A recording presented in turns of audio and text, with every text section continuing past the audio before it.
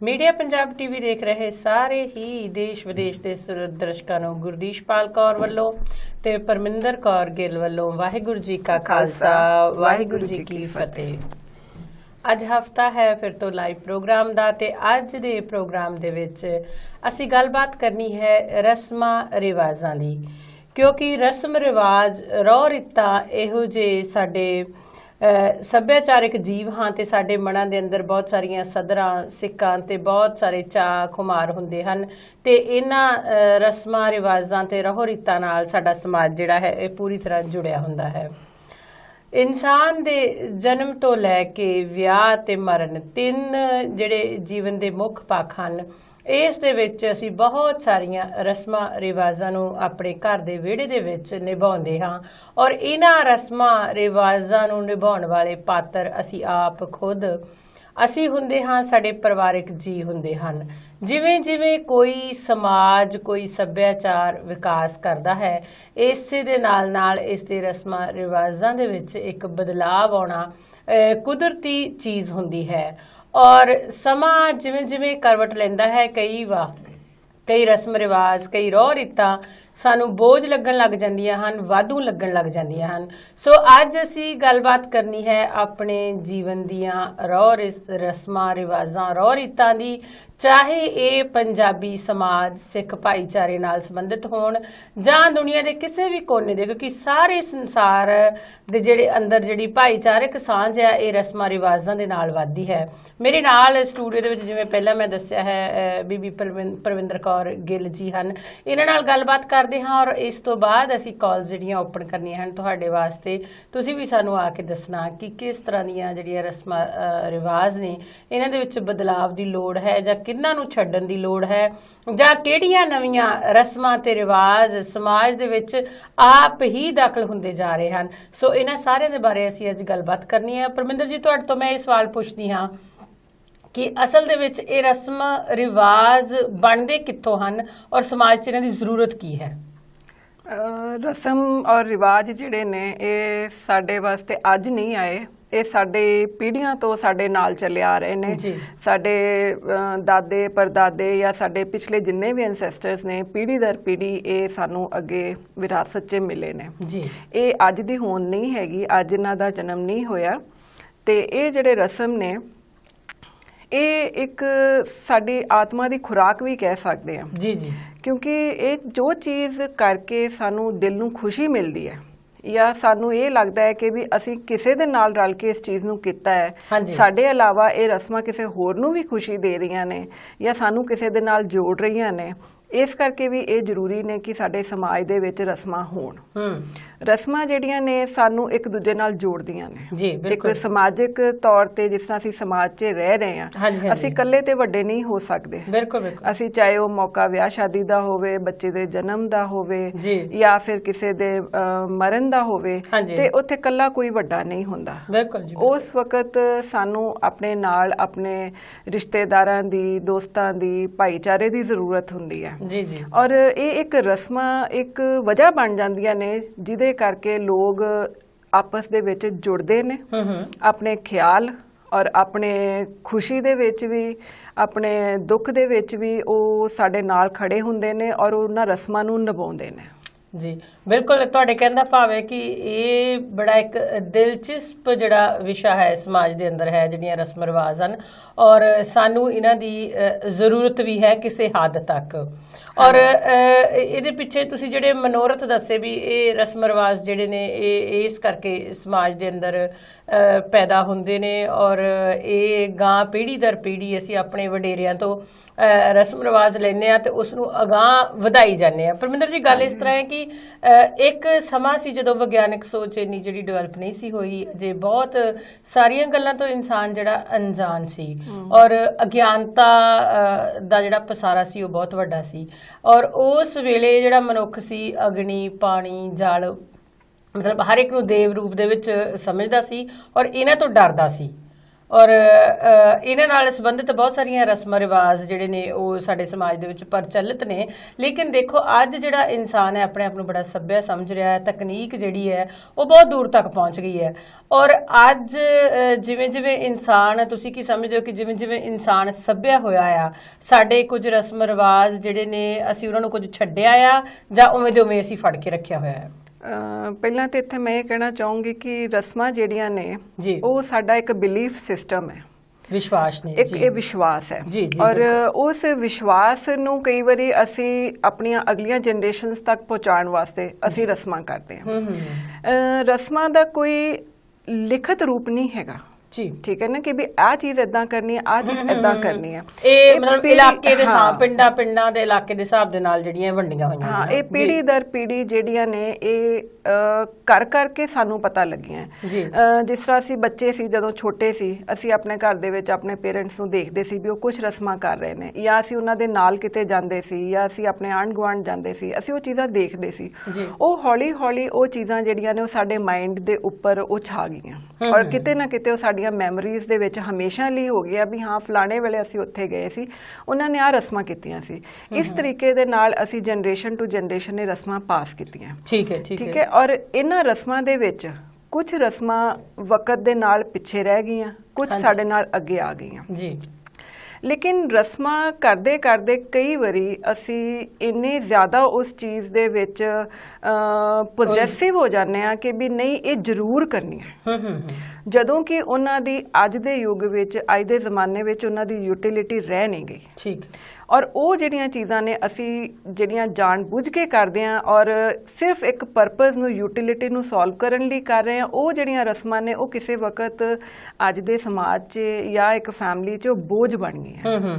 ਤੇ ਬਦਲਦੇ ਵਕਤ ਦੇ ਨਾਲ ਸਾਨੂੰ ਕੁਝ ਚੀਜ਼ਾਂ ਜਿਨ੍ਹਾਂ ਦਾ ਅੱਜ ਪਰਪਸ ਨਹੀਂ ਹੈਗਾ ਉਹਨਾਂ ਨੂੰ ਛੱਡ ਦੇਣਾ ਚਾਹੀਦਾ। ਠੀਕ ਹੈ ਜੀ, ਬਿਲਕੁਲ, ਕਿਉਂਕਿ ਜਿਵੇਂ ਜਿਵੇਂ ਸਮਾਂ ਔਰ ਸਮਾਜ ਬਦਲ ਰਿਹਾ ਆ, ਕਿਸੇ ਵੀ ਰਸਮ ਨੂੰ, ਕਿਉਂਕਿ ਰਸਮ ਤੱਕ ਰਵੇ ਤੇ ਠੀਕ ਹੈ, ਜਦੋਂ ਵਹਿਮ ਭਰਮ ਬਣ ਜਾਵੇ ਨਾ, ਇੱਕ ਸਾਡੇ ਦਿਲ ਦਾ ਭਰਮ ਬਣ ਜਾਵੇ, ਇੱਕ ਦਿਲ ਦਾ ਵੀ ਜੇ ਆਹ ਨਾ ਕੀਤੀ ਤੇ ਸਾਡੇ ਨਾਲ ਆਹ ਜਿਹੜੀ ਘਟਨਾ ਆ ਉਹ ਘਟ ਸਕਦੀ ਹੈ, ਤਾਂ ਜ਼ਰੂਰ ਸਾਨੂੰ ਉਸ ਦੇ ਵਿੱਚ ਬਦਲਾਵ ਲਿਆਉਣ ਦੀ ਕੋਸ਼ਿਸ਼ ਕਰਨੀ ਚਾਹੀਦੀ। ਜਿਵੇਂ ਅਸੀਂ ਗੱਲ ਕੀਤੀ ਕਿ ਜੀਵਨ ਦੇ ਤਿੰਨੇ ਹੀ ਪੜਾਅ, ਚਾਹੇ ਇੱਕ ਬੱਚੇ ਦਾ ਜਨਮ ਹੋਵੇ, ਵਿਆਹ ਹੋਵੇ, ਜਾਂ ਇੱਕ ਇਨਸਾਨ ਦਾ ਮਰਗ ਹੋਵੇ, ਸਾਡੇ ਸਮਾਜ ਦੇ ਵਿੱਚ ਬਹੁਤ ਸਾਰੀਆਂ ਜਿਹੜੀਆਂ ਰਸਮਾਂ ਨੇ, ਕੁਝ ਤਾਂ ਜ਼ਰੂਰਤ ਅਨੁਸਾਰ ਨੇ ਔਰ ਕੁਝ ਅੱਜ ਸਾਨੂੰ ਬੋਝ ਲੱਗ ਰਹੀਆਂ ਨੇ ਨਾ।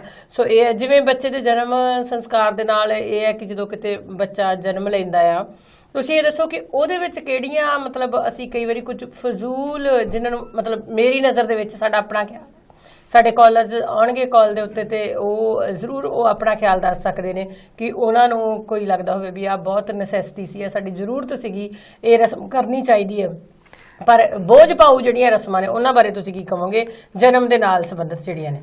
ਜਨਮ ਦੇ ਨਾਲ ਸੰਬੰਧਿਤ ਰਸਮਾਂ ਜਿਹੜੀਆਂ ਕਿ ਪਹਿਲਾਂ ਮਨਾਈਆਂ ਜਾਂਦੀਆਂ ਸੀ, ਵੀ ਜਦੋਂ ਲੋਕਾਂ ਦਾ ਆਪਸ ਵਿੱਚ ਇੰਨਾ ਕਮਿਊਨੀਕੇਸ਼ਨ ਸਿਸਟਮ ਨਹੀਂ ਸੀ ਹੈਗਾ, ਤੇ ਕਿਸੇ ਬੱਚੇ ਦੇ ਜਨਮ ਤੇ ਆਂਢ ਗੁਆਂਢ ਜਾਂ ਰਿਸ਼ਤੇਦਾਰ ਦੂਰੋਂ ਆਉਂਦੇ ਸੀ, ਟਾਈਮ ਕੱਢ ਕੇ ਇੱਕ ਦਿਨ ਮਿਥ ਲਿਆ ਜਾਂਦਾ ਸੀ, ਹਾਂ ਜੀ ਇਸ ਦਿਨ ਅਸੀਂ ਬੱਚੇ ਦੀ ਖੁਸ਼ੀ ਕਰਾਂਗੇ, ਤੇ ਲੋਕ ਉਸ ਟਾਈਮ ਤੇ ਦੂਰੋਂ ਆਉਂਦੇ ਸੀ, ਸਗਾਤਾਂ ਲੈ ਕੇ ਆਉਂਦੇ ਸੀ ਬੱਚੇ ਵਾਸਤੇ, ਪਰਿਵਾਰ ਵਾਸਤੇ, ਔਰ ਪਰਿਵਾਰ ਵੀ ਉਹਨਾਂ ਦਾ ਦਿਲੋਂ ਸਵਾਗਤ ਕਰਦਾ ਸੀ। ਤੇ ਉਸ ਟਾਈਮ ਤੇ ਇਹਨਾਂ ਰਸਮਾਂ ਦੀ ਇੱਕ ਮਤਲਬ ਹੈਗਾ ਸੀ। ਠੀਕ ਹੈ। ਅੱਜ ਦੇ ਜ਼ਮਾਨੇ ਵਿੱਚ ਟੈਕਨੋਲੋਜੀ ਦਾ ਯੁੱਗ ਹੈ, ਜਦੋਂ ਕਿ ਇੱਕ ਬੱਚੇ ਦਾ ਜਨਮ ਲੈਂਦਾ ਹੈ ਤੇ ਅਸੀਂ ਖੁਸ਼ੀ ਜ਼ਰੂਰ ਕਰਦੇ ਹਾਂ, ਅਸੀਂ ਤੇ ਇਮੀਡੀਏਟ ਉਸੇ ਵਕਤ ਅਸੀਂ ਬੱਚੇ ਦੀ ਖੁਸ਼ੀ ਸਾਰਿਆਂ ਨਾਲ ਸ਼ੇਅਰ ਕਰ ਸਕਦੇ ਹਾਂ, ਠੀਕ ਹੈ। ਔਰ ਫਿਰ ਵੀ ਕਈ ਵਾਰੀ ਅਸੀਂ ਆਪਣੇ ਲੋਕ ਦਿਖਾਵੇ ਲਈ ਜੀ ਬੱਚੇ ਦੀ ਖੁਸ਼ੀ ਹੈ ਜਸ਼ਨ ਮਨਾਉਂਦੇ ਹਾਂ। ਕੁਝ ਲੋਕ ਖੁਸ਼ੀ ਨਾਲ ਮਨਾਉਂਦੇ ਆ, ਉੱਥੋਂ ਤੱਕ ਤਾਂ ਠੀਕ ਹੈ, ਲੇਕਿਨ ਕੁਝ ਲੋਕ ਸਮਾਜ ਦੇ ਵਿੱਚ ਆਪਣਾ ਰੁਤਬਾ ਬਣਾਉਣ ਲਈ ਜਾਂ ਆਪਣੀ ਜਗ੍ਹਾ ਦਰਸਾਉਣ ਲਈ ਜਾਂ ਕਿਸੇ ਵਕਤ ਆਪਣੇ ਕਿਸੇ ਹੋਰ ਸੰਬੰਧੀ ਨੂੰ ਨੀਚਾ ਦਿਖਾਉਣ ਲਈ ਵੱਧ ਚੜ ਕੇ ਜਿਹੜੇ ਜਨਮ ਦੀਆਂ ਰਸਮਾਂ ਕਰਨ ਲੱਗ ਪੈਂਦੇ ਆ। ਉੱਥੇ ਮੈਂ ਆਪਣਾ ਪਰਸਨਲੀ ਸਮਝਦੀ ਹਾਂ ਕਿ ਸਾਨੂੰ ਥੋੜੀ ਜਿਹੀ ਇਹਨਾਂ ਚੀਜ਼ਾਂ ਨੂੰ ਵਿਚਾਰਨ ਦੀ ਜ਼ਰੂਰਤ ਹੈ ਕਿ ਕਿਹੜੀਆਂ ਰਸਮਾਂ ਦੇ ਨਾਲ ਸਾਨੂੰ ਖੁਸ਼ੀ ਮਿਲ ਰਹੀ ਹੈ ਔਰ ਅਸੀਂ ਕਿਸੇ ਹੋਰ ਦਾ ਦਿਲ ਨਹੀਂ ਦੁਖਾ ਰਹੇ। ਬਿਲਕੁਲ ਬਿਲਕੁਲ ਠੀਕ ਹੈ ਨਾ। ਜਿੱਥੇ ਅਸੀਂ ਦਿਖਾਵੇ 'ਚ ਸ਼ਾਮਲ ਹੋ ਰਹੇ ਹਾਂ ਉੱਥੇ ਤੇ ਉਹਨਾਂ ਰਸਮਾਂ ਦਾ ਜੋ ਮਹੱਤਵ ਹੈ ਜਾਂ ਉਹਨਾਂ ਦੀ ਜੋ ਉਹਨਾਂ ਦਾ ਪਰਪਸ ਹੈ ਉਹ ਤਾਂ ਖਤਮ ਹੋ ਜਾਂਦਾ। ਬਿਲਕੁਲ। ਪਹਿਲੇ ਸਮੇਂ ਦੇ ਵਿੱਚ ਜਦੋਂ ਕਿਤੇ ਕਿਸੇ ਨਵੇਂ ਜੀ ਦਾ ਘਰ ਵਿੱਚ ਆਮਦ ਹੁੰਦੀ ਸੀ, ਨਾਈ ਨੂੰ ਸੱਦਿਆ ਜਾਂਦਾ ਸੀ, ਫਿਰ ਉਹਨੇ ਗਾਂ ਰਿਸ਼ਤੇਦਾਰਾਂ ਤੱਕ ਸੁਨੇਹੇ ਪਹੁੰਚਾਉਣੇ, ਉਹਨੂੰ ਕੀ ਜੋ ਉਸ ਵੇਲੇ ਦਾ ਸਮਾਨ ਸੀ, ਲੱਡੂ ਪਤਾਸੇ ਦਿੱਤੇ ਜਾਣੇ ਵੀ ਜਾਓ। ਖਾਸ ਕਰਕੇ ਇਹ ਰਸਮਾਂ ਮੁੰਡੇ ਦੇ ਜਨਮ ਨਾਲ ਸੰਬੰਧ ਚਾਹੁੰਦਾ ਸੀ ਸਾਡੇ ਸਮਾਜ ਦੇ ਵਿੱਚ, ਔਰ ਜਾ ਕੇ ਰਿਸ਼ਤੇਦਾਰਾਂ 'ਚ ਭਾਈਚਾਰੇ ਦੇ ਵਿੱਚ ਦੱਸਣਾ ਉਹਨੇ ਵੀ ਬੇਟੀ ਨੇ ਜਨਮ ਲਿਆ ਆ। ਔਰ ਜਦੋਂ ਕਿਤੇ ਬੇਟੀ ਦਾ ਜਨਮ ਹੁੰਦਾ ਤੇ ਕਈ ਚਿਰ ਪਤਾ ਵੀ ਨਹੀਂ ਸੀ ਲੱਗਦਾ, ਜੇ ਉਹ ਮਤਲਬ ਸਾਲ 2 ਸਾਲ ਬਾਅਦ ਪੇਕੇ ਜਾਂਦੀ ਸੀ ਬੀਬੀ ਤੇ ਫੇਰ ਹੀ ਪਤਾ ਲੱਗਦਾ ਸੀ ਵੀ ਧੀ। ਹਾਂਜੀ, ਰਸਮਾਂ ਦਾ ਤੇ ਕੰਮ ਹੀ ਸਾਨੂੰ ਇੱਕ ਦੂਸਰੇ ਨਾਲ ਜੋੜਨਾ ਹੈ। ਜੀ ਜੀ। ਦੇਖੋ, ਜੇ ਆਪਾਂ ਕੋਈ ਕੰਮ ਕਰਨਾ ਆ, ਆਪਾਂ ਸਾਰਿਆਂ ਨੂੰ ਸੱਦਾ ਦਿੰਨੇ ਆ। ਕਿਸੇ ਵਕਤ ਕੋਈ ਆਪਣੇ ਘਰ 'ਚ ਦੁਖੀ ਬੈਠਾ ਹੈ, ਕੋਈ ਕਿਸੇ ਗੱਲੋਂ ਪਰੇਸ਼ਾਨ ਹੈ, ਕਿਸੇ ਦੇ ਘਰ ਕੋਈ ਪ੍ਰੋਬਲਮ ਹੈ, ਲੇਕਿਨ ਜਦੋਂ ਅਸੀਂ ਇੱਕ ਖੁਸ਼ੀ ਦਾ ਮਾਹੌਲ ਬਣਾਉਣ ਵਾਸਤੇ ਅਸੀਂ ਸਾਰਿਆਂ ਨੂੰ ਸੱਦ ਰਹੇ ਹਾਂ, ਤੇ ਲੋਕ ਜਿਹੜੇ ਨੇ ਆਉਂਦੇ ਆ, ਸ਼ਾਇਦ ਉਸ ਟਾਈਮ ਤੇ ਘਰੋਂ ਵੱਜ ਕੇ ਆਉਂਦੇ ਹੋਣ, ਲੇਕਿਨ ਜਦੋਂ ਉਹਨਾਂ ਰਸਮਾਂ ਦੇ ਮਾਹੌਲ ਵਿੱਚ ਆ ਜਾਂਦੇ ਆ ਤੇ ਉਹਨਾਂ ਦੀ ਵੀ ਸੋਚ ਥੋੜੀ ਦੇਰ ਲਈ ਬਦਲ ਜਾਂਦੀ ਹੈ। ਉਹ ਆਪਣਾ ਦੁੱਖ, ਆਪਣੀਆਂ ਪਰੇਸ਼ਾਨੀਆਂ ਭੁੱਲ ਜਾਂਦੇ ਆ ਔਰ ਖੁਸ਼ੀ 'ਚ ਸ਼ਾਮਲ ਹੋ ਜਾਂਦੇ ਆ। ਔਰ ਉਹ ਜਿਹੜਾ ਮੌਕਾ ਹੈ ਉਹ ਖੁਸ਼ੀ ਵੰਡਾਉਂਦਿਆਂ ਹੋਇਆਂ ਉਹਨਾਂ ਦਾ ਆਪਣਾ ਦਿਲ ਵੀ ਖੁਸ਼ ਹੁੰਦਾ ਹੈ। ਇਹ ਪਰਪਸ ਸੀਗਾ ਸਾਡਾ ਰਸਮਾਂ ਕਰਨ ਦਾ, ਤਾਂ ਕਿ ਉਸ ਚੀਜ਼ ਨੂੰ ਸਾਰਿਆਂ ਦੇ ਨਾਲ ਵੰਡ ਕੇ ਖੁਸ਼ੀ ਮਨਾਈ ਜਾਏ। ਪਰ ਕੁਝ ਰਸਮਾਂ ਜਿਹੜੀਆਂ ਨੇ ਹੁਣ ਅੱਜ ਕੱਲ ਜਿਵੇਂ ਘਰ ਦੇ ਵਿੱਚ ਹੀ ਬੋਝ ਹੋ ਜਾਂਦੀਆਂ ਨੇ ਕਿ ਖਰਚੇ ਤੋਂ, ਹਰ ਚੀਜ਼ ਤੇ ਇੰਨੀ ਮਹਿੰਗਾਈ ਚਲੀ ਗਈ ਹੈ, ਤੇ ਜੇ ਅਸੀਂ ਜਿਸ ਤਰ੍ਹਾਂ ਕਿ ਸਾਡੇ ਘਰਾਂ 'ਚ ਬਜ਼ੁਰਗ ਹੀ ਕਿਸੇ ਵੇਲੇ ਕਹਿ ਦਿੰਦੇ ਜੀ ਹੁਣ ਬੱਚਾ ਹੋਇਆ ਤੇ ਜੀ ਇਹਦਾ ਨਾਮਕਰਨ ਸੈਰੇਮਨੀ ਕਰਨੀ ਹੈ। ਬਿਲਕੁਲ, ਮੈਂ ਉਸੇ ਵਾਰ ਪੁਆਇੰਟ ਵਾਲਾ ਰਹੀ ਸੀ। ਹਾਂ, ਕੀ ਇਹ ਜ਼ਰੂਰੀ ਹੈ? ਹਾਂ, ਗੱਲ ਸੁਣੋ, ਨਾਮਕਰਨ ਸੈਰੇਮਨੀ ਦੀ ਗੱਲ ਜਾਂ ਨਾਮਕਰਨ ਕਰਨਾ ਹੈ ਬੱਚੇ ਦਾ, ਤੇ ਮੰਨ ਲਓ ਵੀ ਬੰਦੇ ਦੀ ਜਿਹੜੀ ਆਰਥਿਕ ਅਵਸਥਾ ਇੰਨੀ ਠੀਕ ਨਹੀਂ ਹੈਗੀ, ਔਰ ਕਈ ਵਾਰੀ ਸਾਡੇ 'ਚ ਨਹੀਂ ਹਿੰਮਤ ਹੁੰਦੀ ਵੀ ਉਸੇ ਵੇਲੇ ਹੀ ਅਸੀਂ ਮਤਲਬ ਇਹ ਪ੍ਰੋਗਰਾਮ ਜਿਹੜਾ ਉਲੀਕ ਸਕੀਏ, ਰਿਸ਼ਤੇਦਾਰਾਂ ਨੂੰ, ਭਾਈਚਾਰੇ ਨੂੰ ਸੱਦ ਸਕੀਏ। ਤੇ ਪਰਮਿੰਦਰ ਦਾ ਮਤਲਬ ਕੀ ਵੀ ਜੇ ਅਸੀਂ 2 ਮਹੀਨੇ ਨਹੀਂ ਕਰ ਸਕਦੇ ਤੇ ਜਾਂ ਤਾਂ ਅਸੀਂ ਕਿਸ ਤੋਂ ਕਰਜ਼ਾ ਫੜੀਏ, ਤੇ ਜਾਂ ਮਤਲਬ ਜੇ 2 ਮਹੀਨੇ ਤੇ ਇਹਦਾ ਮਤਲਬ 2 ਮਹੀਨੇ ਬੱਚੇ ਦਾ ਨਾਮ ਹੀ ਨਹੀਂ ਰੱਖਿਆ ਜਾਏਗਾ। ਨਹੀਂ, ਰਸਮ ਜਿਹੜੀ ਕਰਨੀ ਉਹ ਮਜਬੂਰੀ ਨਾ ਬਣਾਈ ਜਾਏ। ਜੇ ਨਹੀਂ ਪਾਕਟ ਅਲਾਉ ਕਰਦੀ ਹੈ, ਨਹੀਂ ਉਹ ਅਸੀਂ ਉਸ ਚੀਜ਼ ਨੂੰ ਕਰ ਸਕਦੇ, ਤੇ ਬੱਚੇ ਦੇ ਨਾਮ ਕਰਨ ਲਈ ਜ਼ਰੂਰੀ ਨਹੀਂ ਹੈ ਕਿ ਅਸੀਂ ਉਹਨੂੰ ਸਾਰੀ ਦੁਨੀਆ ਨੂੰ ਇਕੱਠਾ ਕਰਕੇ ਫਿਰ ਹੀ ਅਸੀਂ ਬੱਚੇ ਦਾ ਨਾਮ ਰੱਖਣਾ। ਬਿਲਕੁਲ। ਔਰ ਇੱਥੇ ਦੇ ਸਮਾਜ ਦੇ ਨਾਲ ਜੇਕਰ ਅਸੀਂ ਇਸ ਨੂੰ ਕੰਪੇਅਰ ਕਰਕੇ ਦੇਖੀਏ ਤਾਂ ਇੱਥੇ ਦੇ ਬੱਚੇ ਦੇ ਜਨਮ ਤੋਂ ਪਹਿਲਾਂ ਹੀ ਨਾਮ ਰੱਖ ਦਿੰਦੇ ਆ। ਔਰ ਤੁਹਾਡੇ ਕੋਲ 2 ਨਾਮ ਜਿਹੜੇ ਆ ਉਹ ਜ਼ਰੂਰ ਲੈਂਦੇ ਆ, ਵੀ ਤੁਹਾਨੂੰ ਨਹੀਂ ਪਤਾ ਕਿ ਆਉਣ ਵਾਲਾ ਬੱਚਾ ਬੇਟਾ ਹੈ ਜਾਂ ਬੇਟੀ ਹੈ, ਔਰ ਤੁਹਾਨੂੰ ਡਾਕਟਰ ਆ ਜਾਂ ਜਦੋਂ ਤੁਹਾਡੇ ਉਹ ਪਰਿਵਾਰਕ ਕਿਤਾਬ ਬਣਨੀ ਹੈਗੀ ਉਹ ਪਹਿਲਾਂ ਜਾਂ ਡਾਕਟਰ ਕਹਿੰਦੇ ਕਿ ਸਾਨੂੰ ਨਾਮ ਦਿਓ ਜੀ, 2 ਨਾਮ ਦਿਓ ਔਰ ਅਰਥ ਭਰਪੂਰ ਨਾਮ ਦਿਓ, ਤਾਂ ਜੋ ਜਿਸ ਵੇਲੇ ਬੱਚੇ ਦੀ ਡਿਲੀਵਰੀ ਹਸਪੀਟਲ ਦੇ ਵਿੱਚ ਹੋਣੀ ਹੈ ਉਹਦਾ ਨਾਮ ਜਿਹੜਾ ਉਹਦੇ ਹੱਥ ਤੇ ਬਕਾਇਦਾ ਲਿਖਿਆ ਹੋਵੇ, ਜਨਮ ਦਾ ਸਮਾਂ ਬਕਾਇਦਾ ਉਹਦੇ ਹੱਥ ਤੇ ਲਿਖਿਆ ਹੋਵੇ, ਤਾਂ ਜੋ ਜਿਹੜਾ ਬੱਚਾ ਆ ਉਹ ਬਦਲ ਨਾ ਸਕੇ, ਕਿਉਂਕਿ ਉਸ ਹਸਪਤਾਲ ਵਿੱਚ ਉਸ ਸਮੇਂ ਕਿੰਨੇ ਹੀ ਹੋਰ ਬੱਚੇ ਜਨਮ ਲੈ ਰਹੇ ਹੁੰਦੇ ਆ। ਦੇਖੋ ਜੀ, ਰਸਮਾਂ ਤੇ ਠੀਕ ਹੈ, ਆਪਾਂ ਨਾਮ ਤੋਂ ਵੀ ਹਰ ਚੀਜ਼ ਵਾਸਤੇ ਕੋਈ ਨਾ ਕੋਈ ਰਸਮ ਅਸੀਂ ਕੱਢ ਹੀ ਲੈਨੇ, ਕਿਉਂਕਿ ਇਹ ਸਾਡੀ ਆਪਣੀ ਇਜਾਦ ਹੈ। ਦੁਨੀਆ ਦੇ ਹਰ ਸਮਾਜ ਵਿੱਚ, ਹਰ ਜਾਤੀ ਵਿੱਚ ਰਸਮਾਂ ਬਣੀਆਂ ਹੋਈਆਂ ਨੇ, ਔਰ ਇਹ ਜਿਹੜੀਆਂ ਰਸਮਾਂ ਨੇ ਇਹ ਸਾਨੂੰ ਇੱਕ ਸਾਡੀ ਆਈਡੈਂਟੀਟੀ ਦਿੰਦੀਆਂ, ਇਹ ਸਾਨੂੰ ਇੱਕ ਦੂਜੇ ਤੋਂ ਪਹਿਚਾਨ ਦਿੰਦੇ ਔਰ ਸਾਨੂੰ ਕਈ ਵਾਰੀ ਵੱਖਰਿਆਂ ਵੀ ਕਰਦੀਆਂ। ਲੇਕਿਨ ਜਿਸ ਤਰ੍ਹਾਂ ਆਪਾਂ ਦੇਖਦੇ ਹਾਂ ਅਫਰੀਕਨ ਕੰਟਰੀਜ਼ ਨੇ, ਉਹਨਾਂ ਦੀਆਂ ਕੁਝ ਰਸਮਾਂ ਜਿਨ੍ਹਾਂ ਨੂੰ ਆਪਾਂ ਨੈਗੇਟਿਵ ਕਹਿ ਸਕਦੇ ਹਾਂ, ਉਹਨਾਂ ਨੂੰ ਅਸੀਂ ਟੈਬੂ ਕਹਿ ਲੈਂਦੇ ਹਾਂ। ਇਹ ਰਸਮਾਂ ਇੰਨੀਆਂ ਖਤਰਨਾਕ ਨੇ ਕਿ ਜਿਹੜੀਆਂ ਦੇਖ ਕੇ ਵੀ ਦਿਲ ਕੰਬਦਾ ਹੈ। ਜਿਵੇਂ ਤੁਹਾਨੂੰ ਇੱਕ ਦੋ ਐਗਜ਼ਾਮਪਲਸ ਤੁਹਾਨੂੰ ਦਊਂਗੀ। ਜਿਸ ਤਰ੍ਹਾਂ ਅਫਰੀਕਾ ਦੇ ਕਈ ਕਬੀਲੇ ਨੇ, ਉਹਨਾਂ ਦੇ ਵਿੱਚ ਜਦੋਂ ਲੜਕੇ ਵੱਡੇ ਹੋ ਜਾਂਦੇ ਆ ਤੇ ਉਹਨਾਂ ਨੂੰ ਆਪਣੇ ਮਰਦਾਨਗੀ ਸਾਬਤ ਕਰਨ ਵਾਸਤੇ ਇੱਕ ਬਹੁਤ ਹੀ ਘੱਟੋ ਘੱਟ 300 ਫੀਟ ਉੱਚੇ ਇੱਕ ਪਲੇਟਫਾਰਮ ਤੋਂ ਪੈਰਾਂ ਨੂੰ ਰੱਸੀ ਬੰਨ ਕੇ ਥੱਲੇ ਛਲਾਂਗ ਲਗਾਣੀ ਹੁੰਦੀ ਹੈ। ਪਰ ਇਹ ਕਿੰਨਾ ਰਿਸਕੀ ਹੈ। ਬਿਲਕੁਲ ਇਸੇ ਤਰ੍ਹਾਂ ਦੀ ਰਸਮ ਸਪੇਨ ਦੇ ਵਿੱਚ ਵੀ ਹੈ ਨਾ, ਆਪਣੇ ਆਪ ਨੂੰ ਨੌਜਵਾਨ ਸਾਬਤ ਕਰਨ ਲਈ ਉਹਨਾਂ ਨੂੰ ਜਿਹੜਾ ਬੁੱਲ ਹੈਗਾ ਉਹਦੇ ਨਾਲ ਲੜਾਈ ਕਰਨੀ ਪੈਂਦੀ ਹੈ, ਔਰ ਕਿੰਨੇ ਜਾਂ ਉਹ ਫਿਸ਼ ਹੈਗੀ ਜਿਹੜੀ ਆਪਣੀ ਹਾਈ ਫਿਸ਼ ਹੈ ਉਹਦੇ ਨਾਲ ਲੜਨਾ ਪੈਂਦਾ ਹੈਗਾ। ਹਾਂਜੀ, ਸੋ ਕਿੰਨਾ ਉਹਦੇ ਨਾਲ ਜੀਵ ਹੱਤਿਆ ਵੀ ਕਿੰਨੀ ਹੋ ਰਹੀ ਹੈ। ਹਾਂਜੀ, ਪਰ ਇਹਨਾਂ ਰਸਮਾਂ ਦਾ ਉਹ ਲੋਕ ਤਾਂ ਅਨਪੜ੍ਹ ਨੇ, ਲੇਕਿਨ ਅਸੀਂ ਲੋਕ ਅੱਜ ਦੇਖ ਕੇ ਸੋਚ ਸਕਦੇ ਹਾਂ ਕਿ ਇਹਨਾਂ ਦਾ ਕੋਈ ਮਤਲਬ ਨਹੀਂ ਰਹਿ ਗਿਆ, ਕਿ ਅਸੀਂ ਇੱਕ ਬੰਦੇ ਦੀ ਇੱਕ ਲਾਈਫ ਨੂੰ ਅਸੀਂ ਰਿਸਕ ਤੇ ਲਗਾ ਦਈਏ ਔਰ ਅਸੀਂ ਉਸ ਰਸਮ ਨੂੰ ਪੁਗਾਉਣ ਦੀ ਖਾਤਰ, ਕਿਉਂਕਿ ਇਹ ਸਾਡੀ ਪੀੜ੍ਹੀ ਤੋਂ ਚੱਲੀ ਆ ਰਹੀ ਹੈ, ਅਸੀਂ ਇਸ ਚੀਜ਼ ਨੂੰ ਕਰਨਾ ਹੈ। ਜਿੱਥੇ ਰਸਮਾਂ ਖੁਸ਼ੀ ਵਾਸਤੇ ਨੇ ਉੱਥੇ ਉਹਨੂੰ ਖੁਸ਼ੀ ਦੀ ਤਰ੍ਹਾਂ ਹੀ ਮਨਾਇਆ ਜਾਏ, ਔਰ ਜਿਹੜੀ ਚੀਜ਼ ਸਾਨੂੰ ਤਕਲੀਫ ਦੇ ਰਹੀ ਹੈ ਜਾਂ ਸਾਨੂੰ ਦੁੱਖ ਦੇ ਰਹੀ ਹੈ ਜਾਂ ਮਾਤਮ ਦਾ ਕਾਰਨ ਬਣ ਰਹੀ ਹੈ, ਸਿਰਫ ਉਹ ਇੱਕ ਰਿਚੁਅਲਸ ਫੋਲੋ ਕਰਨੇ ਹੈ, ਉਹ ਸਮਝ ਕੇ ਤੇ ਉਹਨਾਂ ਨੂੰ ਫੋਲੋ ਨਾ ਕੀਤਾ ਜਾਏ। ਪਰ ਇੱਥੋਂ ਹੀ ਫਿਰ ਸ਼ੁਰੂ ਹੁੰਦੀ ਹੈ ਸੁਪਰਸਟੀਸ਼ਨਸ ਦੀ, ਵਹਿਮ ਦੀ ਗੱਲ। ਹਾਂਜੀ, ਰਸਮਾਂ ਦੇ ਨਾਲ ਜਿਹੜੇ ਵਹਿਮ ਆ ਉਹ ਇਸ ਤਰ੍ਹਾਂ ਜੁੜ ਜਾਂਦੇ ਨੇ, ਜਿਵੇਂ ਤੁਸੀਂ ਤੁਹਾਡੇ ਕਹਿੰਦਾ ਵੀ ਜਿੱਦਾਂ ਤੁਸੀਂ ਦੱਸਣ ਲੱਗੇ ਹੋ। ਹਾਂਜੀ ਜੀ, ਉਹ ਕਈ ਵਾਰੀ ਇਸ ਤਰ੍ਹਾਂ ਹੁੰਦਾ ਹੈ ਵੀ ਜਿਸ ਤਰ੍ਹਾਂ ਅਸੀਂ ਘਰੋਂ ਨਿਕਲਣ ਲੱਗੇ ਆ ਜੀ, ਬਿੱਲੀ ਰਸਤਾ ਕੱਟ ਗਈ। ਹਾਂਜੀ, ਉਹ ਵੀ ਕਾਲੀ ਬਿੱਲੀ ਜੇ ਰਸਤਾ ਕੱਟ ਗਈ ਹੈ ਜੀ, ਤੇ ਇਹ ਜਿਹੜਾ ਹੈਗਾ ਇਹ ਇੱਕ ਸਾਡੇ ਅੰਦਰ ਇੱਕ ਸੁਪਰਸਟੀਸ਼ਨ ਬਣ ਗਿਆ, ਜਦੋਂ ਕਿ ਇਹਦਾ ਮਤਲਬ ਨਹੀਂ ਹੈ। ਬਿਲਕੁਲ ਉਹਦੇ ਵਿਚਾਰੀ ਬਿੱਲੀ ਘਰੋਂ, ਹਾਂਜੀ, ਘਰੋਂ ਜਾਣ ਲੱਗਿਆਂ ਜ਼ਰੂਰ ਪੂਜਾ ਕਰਕੇ ਟਿੱਕਾ ਲਗਾ ਕੇ ਜਾਓ, ਤਾਂ ਹੀ ਤੁਹਾਡੇ ਕੰਮ ਹੋਣਗੇ। ਜੇ ਤੁਸੀਂ ਭੁੱਲ ਗਏ ਹੋ ਤੇ ਤੁਹਾਡੇ ਕੰਮ ਨਹੀਂ ਹੋਏ, ਕਿਉਂਕਿ ਤੁਸੀਂ ਭੁੱਲ ਗਏ ਸੀ। ਇਹ ਜਿਹੜੀਆਂ ਚੀਜ਼ਾਂ ਨੇ ਫਿਰ ਵਹਿਮ ਦਾ ਸ਼ਿਕਾਰ ਹੋ ਜਾਂਦੀਆਂ ਜਾਣ ਲੱਗਿਆ, ਮਤਲਬ ਜੇ ਤੁਹਾਨੂੰ ਨਿੱਛ ਆ ਗਈ, ਹਾਂਜੀ, ਤੇ ਬਸ ਅੱਜ ਤੁਹਾਡਾ ਕੰਮ ਤਾਂ ਹੋਣਾ ਹੀ ਨਹੀਂ ਹੈਗਾ ਨਾ, ਕਿਉਂਕਿ ਇਹ ਮਤਲਬ ਇੱਕ ਵਹਿਮ ਆ, ਪਰ ਇਹ ਹੌਲੀ ਹੌਲੀ ਰਸਮ ਜੀ ਕਨਵਰਟ ਹੁੰਦਾ ਜਾਂਦਾ ਹੈ ਨਾ, ਵੀ ਨਹੀਂ ਆਹ ਨਿੱਛ ਆ ਗਈ ਤਾਂ ਹੁਣ ਬੈਠ ਜਾਓ। ਤੇ ਜਿੱਦਾਂ ਹੁਣ ਆਪਾਂ ਇੱਥੇ ਯੂਰਪ ਵਿੱਚ ਰਹਿ ਰਹੇ ਹਾਂ, ਜਿੱਦਾਂ ਦਾ ਇੱਥੇ ਮੌਸਮ ਹੁੰਦਾ ਆ, ਮੇਰੇ ਖਿਆਲ ਆਹ ਨਿੱਛਾਂ ਜ਼ੁਕਾਮ ਸਰਦੀ ਤਾਂ ਸਾਰਾ ਸਾਲ ਹੀ ਹੋਈ ਰਹਿੰਦੀ ਹੈ। ਹਾਂਜੀ, ਤੇ ਇਹਦਾ ਮਤਲਬ ਅਸੀਂ ਸਾਰਾ ਸਾਲ ਹੀ ਮਤਲਬ ਕਿਤੇ ਨਹੀਂ ਜਾ ਸਕਦੇ ਤੇ ਘਰ ਤੋਂ ਬਾਹਰ ਨਹੀਂ ਨਿਕਲ ਸਕਦੇ। ਆਪਾਂ ਬੱਚੇ ਦੇ ਨਾਮ ਸੰਸਕਰਨ ਦੀ ਗੱਲ ਕਰ ਰਹੇ ਸੀਗੀ, ਉਹਦੇ ਨਾਲ ਇੱਕ ਗੱਲ ਇਹ ਆ ਵੀ ਦੇਖੋ ਸਾਡੇ ਸਮਾਜ ਦੇ ਵਿੱਚ, ਜੇ ਆਪਣੇ ਸਮਾਜ ਦੀ ਆਪਾਂ ਪਰਮਿੰਦਰ ਗੱਲ ਕਰ ਲਈਏ, ਤੇ ਬੇਟੇ ਦਾ ਨਾਮ ਸੰਸਕਰਨ ਤੇ ਹੁੰਦਾ ਆ। ਅਸੀਂ ਅਜੇ ਤੱਕ ਸੁਣਿਆ ਨਹੀਂ ਵੀ ਧੀ ਦਾ ਨਾਮਕਰਨ ਵੀ ਜਿਹੜਾ ਆ ਉਹ ਸਾਡੇ ਪੰਜਾਬੀ ਸਮਾਜ ਦੇ ਵਿੱਚ ਕਿਤੇ ਕੀਤਾ ਜਾਂਦਾ, ਕਿਉਂਕਿ ਉਹ ਤਾਂ ਫਿਰ ਬੜੇ ਅਫਸੋਸ ਦੀ ਗੱਲ ਆ ਵੀ ਬੇਟੀ ਹੋ ਗਈ ਹੈ। ਹਾਂਜੀ, ਇਹ ਤੇ ਫਿਰ ਫਰਕ ਸ਼ੁਰੂ ਤੋਂ ਹੀ ਰਿਹਾ। ਹਾਂਜੀ ਹਾਂਜੀ, ਇਹ ਮਤਲਬ ਜੇ ਰਸਮ ਸੀ ਤੇ ਫਿਰ ਦੋਹਾਂ ਧਿਰਾਂ ਵਾਸਤੇ ਉਹ ਜਿਹੜੀ ਹੈ ਰਸਮ ਹੋਣੀ ਚਾਹੀਦੀ ਸੀ, ਲੇਕਿਨ ਇਹਦੇ ਨਾਲ ਪਤਾ ਲੱਗਦਾ ਹੈ ਕਿ ਸਮਾਜ ਦੇ ਵਿੱਚ ਕੁਝ ਕੁਰੀਤੀਆਂ ਵੀ ਹੈਗੀਆਂ ਆ, ਔਰ ਜਿਨ੍ਹਾਂ ਦੀ ਜਿਹੜੀ ਅਸੀਂ ਗੱਲ ਕਰ ਰਹੇ ਹਾਂ। ਇਸ ਤੋਂ ਬਾਅਦ ਜਿਹੜਾ ਜੀਵਨ ਦਾ ਦੂਸਰਾ ਪੜਾਅ, ਜਦੋਂ ਅਸੀਂ ਉਹਦੇ ਵੱਲ ਵਧੀਏ, ਵਿਆਹ ਦੇ ਨਾਲ ਸੰਬੰਧਿਤ ਬਹੁਤ ਸਾਰੀਆਂ ਜਿਹੜੀਆਂ ਰਸਮਾਂ ਆ ਸਾਡੇ ਸਮਾਜ ਦੇ ਵਿੱਚ ਪਾਈਆਂ ਜਾਂਦੀਆਂ, ਤੇ ਕੁਝ ਕੋਈ ਰਸਮਾਂ ਸਾਡੇ ਸਰੋਤਿਆਂ ਦੇ ਨਾਲ ਸਾਂਝੀਆਂ ਕਰੋ ਜਿਹੜੀਆਂ ਅੱਜ ਦੇ ਸਮੇਂ 'ਚ ਸਾਨੂੰ ਕੁਝ ਬੋਝਲ ਲੱਗਦੀਆਂ ਨੇ ਨਾ। ਮੇਰੇ ਹਿਸਾਬ ਨਾਲ ਤੇ ਜਿਸ ਤਰ੍ਹਾਂ ਪਹਿਲਾਂ ਵਿਆਹ ਜਿਹੜੇ ਪੁਰਾਣੇ ਟਾਈਮਾਂ ਤੇ ਮਿੱਥੇ ਜਾਂਦੇ ਸੀ, ਫਿਰ ਉਹੀ ਗੱਲ, ਉਦੋਂ ਸਾਡੇ ਕੋਲ ਆਉਣ ਜਾਣ ਦੇ ਸਾਧਨ ਨਹੀਂ ਸੀ, ਤੇ ਵਿਆਹ 8-8 ਦਿਨ ਚੱਲਦੇ ਸੀਗੇ, ਲੰਮਾ ਸਮਾਂ ਚੱਲਦੇ ਸੀ। ਲੇਕਿਨ ਉਹ ਰਸਮਾਂ ਨਿਭਾਉਣ ਵਾਸਤੇ ਸਾਰਾ ਪਿੰਡ ਇੱਕ ਪਰਿਵਾਰ ਦੀ ਤਰ੍ਹਾਂ ਕੰਮ ਕਰਦਾ ਸੀਗਾ, ਠੀਕ ਹੈ, ਜਿਹਦੇ ਨਾਲ ਸਾਰੇ ਕੋ ਸਮਾਂ ਹੁੰਦਾ ਸੀ, ਔਰ ਪਹਿਲਾਂ ਵਿਆਹ ਉਹ ਮਿੱਥਿਆ ਧਰਿਆ ਹੁੰਦਾ ਸੀਗਾ, ਹਾਂਜੀ, ਔਰ ਘਰਦਿਆਂ ਨੂੰ ਮੁਸ਼ਕਲ ਨਹੀਂ ਸੀ ਹੁੰਦੀ। ਪਰ ਹੁਣ ਇਸ ਤਰ੍ਹਾਂ ਹੈ ਕਿ ਅਗਰ ਅਸੀਂ ਇੱਕ ਦਿਨ, ਅੱਜ ਕੱਲ ਅਸੀਂ ਨਵਾਂ ਇੱਕ ਰਸਮ ਸ਼ੁਰੂ ਕਰ ਲਈਏ, ਇੱਕ ਦਿਨ ਅਸੀਂ ਰੋਕਾ ਕਰਦੇ ਆਂ, ਫਿਰ ਅਸੀਂ ਅਗਲੇ ਦਿਨ ਅਸੀਂ ਰਿੰਗ ਸੈਰੇਮਨੀ ਕਰਦੇ ਆਂ, ਫਿਰ ਤੀਸਰਾ ਅਸੀਂ ਇੱਕ ਸ਼ਗਨ ਦਾ ਪ੍ਰੋਗਰਾਮ ਰੱਖ ਲੈਂਦੇ ਆਂ।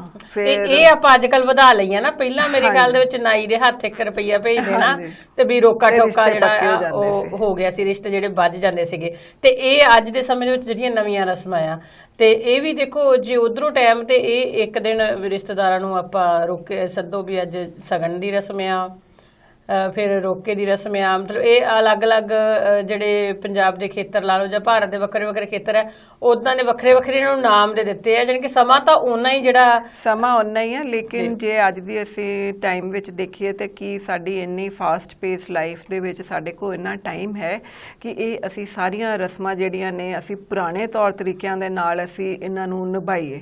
ਮੇਰਾ ਤੇ ਖਿਆਲ ਹੈ ਘਰਦਿਆਂ ਦੇ ਕੋਲ ਵੀ ਇੰਨਾ ਟਾਈਮ ਨਹੀਂ ਹੁੰਦਾ, ਔਰ ਜਿਹੜੇ ਰਿਸ਼ਤੇਦਾਰ ਭੈਣ ਭਰਾ ਅਸੀਂ ਸੱਦੇ ਹੁੰਦੇ ਆ ਉਹ ਵੀ ਆਉਂਦੇ ਤੇ ਜ਼ਰੂਰ ਨੇ, ਬਟ ਕਈ ਵਾਰੀ ਆਪਣੇ ਆਪ ਨੂੰ ਬੋਝਲ ਜਿਹਾ ਹੀ ਮਹਿਸੂਸ ਕਰਦੇ ਵੀ ਲੈ ਇੰਨੇ ਦਿਨ ਦਾ ਪ੍ਰੋਗਰਾਮ ਰੱਖ ਲਿਆ, ਇੰਨਾ ਟਾਈਮ ਕਿਹਦੇ ਕੋਲ ਹੈ, ਜੇ ਨਾ ਆਵਾਂਗੇ ਤੇ ਤਾਂ ਨਾਰਾਜ਼ ਹੋ ਜਾਣਗੇ। ਉਹਦੇ ਵਿੱਚ ਫਿਰ ਉਹ ਖੁਸ਼ੀ ਦਾ ਜਿਹੜਾ ਜਾਂ ਇੱਕ ਸਾਂਝੀਵਾਲਤਾ ਦਾ ਜਿਹੜਾ ਸੁਨੇਹਾ ਹੈ ਉਹ ਕਿਤੇ ਨਾ ਕਿਤੇ ਦੱਬ ਜਾਂਦਾ ਹੈ, ਔਰ ਉਹ ਚੀਜ਼ ਮਜਬੂਰੀ ਬਣ ਜਾਂਦੀ ਹੈ। ਇੱਥੇ ਆ ਕੇ ਫਿਰ ਰਸਮਾਂ ਦੀ ਯੂਟਿਲਿਟੀ ਕਈ ਵਾਰੀ ਬੋਝਲ ਹੋ ਜਾਂਦੀ ਹੈ। ਸਾਨੂੰ ਉਹਦੇ ਰਸਮ ਦਾ ਕਰਨ ਦੀ ਜੋ ਉਹਦਾ ਅਸਲੀ ਮੰਤਵ ਹੈ ਉਹ ਪੂਰਾ ਨਹੀਂ ਹੋ ਪਾਉਂਦਾ। ਮੰਤਵ ਤੇ ਹੈ ਕਿ ਅਸੀਂ ਖੁਸ਼ੀ ਦੇ ਨਾਲ ਬੈਠ ਕੇ ਉਹ ਸਾਰੀਆਂ ਚੀਜ਼ਾਂ ਨੂੰ ਕਰੀਏ, ਤੇ ਜੇ ਲੋਕ ਆਪਣੇ ਟਾਈਮ ਸ਼ਾਰਟੇਜ ਦੀ ਵਜ੍ਹਾ ਨਾਲ ਉਹਨੂੰ ਇੱਕ ਫਟਾਫਟ ਜਲਦੀ ਇੱਕ ਉਹਨੂੰ ਸਿਸਟਮ ਜਿਹਾ ਸਮਝ ਕੇ ਵੀ ਇਹ ਤੇ ਕਰਨਾ ਹੀ ਪੈਣਾ ਕਰਕੇ ਜਾਣ ਦੀ ਕੋਸ਼ਿਸ਼ 'ਚ ਹੁੰਦੇ ਨੇ, ਤੇ ਕੀ ਇੱਥੇ ਸਾਨੂੰ ਸੋਚਣਾ ਚਾਹੀਦਾ ਵੀ ਕੀ ਸਾਨੂੰ ਇਹ ਸਭ ਕੁਝ ਇੰਨਾ ਕੁਝ ਕਰਨਾ ਚਾਹੀਦਾ, ਜਾਂ ਉਹਨੂੰ ਕੱਟ ਸ਼ਾਰਟ ਕਰਕੇ ਤੇ ਜਿਹਦੇ ਨਾਲ ਕਿ ਸਮੇਂ ਦੀ ਵੀ ਬਚਤ ਹੋਵੇ, ਪੈਸੇ ਦੀ ਵੀ ਬਚਤ ਹੋਵੇ, ਔਰ ਖੁਸ਼ੀ ਨੂੰ ਵੀ ਅਸੀਂ ਸਾਰੇ ਜਣੇ ਖੁਸ਼ੀ ਦੀ ਤਰ੍ਹਾਂ ਮਨਾ ਸਕੀਏ। ਪਰਮਿੰਦਰ, ਜਦੋਂ ਕਹਿ ਦਿੰਦੇ ਆਪਣੇ ਵੀ ਕੁੜੀ ਜਾਂ ਮੁੰਡਾ ਸਾਹੇ ਵੱਜ ਗਿਆ ਆ, ਤੇ ਅੱਜ ਤੋਂ ਬਾਅਦ ਇਹਨੇ ਹੁਣ ਘਰ ਤੋਂ ਬਾਹਰ ਜਿਹੜਾ ਨਹੀਂ ਨਿਕਲਣਾ ਹੈਗਾ ਨਾ, ਤੇ ਜੇ ਇਸੇ ਹੀ ਰਸਮ ਨੂੰ ਅਸੀਂ ਅੱਜ ਦੇ ਸੰਦਰਭ ਦੇ ਵਿੱਚ ਵਿਚਾਰੀਏ, ਮਤਲਬ 10 ਦਿਨ ਤੇ ਘੱਟੋ ਘੱਟ ਪਹਿਲਾਂ ਪੈ ਜਾਂਦੇ ਸੀ ਨਾ, ਵੀ 10ਵੇਂ ਦਿਨ ਮੇਰੇ ਖਿਆਲ ਮਾਈਆਂ ਲੱਗ ਗਿਆ, ਜੇ ਪਹਿਲਾ ਮਾਈਆਂ ਦੂਜਾ ਮਾਈਆਂ, ਤੇ ਹੁਣ ਇਹਨੇ ਬਾਹਰ ਨਹੀਂ ਨਿਕਲਣਾ, ਹੁਣ ਇਹ ਸਾਹੇ ਵੱਜ ਗਿਆ ਆ। ਤੇ ਜੇ ਅੱਜ ਆਪਾਂ ਕਹਿ ਦਈਏ ਭਾਈ ਤੂੰ ਸਾਹੇ ਵੱਜ ਗਿਆ, 10 ਦਿਨ ਬਾਹਰ ਨਹੀਂ ਜਾਣਾ, ਕੀ ਇੰਨੀ ਤੇਜ਼ ਚੱਲ ਰਹੀ ਜ਼ਿੰਦਗੀ ਦੇ ਵਿੱਚ ਬੰਦੇ ਦੇ ਕੋਲ 10 ਦਿਨ ਹੈਗੇ ਆ ਅੰਦਰ ਬੈਠਣ ਜੋਗੇ? ਮੈਨੂੰ ਤੇ ਇਹ ਨਹੀਂ ਸਮਝ ਆਈ ਕਿ ਜੇ ਪਹਿਲੇ ਟਾਈਮਾਂ ਦੇ ਵਿੱਚ ਵੀ ਇਹ ਸਾਏ ਵੱਜਣ ਦਾ ਸਿਸਟਮ ਕੀ ਸੀਗਾ। ਮੈਨੂੰ ਤੇ ਅੱਜ ਤੱਕ ਵੈਸੇ ਇਹਦਾ ਪਰਪਸ ਨਹੀਂ ਸਮਝ ਆਇਆ ਵੀ ਕਿਉਂ ਉਹਨੂੰ ਸਾਏ ਬਣ ਕੇ ਕਮਰੇ 'ਚ ਵਾੜ ਕੇ ਘਰ ਦੇ ਅੰਦਰ ਬੰਦ ਕਰ ਲੈਂਦੇ ਸੀ ਵੀ ਤੂੰ ਬਾਹਰ ਨਹੀਂ ਜਾਣਾ। ਮਤਲਬ ਇਹ ਸੀ ਵੀ ਕਿਸੇ ਦੁਰਘਟਨਾ ਦੇ ਡਰ ਤੋਂ, ਹੈ ਨਾ, ਬੇਸ਼ੱਕ ਵੀ ਕੋਈ ਦੁਰਘਟਨਾ ਹਾਂਜੀ ਘਟ ਨਾ ਜਾਵੇ ਨਾ। ਪਰ ਉਹ ਤੇ ਇੱਕ ਡਰ ਸੀ ਨਾ, ਉਸ ਫਿਰ ਉਹੀ ਗੱਲ ਆ ਜਾਂਦੀ ਹੈ, ਉਹ ਰਸਮ ਜਿਹੜੀ ਹੈ ਉਹ ਅਸੀਂ ਡਰ ਕਰਕੇ ਕਰ ਰਹੇ ਹਾਂ, ਡਰ ਦੀ ਉਪਜ ਹੈ। ਤੇ ਜੇ ਅੱਜ ਵੀ ਅਸੀਂ ਇਸ ਚੀਜ਼ ਨੂੰ ਕਰੀਏ ਵੀ ਹੁਣ ਤੂੰ ਸਾਏ ਵੱਜ ਗਏ ਜਾਂ ਉਹ ਕੁੜੀ ਹੈ ਜਾਂ ਮੁੰਡਾ ਹੈ, ਅੱਜ ਦੇ ਜ਼ਮਾਨੇ 'ਚ ਲੋਕ ਇੰਨਾ ਨਹੀਂ ਕਰਦੇ, ਬਟ ਫਿਰ ਵੀ ਉਹਨਾਂ ਦੇ ਦਿਲ 'ਚ ਡਰ ਹੁੰਦਾ ਹੈ।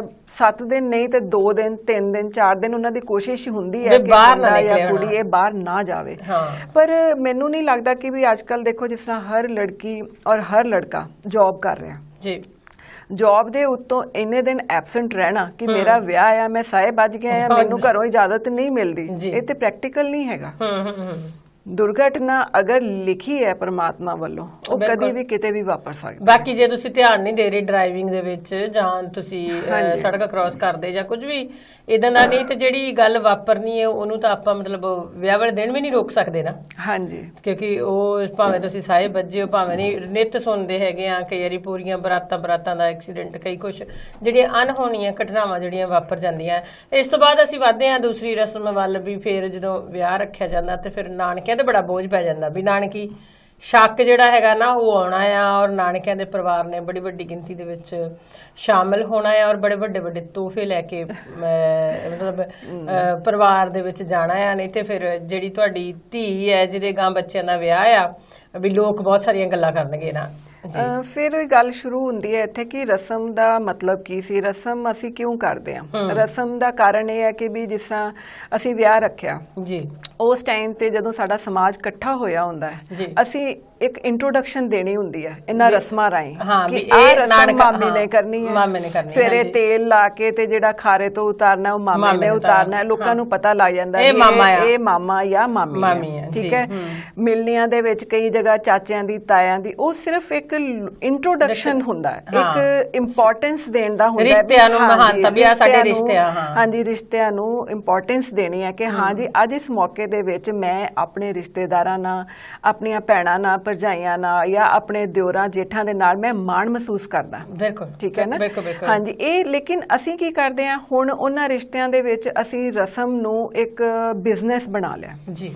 ਜਿਸ ਤਰ੍ਹਾਂ ਕਿ ਅਸੀਂ ਨਾਨਕੀ ਛੱਕ ਜਿਹੜੇ ਆਉਂਦੇ ਸੀ ਪਹਿਲਾਂ, ਉਹ ਇਹ ਹੁੰਦਾ ਸੀ ਵੀ ਹਾਂ ਖੁਸ਼ੀ ਦੇ ਨਾਲ ਅਸੀਂ ਆਪਣੀ ਧੀ ਭੈਣ ਦੇ ਘਰ ਚੱਲੇ ਹਾਂ, ਜੋ ਸਾਡੇ ਕੋਲ ਤੋਹਫਾ ਹੈ ਅਸੀਂ ਲੈ ਕੇ ਜਾਈਏ, ਵੀ ਖਾਲੀ ਹੱਥ ਕੀ ਜਾਣਾ, ਚਲੋ ਖੁਸ਼ੀ ਦਾ ਮੌਕਾ ਹੈ ਅਸੀਂ ਆਪਣਾ ਯੋਗਦਾਨ ਪਾਈਏ।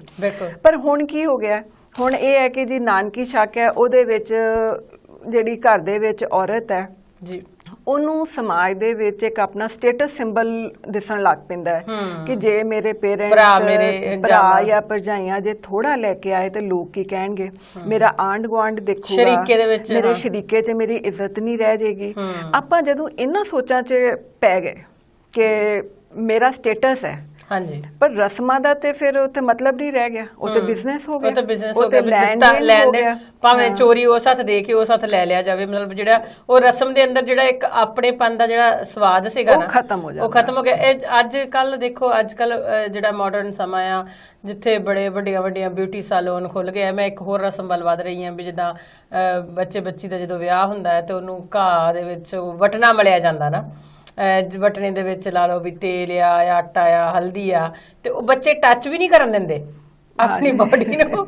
ਬੱਚੇ ਇਹ ਕਹਿੰਦੇ ਵੀ ਚਲੋ ਤੁਸੀਂ ਛੁਆ ਲਓ ਤੇ ਫਿਰ ਪਾਸੇ ਰੱਖ ਦਿਓ, ਅਸੀਂ ਤਾਂ ਕੁੜੀਆਂ ਕਹਿਣਗੇ ਅਸੀਂ ਕੱਲ ਫੇਸ਼ੀਅਲ, ਅੱਜ ਕੱਲ ਤਾਂ ਮੁੰਡੇ ਵੀ ਕਰਵਾਉਣ ਲੱਗ ਗਏ ਵੀ ਅਸੀਂ ਤਾਂ ਕੱਲ ਉੱਥੋਂ ਇੰਨੇ ਪੈਸੇ ਖਰਚ ਕਰਕੇ ਕਰਵਾ ਕੇ ਆਏ ਆ। ਪਰ ਫਿਰ ਵੀ ਸਾਡੀਆਂ ਜਿਹੜੀਆਂ ਬੀਬੀਆਂ ਆ ਵੀ ਜ਼ਬਰਦਸਤੀ ਨਾ ਉਹ ਸਾਰਾ ਕੁਝ ਤਿਆਰ ਕਰਦੀਆਂ ਆ ਤੇ ਉਹ ਬੱਚੇ ਨੂੰ ਟੱਚ ਕਰਾਇਆ ਜਾਂਦਾ ਹੈ। ਤੇ ਕੀ ਜਦੋਂ ਮਤਲਬ ਇਸ ਗੱਲ ਦਾ ਕੋਈ ਮਹੱਤਵ ਹੀ ਨਹੀਂ, ਉਦੋਂ ਤਾਂ ਇਹ ਹੁੰਦਾ ਸੀ ਵੀ ਖੇਤੀਬਾੜੀ ਦਾ ਕੰਮ ਸੀ, ਕਈ ਚਿਰ ਬੰਦਾ ਮਿਹਨਤ ਕਰਦਾ, ਖੇਤੀ ਕਰਦਾ ਆ ਤੇ ਉਹਦੇ ਕੋਲ ਆਪਣੇ ਆਪ ਨੂੰ ਸਵਾਰਨ ਦਾ ਜਿਹੜਾ ਸਮਾਂ ਨਹੀਂ ਹੁੰਦਾ, ਤੇ ਵਿਆਹ ਵਾਲੇ ਦਿਨ ਸੋਹਣਾ ਦਿਸਣ ਦੀ ਗੱਲ ਵੀ ਹੁੰਦੀ ਸੀ। ਹਾਂਜੀ, ਹਲਦੀ ਦੇ ਨਾਲ, ਹਲਦੀ ਚੰਦਨ ਦੇ ਉਪਟਣ ਨਾਲ ਤੇ ਵੈਸੇ ਹੀ ਬੰਦਾ ਖੂਬਸੂਰਤ ਬਣਦਾ ਹੈ। ਲੇਕਿਨ ਫਿਰ ਉਹੀ ਗੱਲ ਆ ਜਾਂਦੀ ਹੈ ਨਾ ਵੀ ਕੁਝ ਚੀਜ਼ਾਂ ਸਾਡੀਆਂ ਪੀੜ੍ਹੀ ਦਰ ਪੀੜ੍ਹੀ ਪਾਸ ਨਹੀਂ ਹੋਈਆਂ।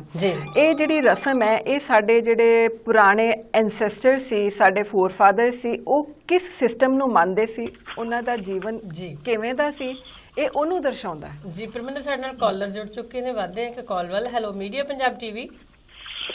ਹਾਂਜੀ, ਵਾਹਿਗੁਰੂ ਜੀ ਕਾ ਖਾਲਸਾ, ਵਾਹਿਗੁਰੂ ਜੀ ਕੀ ਫਤਿਹ ਜੀ। ਵਾਹਿਗੁਰੂ ਜੀ ਕਾ ਖਾਲਸਾ, ਵਾਹਿਗੁਰੂ ਜੀ ਕੀ ਫਤਿਹ ਜੀ। ਭਾਈ ਸਾਹਿਬ ਕੌਣ ਤੇ ਕਿੱਥੋਂ ਬੋਲ ਰਹੇ ਹੋ ਜੀ? ਮੈਂ ਜੀ ਇਕਬਾਲ ਸਿੰਘ ਭੱਟੀ, ਪੈਰਿਸ ਫਰਾਂਸ ਤੋਂ ਬੋਲ ਰਿਹਾ ਜੀ। ਜੀ ਭੱਟੀ ਸਾਹਿਬ, ਪ੍ਰੋਗਰਾਮ ਦੇ ਵਿੱਚ ਤੁਹਾਡਾ ਬਹੁਤ ਹੀ ਨਿੱਘਾ ਸਵਾਗਤ ਹੈ ਤੇ ਅੱਜ ਦੇ ਵਿਸ਼ੇ ਬਾਰੇ ਤੁਸੀਂ ਕੀ ਕਹਿਣਾ ਚਾਹੋਗੇ? ਦੇਖੋ ਜੀ, ਅੱਜ ਦਾ ਵਿਸ਼ਾ ਜੋ ਮੇਰੀ ਸਮਝ ਦੇ ਮੁਤਾਬਕ ਜੋ ਮੈਂ ਦੇਖ ਰਿਹਾ ਤੇ ਸੁਣ ਰਿਹਾ ਕਿ ਤੁਸੀਂ ਬਹੁਤ ਵਧੀਆ ਰਸਮੋ ਰਿਵਾਜ ਜਿਹੜੇ ਸਾਡੇ ਸਮਾਜ ਵਿਸ਼ੇ ਦੇ ਉੱਤੇ ਤੁਸੀਂ ਅੱਜ ਦਾ ਵਿਸ਼ਾ ਰੱਖਿਆ, ਪ੍ਰੋਗਰਾਮ ਰੱਖਿਆ ਆ ਜੀ ਜੀ।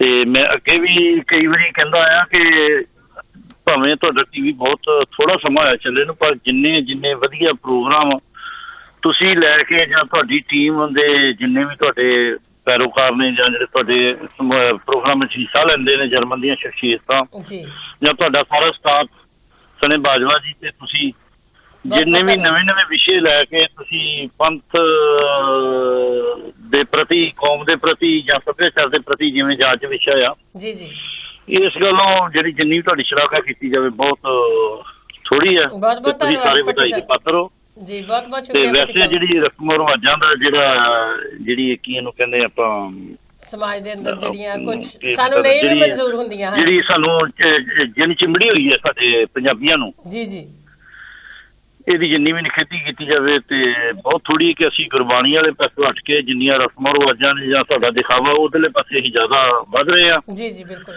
ਤੇ ਮੈਂ ਉਮੀਦ ਕਰਦਾ ਕਿ ਤੁਹਾਡੇ ਟੀਵੀ ਦੇ ਤੁਹਾਡੇ ਸਟਾਫ ਕੋਲੋਂ ਕਿ ਇਹੋ ਜਿਹੇ ਪ੍ਰੋਗਰਾਮ ਜਦ ਤੁਸੀਂ ਲੈ ਸਕਦੇ ਲੋਕਾਂ ਨੂੰ ਸੁਚੇਤ ਕਰੋਗੇ ਜੀ ਜੀ, ਤੇ ਹੋ ਸਕਦਾ ਹੈ ਕਿ ਲੋਕ ਜਿਹੜਾ ਉਹ ਇਹਨਾਂ ਭਰਮਾਂ ਭੁਲੇਖਿਆਂ ਨੂੰ ਛੱਡ ਕੇ, ਰਸਮਾਂ ਰਿਵਾਜਾਂ ਨੂੰ ਛੱਡ ਕੇ ਜੀ ਗੁਰਬਾਣੀ ਵਾਲੇ ਪਾਸੇ, ਕੌਮ ਦੇ ਪ੍ਰਤੀ ਜਿਹੜਾ ਉਹ ਆਪਣਾ ਮੋੜਾ ਜ਼ਰੂਰ ਖਾਣਗੇ।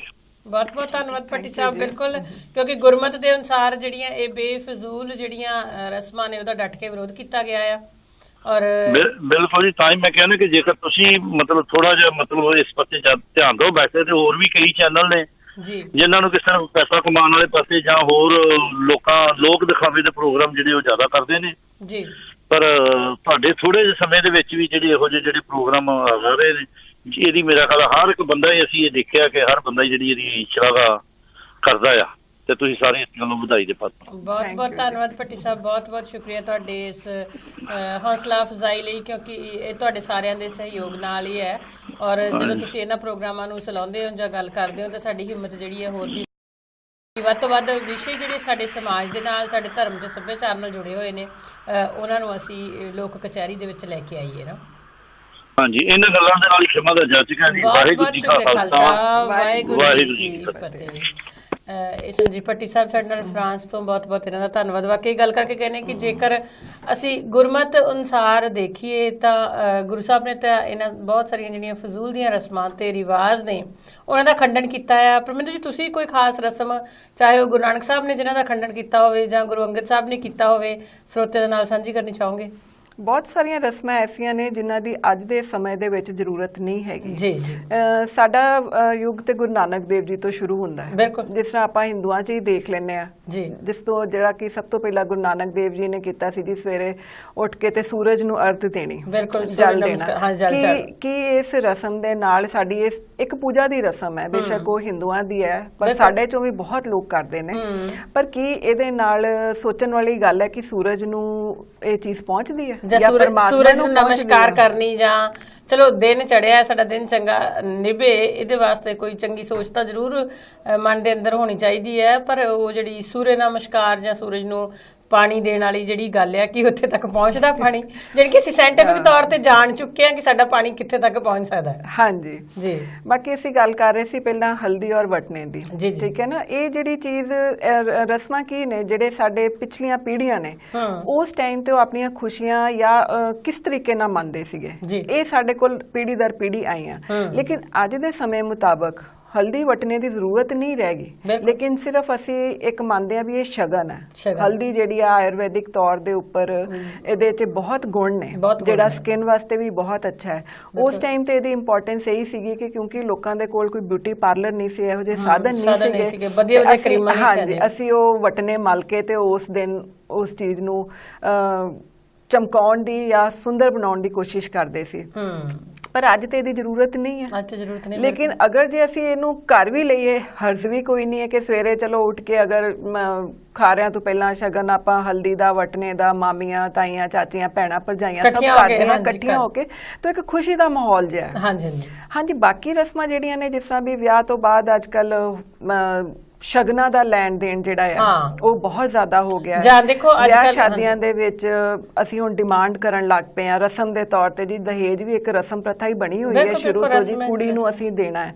ਕੀ ਇਹਨਾਂ ਰਸਮਾਂ ਦੀ ਜ਼ਰੂਰਤ ਹੈ ਅੱਜ ਸਾਨੂੰ? ਬਿਲਕੁਲ ਨਹੀਂ ਹੈ। ਬਿਲਕੁਲ ਨਹੀਂ। ਦੂਸਰੀ ਗੱਲ ਇਹ ਹੈ ਵੀ ਮੁੰਡੇ ਵਾਲੇ ਵਰੀ ਲੈ ਕੇ ਆਉਂਦੇ ਆ, ਭਾਵੇਂ ਅੱਜ ਕੱਲ ਉਹ ਪੈਲਸਾਂ ਦੇ ਵਿੱਚ ਵਿਆਹ ਹੁੰਦੇ ਆ, ਸਾਡੇ ਘਰਾਂ ਤੋਂ ਨਿਕਲ ਕੇ ਵਿਆਹ ਜਿਹੜੇ ਪੈਲਸਾਂ 'ਚ ਚਲੇ ਗਏ ਆ, ਤਾਂ ਉੱਥੇ ਵੀ ਵਰੀ ਦੇ ਅਟੈਚੀ ਬਹੁਤ ਸਗਾ ਦੇਖੇ ਹੁੰਦੇ ਆ, ਗੱਡੀਆਂ ਦੇ ਵਿੱਚ ਨਾਲ ਹੀ ਢੋਏ ਹੁੰਦੇ ਆ। ਪਰ ਕਈ ਵਾਰੀ ਟਾਈਮ ਨਹੀਂ ਮਿਲਦਾ ਉਹਨਾਂ ਨੂੰ ਖਲਾਰਾ ਪਾ ਕੇ ਦਿਖਾਉਣ ਦੀ ਤੇ ਖੋਲ ਕੇ ਦਿਖਾਉਣ ਦੀ ਨਾ, ਪਰ ਫਿਰ ਵੀ ਉਹ ਜਿਹੜੇ ਲੈ ਕੇ ਆਏ ਹੁੰਦੇ ਉਹਨਾਂ ਦੀ ਕੋਸ਼ਿਸ਼ ਹੁੰਦੀ ਵੀ ਮੋਟਾ ਮੋਟਾ ਸਮਾਨ ਦੇਖ ਲਓ, ਲੋਕਾਂ ਨੂੰ ਦਿਖਾਈ ਦਈਏ ਵੀ ਅਸੀਂ ਕੀ ਕੀਤਾ। ਅਸੀਂ ਮਤਲਬ ਤੁਸੀਂ ਆਪਣੀ ਜਿਹੜੀ ਬੇਟੀ ਚੁਣੀ ਹੈ ਜਾਂ ਨੂੰਹ ਬਣਾਈ ਹੈ ਉਹਦੇ ਵਾਸਤੇ ਲੈ ਕੇ ਆਏ ਹੋ, ਉਹਦੇ ਜਿਹੜੇ ਉੱਥੇ 500-700 ਲੋਕ ਇਕੱਠੇ ਹੋਏ ਆ, ਉਹਨਾਂ ਨੂੰ ਕੀ ਉਹਦੇ 'ਚ, ਪਰ ਲੋਕ ਦੇਖਦੇ ਵੀ ਆ, ਲੋਕੀ ਮਤਲਬ ਪਰ ਇਹ ਚੀਜ਼ਾਂ ਬੋਝ ਬਣ ਗਈਆਂ ਨਾ। ਇੱਕ ਸਾਨੂੰ ਲੋਕ ਦਿਖਾਵੇ ਦੇ ਵਿੱਚ ਆ ਕੇ, ਜਿਸ ਆਪਾਂ ਗੱਲ ਕਰ ਰਹੇ ਸੀ ਨਾਨਕੀ ਛੱਕ ਦੀ, ਜਿਸ ਇੱਕ ਲੇਡੀ ਦੀਆਂ 3-4 ਕੁੜੀਆਂ ਜਾਂ 5 ਬੱਚੇ ਆ, ਉਹਦਾ ਇੱਕੋ ਭਰਾ ਭਰਜਾਈ ਹੈ, ਅਗਰ ਉਹਨਾਂ ਨੇ ਹਰ ਇੱਕ ਵਿਆਹ ਤੇ ਨਾਨਕੀ ਛੱਕ ਦੇਣਾ ਹੈ ਦਿਖਾਵੇ ਲਈ, ਤੇ ਕੀ ਉਹਨਾਂ ਨੂੰ ਉਹ ਭੈਣ ਦੇ ਬੱਚੇ ਚੰਗੇ ਲੱਗਣਗੇ?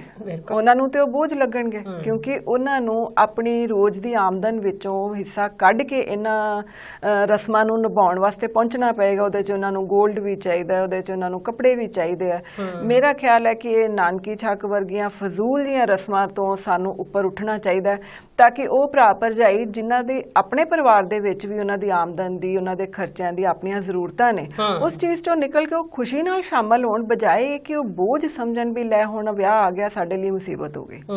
ਤੇ ਸਾਨੂੰ ਇਹਨਾਂ ਰਸਮਾਂ ਨੂੰ ਇਹੋ ਜਿਹੀਆਂ ਨੂੰ ਕੀ ਕਰਨਾ ਜਿੰਨੇ ਸਾਨੂੰ ਬਜਾਏ ਆਪਸ 'ਚ ਜੋੜਨ ਦੇ, ਪਿਆਰ ਲਿਆਉਣ ਦੇ, ਉਸ ਚੀਜ਼ ਨੂੰ ਸਾਨੂੰ ਵਿੱਚੋਂ ਦਿਲੋਂ ਦੂਰ ਕਰ ਦੇਣਾ। ਬਿਲਕੁਲ ਬਿਲਕੁਲ, ਬੜੀ ਮਤਲਬ ਇਹ ਗੱਲ ਹੈਗੀ ਹੈ ਕਿ ਵਾਕਈ ਜਦੋਂ ਵੀ ਵਿਆਹ ਆਉਂਦਾ ਆ ਤੇ ਨਾਨਕਿਆਂ ਦੇ ਪਹਿਲਾਂ ਭਾਰ ਜਿਹੜਾ ਆ ਉਹ ਮਹਿਸੂਸ ਹੋਣਾ ਸ਼ੁਰੂ ਹੋ ਜਾਂਦਾ ਵੀ ਨਹੀਂ, ਜੇ ਦੋਤੀ ਦਾ ਜਾਂ ਦੋਤੇ ਦਾ, ਦੋਤੀ ਦੇ ਵਿਆਹ ਤੇ ਹੋਰ ਵੀ ਖਾਸ ਗੱਲ ਵੀ ਬਹੁਤ ਕੁਝ ਲੈ ਕੇ ਜਾਣਾ ਪਏਗਾ। ਫਿਰ ਨਾਲ ਨਾਲ ਜਿੱਥੇ ਉਸ ਮਤਲਬ ਕੁੜੀ ਜਿਹੜਾ ਵਿਆਹ ਆ ਉਹਨੂੰ ਗਹਿਣਾ ਗੱਟਾ ਪਾਉਣਾ, ਆਪਣੀ ਕੁੜੀ ਨੂੰ ਵੀ ਪਾਉਣਾ ਪੈਣਾ, ਜਵਾਈ ਨੂੰ ਵੀ ਪਾਉਣਾ ਪੈਣਾ, ਹੋਰ ਜਿਹੜੇ ਬਾਕੀ ਦੇ ਰਿਸ਼ਤੇਦਾਰ, ਸਾਕ ਸੰਬੰਧੀਆਂ ਦੇ ਸੂਟ ਵਗੈਰਾ ਉਹ ਵੀ ਜਿਹੜੇ ਹੈਗੇ ਆ ਉਹ ਵੀ ਇਕੱਤਰ ਕਰਕੇ ਲੈ ਕੇ ਜਾਣੇ ਆ। ਜਾਣੀ ਕਿ ਅੱਜ ਦੇ ਸਮੇਂ 'ਚ ਜਦੋਂ ਦੇਖੋ ਹਰ ਬੰਦਾ ਆਪਣੀ ਪਸੰਦ ਦਾ ਕੱਪੜਾ ਪਾ ਕੇ ਖੁਸ਼ ਆ, ਆਪਣੀ ਪਸੰਦ ਦਾ ਗਹਿਣਾ ਪਾ ਕੇ ਖੁਸ਼ ਆ, ਤੇ ਕਈ ਵਾਰੀ ਪਰਮਿੰਦਰ ਦੇਖਦੇ ਆ ਬੀਬੀਆਂ ਗੱਲਾਂ ਕਰਦੇ ਹੁੰਦੀਆਂ ਆ ਜਿਹੜੇ ਲੈਣ ਦੇਣ ਦੇ ਸੂਟ ਆ ਨਾ, ਇਹ ਪੇਟੀ ਉਹ ਪੇਟੀ ਇਸੇ ਤਰ੍ਹਾਂ ਹੀ ਸਫ਼ਰ ਕਰਦੇ ਆ। ਹਾਂਜੀ ਜੀ, ਮਤਲਬ ਇਹਨਾਂ ਚੀਜ਼ਾਂ ਦਾ ਤੇ ਮਤਲਬ ਨਹੀਂ ਹੈ ਨਾ। ਜਦੋਂ ਅਸੀਂ ਦੇਣ ਲੈਣ ਚੋਂ ਜੇ ਬਾਹਰ ਨਿਕਲ ਜਾਈਏ, ਰਸਮ ਨੂੰ ਹੀ ਖਤਮ ਕਰ ਦਈਏ, ਤੇ ਪੇਟੀ ਤੋਂ ਪੇਟੀ ਗਾਂ ਜਾਣ ਦਾ ਸਵਾਲ ਹੀ ਨਹੀਂ ਪੈਦਾ। ਮੈਨੂੰ ਲੱਗਦਾ ਕਈ ਵਾਰੀ ਉਹਨਾਂ ਨੂੰ ਭਾਵੇਂ ਸਿਉਂਕ ਵੀ ਲੱਗ ਜਾਂਦੀ ਹੋਵੇ ਉਹਨਾਂ ਕੱਪੜਿਆਂ ਨੂੰ, ਕਿਉਂਕਿ ਉਹ ਅਸੀਂ ਇੱਕ ਜਿਹੜਾ ਕੰਮ ਅਸੀਂ ਮਜਬੂਰੀ ਦੇ ਤਹਿਤ ਕੀਤਾ ਹੈਗਾ ਹੈ ਨਾ, ਅਸੀਂ ਲੋਕ ਵਿਖਾਵੇ ਲਈ ਕੀਤਾ, ਭਾਵੇਂ ਉਹ 500 ਦਾ ਸੂਟ ਹੋਵੇ, 400 ਦਾ ਸੂਟ ਹੋਵੇ, ਸਾਨੂੰ ਵੀ ਪਤਾ ਵੀ ਅਗਲੇ ਨੇ ਪਾਉਣਾ ਨਹੀਂ ਹੈਗਾ ਉਹ ਨਾ, ਤੇ ਉਹ ਜਿਹੜਾ ਸੂਟ ਆ ਅੱਗੇ ਤੋਂ ਅੱਗੇ, ਤੇ ਫਿਰ ਉਹ ਜਿਹੜੇ ਘਰ 'ਚ ਕੰਮ ਕਰਨ ਵਾਲੇ ਨਾਈ ਲਾਗੀ ਲੱਗਣ ਉਹ ਵੀ ਨਹੀਂ ਲੈਂਦੇ ਵੀ ਪੇਟੀ ਵਾਲਾ ਸੂਟ ਨਹੀਂ ਲੈਣਾ। ਹਾਂਜੀ, ਉਹਨਾਂ ਨੂੰ ਵੀ ਝਾਕ ਹੁੰਦੀ ਹੈ ਨਾ ਵੀ ਸਾਨੂੰ ਵੀ ਸਮੇਂ ਮੁਤਾਬਕ ਚੀਜ਼ ਮਿਲੇਗੀ। ਹਾਂਜੀ, ਪਰ ਫਿਰ ਉਹੀ ਗੱਲ ਆ ਜਾਂਦੀ, ਇਹ ਫਿਰ ਇੱਥੇ ਰਸਮਾਂ ਨੂੰ ਸਾਨੂੰ ਬਦਲਣਾ ਚਾਹੀਦਾ ਜੀ। ਦੇਖੋ ਜੀ, ਸਮਾਂ ਜਿਹੜਾ ਆ ਇਹ ਹਮੇਸ਼ਾ ਬਦਲਦਾ ਹੈ, ਬਿਲਕੁਲ ਇਹਦਾ ਅਸੂਲ ਹੈ ਕਿ ਇਹ ਸਦਾ ਇੱਕ ਜਗ੍ਹਾ ਤੇ ਨਹੀਂ ਰੁਕਦਾ ਔਰ ਇੱਕੋ ਤਰ੍ਹਾਂ ਨਾਲ ਨਹੀਂ ਚੱਲਦਾ। ਸੋ ਬਦਲਦੇ ਸਮੇਂ ਦੇ ਨਾਲ ਜੇ ਅਸੀਂ ਨਹੀਂ ਬਦਲਾਂਗੇ, ਅਸੀਂ ਆਪਣੀ ਸੋਚ ਨਹੀਂ ਬਦਲਾਂਗੇ, ਆਪਣੇ ਕੰਮ ਕਰਨ ਦੇ ਤਰੀਕਿਆਂ ਨੂੰ, ਆਪਣੀਆਂ ਰਸਮਾਂ ਨੂੰ ਨਹੀਂ ਬਦਲਾਂਗੇ, ਤਾਂ ਇੱਕ ਰੁਕੇ ਹੋਏ ਪਾਣੀ ਵਾਂਗੂ ਹੋ ਜਾਣਗੀਆਂ ਜੀ। ਪਰ ਮੇਰੇ ਸਾਡੇ ਨਾਲ ਕਾਲਰ ਜੁੜ ਚੁੱਕੇ ਨੇ, ਵਧਦੇ ਕਾਲ ਵੱਲ। Hello media Punjab TV. ਹਾਂਜੀ, ਵਾਹਿਗੁਰੂ ਜੀ ਕਾ ਖਾਲਸਾ, ਵਾਹਿਗੁਰੂ ਜੀ ਕੀ ਫਤਿਹ ਜੀ। ਵਾਹਿਗੁਰੂ ਜੀ ਕਾ ਖਾਲਸਾ, ਵਾਹਿਗੁਰੂ ਜੀ ਕੀ ਫਤਿਹ। ਪ੍ਰੋਗਰਾਮ 'ਚ ਤੁਹਾਡਾ ਨਿੱਘਾ ਸਵਾਗਤ ਹੈ ਜੀ। ਹਾਂਜੀ, ਦਾਸ ਤਰਸੇਮ ਸਿੰਘ ਬੋਲ ਰਿਹਾ ਜੀ। ਜੀ ਭਾਈ ਸਾਹਿਬ, ਕੀ ਕਹੋਗੇ ਅੱਜ ਦੇ ਵਿਸ਼ੇ ਬਾਰੇ? ਵਿਸ਼ਾ ਤੁਸੀਂ ਬਹੁਤ ਵਧੀਆ ਲਿਆਂਦਾ ਜੀ ਚੁਣ ਕੇ ਜੀ, ਤੇ ਖਰਚ ਕਰਨ ਦੀ ਤਾਂ ਲੋੜ ਨਹੀਂ। ਵੈਸੇ ਸਿੱਖ ਧਰਮ ਦੇ ਵਿੱਚ ਤਾਂ ਮੇਰਾ ਹਾਲ ਵੀ ਕੜਾਹ ਪ੍ਰਸ਼ਾਦ ਦੀ ਦੇਖ ਕਰੋ ਜੀ, ਤੇ 20 ਰੁਪਈਆ ਜੋ ਇਹਦੇ ਗੁਰਦੁਆਰੇ ਲਾਵਾਂ। ਤੇ ਪਰ ਭਾਈ ਸਾਹਿਬ ਦੇਖੋ, ਆਪਾਂ ਸਾਰੇ ਹੀ ਸਿੱਖ ਹਾਂ ਤਕਰੀਬਨ, ਹੈ ਨਾ, ਜਿੰਨੇ ਵੀ ਤਕਰੀਬਨ ਕਾਲਰ ਆਉਂਦੇ ਵਿੱਚ 99% ਆਪਾਂ ਕੁਝ ਇੱਕ ਚਲੋ ਦੂਸਰੇ ਕਾਲਰ ਵੀ ਸਾਡੇ ਕੋਲ ਆਉਂਦੇ ਨੇ, ਉਹਨਾਂ ਦਾ ਵੀ ਸਵਾਗਤ ਹੈਗਾ, ਜਾਂ ਪਾਕਿਸਤਾਨੀ ਭੈਣ ਭਰਾ ਆਉਂਦੇ ਨੇ, ਪਰ ਅਸੀਂ ਕੀ 50 ਰੁਪਏ 'ਚ ਵਿਆਹ ਕਰਦੇ ਆਪਾਂ ਸਿੱਖਾਂ ਦੀ ਗੱਲ ਲਾ ਲਈਏ।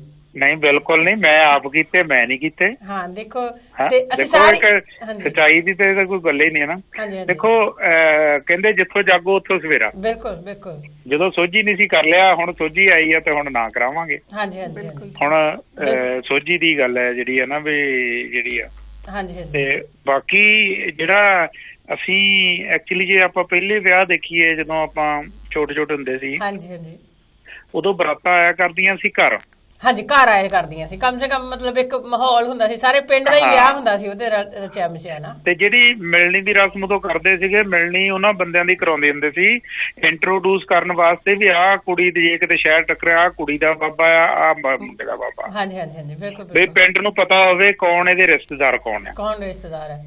ਤੇ ਉਹਨਾਂ ਨੂੰ ਅਸੀਂ ਕਿਸਮ ਦਾ ਬਿਜ਼ਨਸ ਦੇ ਵਿੱਚ ਬਦਲ ਦਿੱਤਾ। ਦੇਖੋ ਅੱਜ ਭਾਈ ਸਭ ਪੈਲਸਾਂ ਦੇ ਵਿੱਚ ਵਿਆਹ ਹੁੰਦੇ ਆ, ਤੇ ਕਿਤੇ ਮੈਂ NRI ਵਿਆਹਾਂ 'ਚ ਦੇਖਿਆ 30 31 ਮਿਲਣੀਆਂ ਵੀ ਹੋ ਜਾਂਦੀਆਂ। ਮੈਂ ਕਿਹਾ ਅੱਜ ਕੱਲ ਬਾਬੇ ਫੜ ਕੇ ਬਾਬਾ ਹੈ ਨਹੀਂ, ਦੂਜਾ ਫੜ ਲਿਓ ਕਿਸੇ ਹੋਰ ਦਾ ਫੜ ਲਿਆ। ਤੇ ਦੂਰੋਂ ਨੇੜਿਓਂ ਜਿਹੜੇ ਮੁੰਡੇ ਦੇ ਦੋਸਤ ਆ ਉਹ ਵੀ ਭਰਾ ਬਣ ਜਾਂਦੇ ਆ। ਦੋਸਤ ਨੇ ਦੋਸਤ ਰਹਿਣਾ, ਦੋਸਤ ਦਾ ਆਪਣਾ ਰਿਸ਼ਤਾ ਆਪਣੀ ਜਗ੍ਹਾ ਆ। ਇੱਕ ਮੈਂ ਵਿਆਹ ਤੇ ਅਟੈਂਡ ਕੀਤਾ NRI ਸੀਗਾ, ਤੇ ਉਹ ਵੀ ਏਦਾਂ ਲੱਗੇ ਕਰਨ। ਅੱਛਾ ਜੀ। ਬਾਬੇ ਹਨੀ ਜੀ ਬਾਬਾ ਮੈਂ ਨਾ ਕਰਾਤੀ। ਮੈਂ ਕਿਹਾ ਕਿਉਂ ਲੱਗੇ ਕਰਨ? ਮੈਂ ਕਿਹਾ ਤਾਂ ਮਤਲਬ ਤਾਂ ਸਮਝੋ ਵੀ ਮਿਲਣੀ ਦਾ ਮਤਲਬ ਕੀ ਹੈ ਐਕਚੁਅਲੀ। ਬਿਲਕੁਲ ਬਿਲਕੁਲ। ਹਾਂਜੀ, ਮਿਲਣੀ ਦਾ ਮਤਲਬ ਸੀ ਇੰਟਰੋਡਿਊਸ ਕਰਨਾ। ਦੂਜੀ ਗੱਲ ਹੈ, ਜਦੋਂ ਆਪਾਂ ਮਿਲਣੀ ਤੋਂ ਬਾਅਦ ਜੀ ਪਿੰਡ ਵਾਲਿਆਂ ਨੇ ਕੁੜੀ ਦੇ ਬਰਾਤ ਆਉਣੀ, ਲਾਵਾਂ ਘਰ ਹੋਣੀਆਂ, ਬਿਲਕੁਲ ਲਿਮਟਿਡ ਦੇ ਬੰਦੇ ਸੱਦਣੇ। ਦੂਜੀ ਗੱਲ, ਉਸ ਵੇਲੇ ਜੇ ਅਸੀਂ ਬਰਾਤੇ ਵੀ ਜਾਣਾ, ਸਾਡੇ ਇਹ ਕੋਈ ਕਹਿਣ ਆਉਂਦਾ ਸੀ ਆਪਣੇ ਪਿੰਡਾਂ ਦੇ ਵਿੱਚ, ਉਹ ਕਹਿੰਦਾ ਸੀ ਵੀ ਤੁਹਾਡੇੋਂ ਇੱਕ ਬੰਦਾ ਹੀ ਆਵੇ। ਹਾਂ ਬਿਲਕੁਲ, ਇਹ ਵੀ ਦੱਸਿਆ ਵੀ ਚੁੱਲ੍ਹੇ ਨੇਂਦਾ ਜਾਂ ਇੱਕ ਬੰਦਾ ਜਾਂ ਦੋ ਬੰਦੇ। ਹਾਂ ਏਦਾਂ ਹੀ ਆਪਣੇ ਖੰਡਪਾਲ ਚੁੱਲ੍ਹੇ ਵੀ ਤੁਹਾਨੂੰ ਸਾਰਿਆਂ ਨੂੰ ਸੱਦਾ ਆ, ਤੇ ਨਹੀਂ ਤਾਂ ਇੱਕ ਸੱਦਾ ਆਉਣਾ। ਬਿਲਕੁਲ ਹਾਂ, ਜਿਹੜਾ ਪੁਰਾਣਾ ਸਿਸਟਮ ਸੀ ਆਪਣਾ ਬਹੁਤ ਵਧੀਆ ਸੀ, ਵਿਆਹਾਂ ਦਾ, ਸ਼ਾਦੀਆਂ ਦਾ, ਇਹਨਾਂ ਦਾ ਬਹੁਤ ਦਾਇਰੇ ਦੇ ਵਿੱਚ ਰਹਿ ਗਏ। ਦੂਜੀ ਗੱਲ, ਉਦੋਂ ਕੁੜੀ ਵਿਆਹਣੀ ਸੀ, ਕੋਈ ਪ੍ਰੋਬਲਮ ਨਹੀਂ ਹੁੰਦੀ, ਮੰਜੇ ਅਸੀਂ ਗੁਆਂਢੀਆਂ ਤੋਂ ਇਕੱਠੇ ਕਰ ਲੈਣੇ। ਹਾਂ ਬਿਲਕੁਲ। ਬਿਸਤਰੇ ਅਸੀਂ ਰੱਖ ਲੈਣੇ, ਰਾਤ ਰਹਿਣੇ ਬੰਦਿਆਂ ਨੇ। ਬਿਲਕੁਲ। ਤੇ ਰਸਤ ਪਾਣੀ ਵੀ ਇਕੱਠਾ ਹੋ ਜਾਣਾ ਪਰਿਵਾਰ। ਹਾਂ, ਜਿਹੜੀ ਰਸਤ ਸੀਗੀ, ਦੁੱਧ ਆਉਂਦਾ ਹੁੰਦਾ ਸੀ, ਖੰਡ, ਆਟਾ, ਉਹ ਜਿਸ ਦਿਨ ਖੰਡ ਪਾਠ ਹੁੰਦਾ ਤੇ ਉਸ ਵੇਲੇ ਸਾਰੀਆਂ ਰਸਤਾਂ ਪਿੰਡ ਵਾਲੇ ਦੇ ਜਾਂਦੇ ਹੁੰਦੇ ਸੀ ਇੱਕ ਦੂਜੇ ਦੇ। ਬਿਲਕੁਲ ਬਿਲਕੁਲ। ਇਹ ਤਾਂ ਸਹੀ ਲੈਣ ਦੇਣ ਸੀ ਨਾ, ਵੀ ਤੁਸੀਂ ਕਿਸੇ ਨੂੰ ਦਿੱਤਾ ਤੇ ਕੱਲ ਨੂੰ ਲਾਓਗੇ ਵੀ ਨਾ। ਹਾਂ, ਤੇ ਉਹ ਜਿਹੜਾ ਤੁਸੀਂ ਗੱਲ ਕਰਦੇ ਆ ਨਾਨਕੇ ਦੀ ਜਾਂ ਦੂਜਿਆਂ ਦੀ, ਉਹ ਵੀ ਇਹ ਮਤਲਬ ਹੁੰਦਾ ਸੀ ਉਸ ਵੇਲੇ ਦਾ ਵੀ ਜੇ ਕੁੜੀ ਨੂੰ ਸੂਟ ਚਾਹੀਦੇ ਆ, 5 ਸੂਟ ਮੈਂ ਦੇ ਦਿੰਨੀ ਆ, 2 ਭੂਆ ਦੇ ਦੂਗੀ, 1 ਉਹ ਦੇ ਦੂ। ਉਹ ਅਸੀਂ ਹੁਣ ਇਸ ਵੇਲੇ ਉਹਨੂੰ ਟ੍ਰੈਂਡ ਬਣਾ ਲਿਆ। ਬਿਲਕੁਲ। ਉਹ ਸਮੇਂ ਦੀ ਲੋੜ ਸੀਗੀ ਵੀ ਇੱਕ ਬੰਦਾ ਜਿਹੜਾ ਲੜਕੀ ਵਿਆਹਣ ਲਈ ਉਹਦੀ ਸਹਾਇਤਾ ਕਿਸ ਤਰ੍ਹਾਂ ਕਰਨੀ, ਸਹਾਇਤਾ ਵਾਲੀ ਗੱਲ ਸੀ। ਪਰ ਅੱਜ ਮਤਲਬ ਉਹ ਅਸੀਂ ਉਹਦਾ ਬਹੁਤ ਤਗੜਾ ਬਿਜ਼ਨਸ ਬਣਾ ਲਿਆ ਨਾ। ਉਹਦਾ ਤਾਂ ਹੁਣ ਦੇਖੋ ਕੋਈ ਵੀ ਜਾਂਦਾ ਆ, ਨਾ ਕੋਈ ਮਿਲਣੀ ਦਾ, ਨਾ ਕਿਸੇ ਨੂੰ ਹੋਰ ਨੂੰ ਪੈਲਸਾਂ ਦੇ ਵਿੱਚ। ਤੇ ਦੂਜੀ ਗੱਲ, ਸਾਰਿਆਂ ਨੂੰ ਜਿਹੜੀ ਸਾਡੀ ਮਾੜੀ ਕਿਸਮਤ ਹੈ, ਜਿਹੜੀ ਸ਼ਰਾਬ ਨਸ਼ਾ, ਜਿਹੜਾ ਬਿਲਕੁਲ ਬਿਲਕੁਲ ਨਸ਼ਾ ਸਾਰਿਆਂ ਨੂੰ ਜ਼ਿਆਦਾ, ਸਭ ਤੋਂ ਮਹਿੰਗਾ ਖਰਚ ਇਸ ਵੇਲੇ ਇਹ ਨਾ, ਸਭ ਤੋਂ ਮਹਿੰਗਾ ਖਰਚ। ਔਰ ਸਾਰਿਆਂ ਨਾਲੋਂ ਜ਼ਿਆਦਾ ਨਸ਼ੇ। ਹੁਣ ਜਾ ਕੇ ਵਿਆਹ ਕਰੀਦੇ ਟੈਂਟ ਜਾਂ ਜਾਈਦਾ, ਆਪਾਂ ਦੇਖਦੇ ਹੀ ਆ ਸਾਰੇ, ਚਲੋ ਪੰਜਾਬ ਨੂੰ ਬਿਲੋਂਗ ਕਰਨੇ ਆ, ਜਿੰਨੀ ਮਾੜੀ ਹਾਲਤ ਉੱਥੇ ਇਸ ਵੇਲੇ ਵਿਆਹਾਂ ਦੀ ਆ, ਨਾ ਕੋਈ ਖਾਣਾ, ਹਾਂਜੀ, ਤੇ ਨਾ ਕੋਈ ਭਾਂਡਾ ਸਾਫ਼, ਨਾ ਕੁਝ ਵੀ ਨਹੀਂ। ਤੇ ਸੁਦਾ ਹੁਣ ਮੈਂ ਤਾਂ ਆਪ ਕਈ ਵਾਰੀ ਦੇਖਦਾ ਨਾ, ਦੇਖੋ ਜਿਹੜੇ ਸਾਡੇ ਪੁਰਾਣੇ ਆਪਾਂ ਜਾਂ ਗੁਰਦੁਆਰਿਆਂ ਜਾਂ ਆਪਾਂ ਭਾਂਡੇ ਲਿਆਉਂਦੇ ਹੁੰਦੇ ਸਟੀਲ ਦੇ, ਉੱਥੇ ਬਹਿ ਕੇ ਧੋਂਦੇ ਹੁੰਦੇ ਸੀ ਉਹਨਾਂ ਨੂੰ, ਚੰਗੀ ਤਰ੍ਹਾਂ, ਔਰ ਸਫਾਈ ਰੱਖਦੇ ਸੀ ਨਾਲ ਆਪਾਂ। ਸਹੀ ਗੱਲ ਹੈ ਜੀ, ਵੱਖੋ ਵੱਖਰਾ ਜਾਨੀ ਕਿ ਨਾ, ਸਫਾਈ ਦਾ ਬੜਾ ਤਗੜਾ ਸਿਸਟਮ ਸੀ। ਪਰ ਅੱਜ ਕੱਲ ਜਿਹੜਾ ਆਪਾਂ ਵਿਆਹ ਪੈਲੇਸਾਂ ਦੇ ਵਿੱਚ ਕਰਨ ਲੱਗੇ, ਕਿਸੇ ਦਾ 2000 ਬੰਦਾ ਵੀ ਆ ਰਿਹਾ, ਕਿਸੇ ਦਾ 800 ਆ ਰਿਹਾ, ਕਿਸੇ ਦਾ 5000 ਕਾਰਡ ਵੰਡੇ ਜਾ ਰਿਹਾ, ਤੇ ਈਵਨ ਉਹਨਾਂ ਬੰਦੇ ਨੂੰ ਆਪਾਂ ਜਾਣਦੇ ਵੀ ਨਹੀਂ ਹੁੰਦੇ, ਔਰ ਦੁਬਾਰਾ ਕਦੀ ਮਿਲਣਾ ਵੀ ਨਹੀਂ ਹੁੰਦਾ। ਦੇਖੋ ਉਹਨਾਂ ਨੇ ਏਦਾਂ ਹੁੰਦੀ ਹੈ ਨਾ, ਹੁਣ ਮੈਨੂੰ ਸੱਦਿਆ, ਹਾਂਜੀ, ਤੇ ਸਾਡੇ ਘਰ ਜਿੰਨੇ ਪ੍ਰਾਹੁਣੇ ਆਏ, ਆ ਯਾਰ ਚੱਲੀਏ, ਮੈਨੂੰ ਅੱਜ ਵਿਆਹ ਆਇਆ। ਹਾਂਜੀ, ਇਹ ਸਾਡੀ ਬੜੀ ਮਾੜੀ ਗੱਲ ਆ। ਤੇ ਅੱਗੇ ਵੀ ਅਸੀਂ ਇਹ ਨੀ ਦੇਖਣਾ ਵੀ ਮੂਹਰੇ ਅਗਲੇ ਦੀ ਰੋਟੀ ਹੈਗੀ ਕਿ ਨਹੀਂ ਹੈਗੀ, ਜਾਂ ਬੰਦਾ, ਹੁਣ ਤੁਸੀਂ ਮੈਂ ਨਹੀਂ, ਮੇਰਾ ਕੋਈ ਵੀ ਜਿਹੜਾ ਉੱਥੇ ਹਾਲ ਦੇਖਿਆ ਵੀ ਜਿਹੜਾ ਓਵਰ ਨਾ ਹੋਵੇ, ਕਪੈਸਿਟੀ ਤੋਂ ਜ਼ਿਆਦਾ ਬੰਦੇ ਨਾ ਹੋਣ। ਬਿਲਕੁਲ, ਕਪੈਸਿਟੀ ਤੋਂ ਪਹਿਲਾਂ ਵਿਆਹ ਜਿਹੜੇ ਹੁੰਦੇ ਸੀ ਉਹ ਸਾਂਝੀ ਵਾਲਤਾ ਹੁੰਦੀ ਸੀ, ਜਿਹਦੇ ਘਰ ਆਪਾਂ ਜਾਂਦੇ ਸੀ, ਸਾਨੂੰ ਆਪਣੀ ਇੱਕ ਜ਼ਿੰਮੇਵਾਰੀ ਦਾ ਅਹਿਸਾਸ ਹੁੰਦਾ ਸੀ ਕਿ ਅਸੀਂ ਜਿਹਦੇ ਘਰ ਚੱਲੇ ਆ, ਕੋਈ ਸਾਡਾ ਵੀ ਫਰਜ਼ ਹੈ। ਤੇ ਹੁਣ ਜਦੋਂ ਅਸੀਂ ਵਿਆਹਾਂ 'ਚ ਜਾਂਦੇ ਆ, ਸਾਡਾ ਕੋਈ ਫਰਜ਼ ਨਹੀਂ ਹੁੰਦਾ ਸਿਵਾਏ ਅਸੀਂ ਲੰਚ ਟਾਈਮ ਤੇ ਪਹੁੰਚ ਕੇ ਖਾ ਪੀ ਕੇ ਘਰ ਨੂੰ ਆਉਣ ਦਾ। ਤੇ ਦੂਜੀ ਗੱਲ ਭੈਣ ਜੀ, ਬਿਲਕੁਲ ਤੁਹਾਡੀ ਗੱਲ ਸਹੀ, ਜਿਹੜੀ ਸਾਡਾ ਜਿਸ ਐਕਚੁਅਲੀ ਮਤਲਬ ਸੀ ਆਨੰਦ ਕਾਰਜ ਦਾ, ਹਾਂਜੀ, ਉਹਨੂੰ ਤਾਂ ਸਾਡੇ ਕੋਲ ਟਾਈਮ ਹੀ ਹੈ ਨਹੀਂ ਉਸ ਚੀਜ਼ ਲਈ ਨਾ। ਉਹਦੇ ਲਈ ਬਹੁਤੇ ਲੋਕ ਗੁਰਦੁਆਰੇ ਨਾਲ ਵੀ ਨਹੀਂ ਜਾਂਦੇ। ਹਾਂਜੀ, ਕੋਈ ਵੀ ਨਹੀਂ ਜਾਂਦਾ ਅੱਗੇ। ਜੇ ਸਾਡੇ ਬੱਚਿਆਂ ਨੂੰ ਉੱਥੇ ਦਿਖਾਇਆ ਜਾਂਦਾ ਸੀ, ਜਦੋਂ ਪਹਿਲੇ ਹੁੰਦੇ ਸੀ ਆਨੰਦ ਕਾਰਜ ਘਰ ਦੇ ਵਿੱਚ, ਬੱਚਿਆਂ ਨੂੰ ਪਤਾ ਸੀ ਸਿੱਖਿਆ ਬੋਲਣੀਆਂ ਔਰ ਦੱਸਣਾ ਵੀ ਕਿੱਦਾਂ ਵਿਆਹ ਹੁੰਦਾ। ਅੱਜ ਕੱਲ ਤੇ ਹੁਣ ਜੇ ਤੁਸੀਂ ਆਪਾਂ ਇੱਥੋਂ ਬੱਚੇ ਲਿਜਾਨੇ ਆ, ਆਪਣੇ ਬਾਹਰਲੇ ਬੱਚੇ ਚੱਲ ਜਾਂਦੇ ਆ, ਇੰਡੀਆ ਵਾਲਿਆਂ ਨੂੰ ਤਾਂ ਬੱਚਿਆਂ ਨੂੰ ਪਤਾ ਹੀ ਨਹੀਂ, ਪੰਜਾਬ ਵਾਲਿਆਂ ਨੂੰ, ਵੀ ਆਨੰਦ ਕਾਰਜ ਕਿੱਦਾਂ ਹੁੰਦੇ ਆ ਜਾਂ ਲਾਵਾਂ ਕਿੱਦਾਂ ਹੁੰਦੀਆਂ, ਕਿਉਂਕਿ ਉਹਨਾਂ ਨੂੰ ਆਪਾਂ ਦੱਸਿਆ ਹੀ ਨਹੀਂ ਗਿਆ, ਦਿਖਾਇਆ ਹੀ ਨਹੀਂ ਗਿਆ। ਕਿਉਂਕਿ ਉਹ ਪਹਿਲਾਂ ਤਾਂ ਕਿਸੇ 'ਚ ਸ਼ਾਮਲ ਹੀ ਨਹੀਂ ਹੋਏ, ਮੈਨੂੰ ਲੱਗਦਾ ਆਪਣੇ ਵਿਆਹ ਦੇ ਆਨੰਦ ਕਾਰਜ 'ਚ ਸ਼ਾਮਲ ਹੁੰਦੇ ਆ। ਬਿਲਕੁਲ, ਆਪਣੇ ਵਿਆਹ ਦੇ ਉੱਤੇ ਫਿਰ ਉੱਤੇ ਪੁੱਛਦੇ ਆ ਵੀ ਆਨੰਦ ਕਾਰਜ ਹੁੰਦੇ ਕੀ ਆ ਜਾਂ ਕੀ ਹੁੰਦੀ। ਐਕਚੁਅਲੀ ਜਿਹੜਾ ਪਹਿਲੋਂ ਸੀਗਾ, ਚਾਹ ਪਿਲਾ ਕੇ ਆਨੰਦ ਕਾਰਜ ਕਰਕੇ ਰੋਟੀ ਖਿਲਾ ਕੇ, ਦੇਖੋ ਰੋਟੀ ਅਸੀਂ ਬਰਾਤਾਂ ਨੂੰ ਖੁਦ ਆਪ ਖਿਲਾਉਂਦੇ ਰਹੇ ਘਰਾਂ ਦੇ ਵਿੱਚ ਜੀ। ਹਾਂਜੀ, ਤੇ ਉਹਨਾਂ ਨੂੰ ਆਪ ਸੇਵਾ ਕਰਨੀ, ਜਾਣੀ ਕਿ ਆਪ ਸੇਵਾ ਕਰਨੀ ਔਰ ਸਾਫ਼ ਸੁਥਰੀ ਹੱਥੀ ਸੇਵਾ ਕਰਨੀ ਜਿਹੜੀ ਵੀ। ਹਾਂਜੀ, ਆਪ ਸੇਵਾ ਕਰਨੀ ਆ। ਅੱਜ ਕੱਲ ਤੇ ਆਪਾਂ ਮੇਰੇ ਖਿਆਲ ਜੇ 100 ਬਰਾਤ ਆ ਤੇ 100 ਬਹਿਰੇ ਵੀ ਹੁੰਦੇ ਅੱਗੇ ਨਾ। ਮੈਂ ਕਿਹਾ ਜੀ ਬਹਿਰੇ ਜ਼ਿਆਦਾ ਹੁੰਦੇ ਆ, ਬੰਦੇ ਘੱਟ ਹੁੰਦੇ, ਬੰਦੇ ਘੱਟ ਹੁੰਦੇ ਆ, ਔਰ ਉਹਨਾਂ ਦੀਆਂ ਜਿਹੜੀਆਂ ਦਿਹਾੜੀਆਂ ਔਰ ਜਿੰਨਾ ਮਤਲਬ ਲੁੱਟ ਖਸੁੱਟ ਸਾਡੀ ਮਤਲਬ ਇਸ ਰਸਮ ਦੇ ਵਿੱਚ ਹੋ ਰਹੀ ਹੈ, ਰਸਮ ਦੇ ਨਾਂ ਤੇ ਬਹੁਤ ਕੁਝ ਗਲਤ ਹੋ ਰਿਹਾ ਹੁਣ। ਦੇਖੋ ਜਿਹੜੀ ਭੈਣ ਜੀ ਹੁਣੀ ਪਹਿਲੋਂ ਗੱਲ ਕਰਕੇ ਗਏ ਸੀ ਨਾ, ਆਪਣੇ ਜਿਹੜੀ ਸੂਰਜ ਨੂੰ ਪਾਣੀ ਦੇਣੇ ਸਮਥਿੰਗ ਕਰਮ ਕਾਂਡਾਂ ਦੀ ਗੱਲ, ਹਾਂਜੀ ਹਾਂਜੀ, ਅੱਜ ਬਿਲਕੁਲ ਉਹੀ ਕਰਮ ਕਾਂਡ ਆਪਾਂ ਕਹਿ ਸਕਦੇ, ਵਿਆਹਾਂ ਦਾ ਕਰਮ ਕਾਂਡ ਬਿਜ਼ਨਸ ਲੋਕਾਂ ਨੇ ਬਣਾ ਲਿਆ, ਬਿਜ਼ਨਸ ਬਣਾ ਲਿਆ। ਸਹੀ ਗੱਲ ਹੈ ਹੈਨੇ, ਜੇ ਰੱਖੜੀ ਜਾਂ ਹੋਰ ਤਿਉਹਾਰ ਜਿਹੜੇ ਆ, ਇਹਨਾਂ ਨੂੰ ਬਿਜ਼ਨਸ ਤੇ ਐਜ਼ ਅ ਬਿਜ਼ਨਸ ਯੂਜ਼ ਕੀਤਾ ਜਾ ਰਿਹਾ। ਬਿਲਕੁਲ ਬਿਲਕੁਲ, ਅਰਥਚਾਰੇ ਨਾਲ ਜੁੜ ਗਏ ਨਾ, ਇਕਨੋਮੀ ਨਾਲ ਜੁੜ ਗਏ ਅਬ। ਤੇ ਇਹ ਜਿਹੜਾ ਵਿਆਹ ਦਾ ਬਹੁਤ ਵੱਡਾ ਜਿਹੜਾ ਕਰਮ ਕਾਂਡ ਸਾਡੇ ਸਿੱਖ ਧਰਮ ਦੇ ਵਿੱਚ ਆ ਕੇ ਫਸ ਗਿਆ ਹੈ। ਬਿਲਕੁਲ, ਬਹੁਤ ਵੱਡੇ ਖਰਚ ਜਿਹੜੇ ਆ ਜ਼ਬਰਦਸਤੀ ਮਤਲਬ ਸਾਡੇ ਸਿਰਾਂ ਦੇ ਉੱਤੇ ਮੜ ਦਿੱਤੇ ਗਏ ਆ। ਬਿਲਕੁਲ, ਉਹ ਕੋਈ ਬੰਦਾ ਕਹਿੰਦਾ ਹੀ ਨਹੀਂ, ਕਹਿੰਦਾ ਮੈਂ ਦਾਜ ਨਹੀਂ ਲੈਣਾ, ਉਹ ਕਹਿੰਦਾ ਜੀ ਮੈਨੂੰ ਰੋਟੀ ਖਿਲਾ ਦਿਓ, ਫਲਾਣੇ ਪੈਲਸ 'ਚ ਖਿਲਾ ਦਿਓ। ਫਿਰ ਦੱਸੋ ਇਹਦੇ ਨਾਲ ਦਾਜ ਲੈ ਲਾ, ਕਿਸੇ ਕੰਮ ਆ ਜਾਊਗਾ। ਹਾਂਜੀ ਹਾਂਜੀ, ਬਿਲਕੁਲ ਬਿਲਕੁਲ, ਕਿਉਂਕਿ ਦਾਜ ਤੇ ਅੱਗੇ ਘਰ ਦਾ ਸਮਾਨ ਦਿੱਤਾ ਜਾਂਦਾ, ਜਿਹੜਾ ਜਿਹੜੇ ਬੱਚਿਆਂ ਨੇ ਸਾਰਾ ਜੀਵਨ ਵਰਤਣਾ ਹੁੰਦਾ ਸੀਗਾ ਨਾ, ਲੋੜ ਅਨੁਸਾਰ ਜਿਹੜੀਆਂ ਲੋੜਵੰਦ ਚੀਜ਼ਾਂ ਸੀਗੀਆਂ ਉਦੋਂ ਸਾਡੇ ਰਿਸ਼ਤੇ ਕਰਾਉਣ ਵਾਲੇ ਵੀ ਠੀਕ ਹੁੰਦੇ ਸੀ। ਉਹਨਾਂ ਕਹਿਣਾ ਹਾਂ ਵੀ ਇਹਨਾਂ ਦੇ ਘਰ ਆ ਚੀਜ਼ ਹੈ ਨਹੀਂ, ਤੁਸੀਂ ਆਹ ਲੈ ਦਿਓ ਜਾਂ ਕੁੜੀ ਨੂੰ ਆਹ ਲੈ ਦਿਓ। ਉਹ ਤੇ ਇੱਕ ਵਕਤ ਸਾਰਨ ਦੀ ਗੱਲ ਸੀ ਨਾ। ਹਾਂਜੀ, ਮੁੰਡੇ ਨੂੰ ਆਹ ਲੈ ਦਿਓ, ਕਿਉਂਕਿ ਸਮੇਂ ਦੀ ਲੋੜ ਦੇ ਮੁਤਾਬਕ ਕੀਤਾ ਜਾਂਦਾ ਸੀ। ਪਰ ਅੱਜ ਤਾਂ ਬਿਲਕੁਲ ਸਾਡਾ ਜਿਹੜਾ ਆ, ਅਸੀਂ ਉਸ ਵਿਸ਼ੇ ਤੋਂ, ਵਿਆਹਾਂ ਦੇ ਵਿਸ਼ੇ ਤੋਂ ਬਹੁਤ ਜ਼ਿਆਦਾ ਬਾਹਰ ਚਲ ਗਏ। ਬਹੁਤ ਬਹੁਤ ਧੰਨਵਾਦ ਅਟਵਾਲ ਸਾਹਿਬ, ਤੁਹਾਡਾ ਪ੍ਰੋਗਰਾਮ 'ਚ ਹਿੱਸਾ ਲੈਣ ਲਈ ਬਹੁਤ ਬਹੁਤ ਸਤਿ ਸ੍ਰੀ ਅਕਾਲ। ਵਾਹਿਗੁਰੂ ਖਾਲਸਾ ਫਤਿਹ ਜੀ। ਸਾਡੇ ਨਾਲ ਅਗਲੇ ਕਾਲਰ ਜੁੜ ਚੁੱਕੇ। ਵਾਹਿਗੁਰੂ ਜੀ ਕਾ ਖਾਲਸਾ, ਵਾਹਿਗੁਰੂ ਜੀ ਕੀ ਫਤਿਹ ਜੀ। ਹੈਲੋ, ਵਾਹਿਗੁਰੂ ਜੀ ਕਾ ਖਾਲਸਾ, ਵਾਹਿਗੁਰੂ ਜੀ ਕੀ ਫਤਿਹ ਜੀ। ਵਾਹਿਗੁਰੂ ਖਾਲਸਾ, ਵਾਹਿਗੁਰੂ ਫਤਿਹ ਜੀ। ਹਾਂਜੀ, ਕੌਣ ਤੇ ਕਿੱਥੋਂ ਬੋਲ ਰਹੇ ਹੋ ਭਾਈ ਸਾਹਿਬ? ਹੈਲੋ, ਹਾਂਜੀ, ਕੌਣ ਤੇ ਕਿੱਥੋਂ ਬੋਲ ਰਹੇ ਹੋ ਜੀ? ਭੈਣ ਜੀ, ਮੈਂ ਫਰਾਂਸ ਤੋਂ ਬੋਲ ਰਿਹਾ ਜੀ, ਦਲਜੀਤ ਸਿੰਘ ਬਾਬਕ ਜੀ। ਹਾਂਜੀ ਬਾਬਕ ਜੀ, ਪ੍ਰੋਗਰਾਮ ਦੇ ਵਿੱਚ ਤੁਹਾਡਾ ਬਹੁਤ ਹੀ ਨਿੱਘਾ ਸਵਾਗਤ ਜੀ। ਭੈਣ ਜੀ, ਆਵਾਜ਼ ਨਹੀਂ ਆਉਂਦੀ ਤੁਹਾਡੀ ਜੀ। ਆਵਾਜ਼ ਅਸੀਂ ਥੋੜੀ, ਤੁਸੀਂ ਆਪਣੇ ਲਾਗੇ ਰੱਖੋ, ਉੱਚੀ ਕਰ ਦਿੰਦੇ ਆ ਤੁਹਾਡੇ ਵਾਸਤੇ। ਹਾਂਜੀ, ਕੀ ਕਹਿਣਾ ਚਾਹੋਗੇ ਅੱਜ ਦੇ ਪ੍ਰੋਗਰਾਮ ਦੇ ਬਾਰੇ ਤੁਸੀਂ? ਭੈਣ ਜੀ, ਆਪ ਜੀ ਦਾ ਪ੍ਰੋਗਰਾਮ ਬਹੁਤ ਵਧੀਆ ਚੱਲ ਰਿਹਾ ਜੀ। ਬਹੁਤ ਬਹੁਤ ਧੰਨਵਾਦ ਜੀ। ਹਾਂਜੀ, ਤੇ ਤੁਸੀਂ ਸਮਾਜ ਨੂੰ ਵਧੀਆ ਸੇਧ ਦੇ ਰਹੇ ਹੋ ਆਪ। ਤੇ ਤੁਸੀਂ ਕੀ ਕਹਿਣਾ ਚਾਹੋਗੇ, ਇਹ ਜਿਹੜੀਆਂ ਰਸਮ ਰਿਵਾਜ ਸਮਾਜ ਦੇ ਵਿੱਚ ਅਸੀਂ ਬਹੁਤ ਵਧਾ ਲਏ ਨੇ, ਜਾਂ ਬਹੁਤ ਜਿਹੜਾ ਆਰਥਿਕ ਤੌਰ ਤੇ ਸਾਨੂੰ ਢਾਲ ਆ ਰਹੇ ਨੇ, ਉਹਨਾਂ ਬਾਰੇ? ਹਾਂਜੀ ਭੈਣ ਜੀ, ਇਹ ਪਹਿਲਾਂ ਤੇ ਬਹੁਤ ਵਧੀਆ ਪ੍ਰੋਗਰਾਮ ਸੀ, ਆਪਣੇ ਘਰਾਂ ਦੇ ਵਿੱਚ ਚੱਲਦਾ ਸੀ ਵਿਆਹ ਰੀਤੀ ਰਿਵਾਜ ਜੀ। ਹੈਲੋ, ਹਾਂਜੀ ਹਾਂਜੀ, ਤੁਹਾਡੀ ਆਵਾਜ਼ ਸਾਨੂੰ ਬਿਲਕੁਲ ਸੁਣ ਰਹੀ ਹੈ, ਤੁਸੀਂ ਬੋਲੋ ਜੀ। ਜੀ, ਹੁਣ ਭੈਣ ਜੀ ਕੋਈ ਬੇਸਵਾਦੀ ਹੈ ਪ੍ਰੋਗਰਾਮ ਚੱਲਦੀ ਪੈਸਾ ਦੇ ਵਿੱਚ, ਨਾਲੇ ਤਾਂ ਪੈਸਾ ਬਰਬਾਦ ਕਰ ਰਹੇ, ਨਾਲੇ ਕੋਈ ਭਾਈਚਾਰੇ ਦੇ ਵਿੱਚ ਵੀ ਕੋਈ ਆਪਸੀ ਏਕਤਾ ਨਹੀਂ। ਬਿਲਕੁਲ ਬਿਲਕੁਲ, ਕੋਈ ਏਕਤਾ ਨਹੀਂ ਰਹਿ ਗਈ ਇਹਦੇ ਨਾਲ ਜੀ। ਤੇ ਕੋਈ ਰਿਸ਼ਤੇਦਾਰੀ ਨੇ, ਬਸ 2 ਘੰਟੇ ਲਈ ਵਿਆਹ ਹੁੰਦਾ ਤੇ ਬਸ ਸਾਰੇ ਆਪੋ ਆਪਣੇ ਘਰੀ ਆ। ਬਹੁਤ ਸਾਰੇ ਤੇ ਇੱਕ ਦੂਜੇ ਨੂੰ ਮਿਲ ਵੀ ਨਹੀਂ ਸਕਦੇ ਉੱਥੇ ਨਾ, ਸਭ ਸੇ ਮਿਲ ਵੀ ਨਹੀਂ ਸਕਦੇ, ਸਾਰੇ ਇੱਥੇ ਦੌੜ ਭੱਜ ਹੁੰਦੇ ਆ ਜੀ। ਤੇ ਪਹਿਲਾਂ ਸਭ ਵਧੀਆ ਚੱਲਦਾ ਸੀ ਪ੍ਰੋਗਰਾਮ, ਨਾਲੇ ਤੇ ਪੈਸੇ ਦੀ ਬਰਬਾਦੀ ਹੋ ਰਹੀ ਆ, ਨਾਲੇ ਆਪੋ ਵਿੱਚ ਸਾਰੀ ਕੜਤਨ ਪੈਦਾ ਹੁੰਦੀ ਆ। ਬਿਲਕੁਲ ਬਿਲਕੁਲ, ਜਿਨ੍ਹਾਂ ਲੜਾਈਆਂ ਝਗੜੇ ਸ਼ਰਾਬਾਂ, ਤਕਰੀਬਨ ਹਰ ਪੈਲਸ ਦੇ ਵਿੱਚ ਲੜਾਈ ਝਗੜੇ ਵਿਆਹ ਦੇ ਮੌਕੇ ਤੇ ਹੁੰਦੇ ਨੇ ਨਾ। ਹੁੰਦੇ ਆ। ਤੇ ਨਾਲੇ ਦੇਖੋ, ਅਸੀਂ ਇੱਕ ਪੈਲਸ ਬਾਹਰ ਲੱਖ 2 ਲੱਖ ਰੁਪਈਆ 3 ਲੱਖ ਰੁਪਈਆ ਪੈਲਸਾਂ ਦੀ ਜਿਹੜੇ 2-3 ਘੰਟੇ ਦੀ ਕੀਮਤ ਅਸੀਂ ਤਾਰਦੇ ਆ ਉੱਥੇ ਨਾ। ਬਿਲਕੁਲ ਜੀ। ਤੇ ਉਸ ਤੋਂ ਬਾਅਦ ਅਸੀਂ ਜਿਹੜੀ ਚੀਜ਼ ਨੂੰ ਆਨੰਦ ਲੈਣਾ ਚਾਹੁੰਦੇ ਆ ਜਿਸ ਰਸਮ ਦਾ, ਉਹ ਵੀ ਅਸੀਂ ਨਹੀਂ ਲੈ ਸਕਦੇ। ਉਹ ਵੀ ਅਸੀਂ ਨਹੀਂ ਪ੍ਰਾਪਤ ਕਰਦੇ, ਮਜਬੂਰੀ ਹੋ ਗਈ ਸਾਡੀ ਨਾ। ਕਿ ਰਿਸ਼ਤੇਦਾਰ ਇੱਕ ਦੂਜੇ ਨਾਲ ਇਕੱਠੇ ਬਹਿ ਕੇ ਦੁਖਦੀ ਸੋਚਦੀ ਪੁੱਛਦੇ ਸ਼ਾਮ ਨੂੰ ਬਹਿੰਦੇ ਸੀ, ਗੱਲਾਂ ਬਾਤਾਂ ਕਰਦੇ ਸੀ। ਅੱਜ ਉਹ ਕੁਝ ਵਿਆਹਾਂ ਦੇ ਵਿੱਚ ਸਾਰਾ ਕੁਝ ਅਲੋਪ ਹੋ ਚੁੱਕਿਆ ਨਾ, ਅਲੋਪ ਚ ਹੋ ਚੁੱਕਾ। ਸਹੀ ਗੱਲ ਆ ਜੀ, ਬਿਲਕੁਲ ਜੀ ਬਿਲਕੁਲ। ਹਾਂਜੀ, ਤੇ ਪਰ ਏਦਾਂ ਆ ਵੀ ਸਾਡੇ ਉੱਤੇ ਇਹ ਰਸਮਾਂ ਭਾਵੇਂ ਕਿਸੇ ਨੇ ਆਪਾਂ ਕਹਿ ਦਈਦਾ ਵੀ ਆ ਵੀ ਬ੍ਰਾਹਮਣਵਾਦ, ਆ ਵੀ ਕਰਮਕਾਂਡ। ਹੁਣ ਦੇਖੋ ਅਸੀਂ ਆਪਣੇ ਬੱਚਿਆਂ ਦੇ ਵਿਆਹ ਕਰਨੇ ਆ, ਕੌਣ ਕਿਹੜਾ ਬ੍ਰਾਹਮਣ ਸਾਡੇ ਸਿਰ ਤੇ ਖੜਾ ਆ ਵੀ ਤੂੰ ਆ ਜ਼ਰੂਰ ਕਰ। ਮਤਲਬ ਜੇ ਜਿੱਦਾਂ ਭਾਈ ਤਰਸੇਮ ਸਿੰਘ ਹੁਣੀ ਕਹਿ ਕੇ ਗਏ ਆ ਵੀ ਜੇ ਸਿੱਖ ਧਰਮ ਨੂੰ ਲਈਏ ਤੇ ਅਸੀਂ ਮਤਲਬ 500 ਰੁਪਏ ਚ ਵੀ ਆਨੰਦ ਕਾਰਜ ਕਰ ਸਕਦੇ ਆ ਨਾ।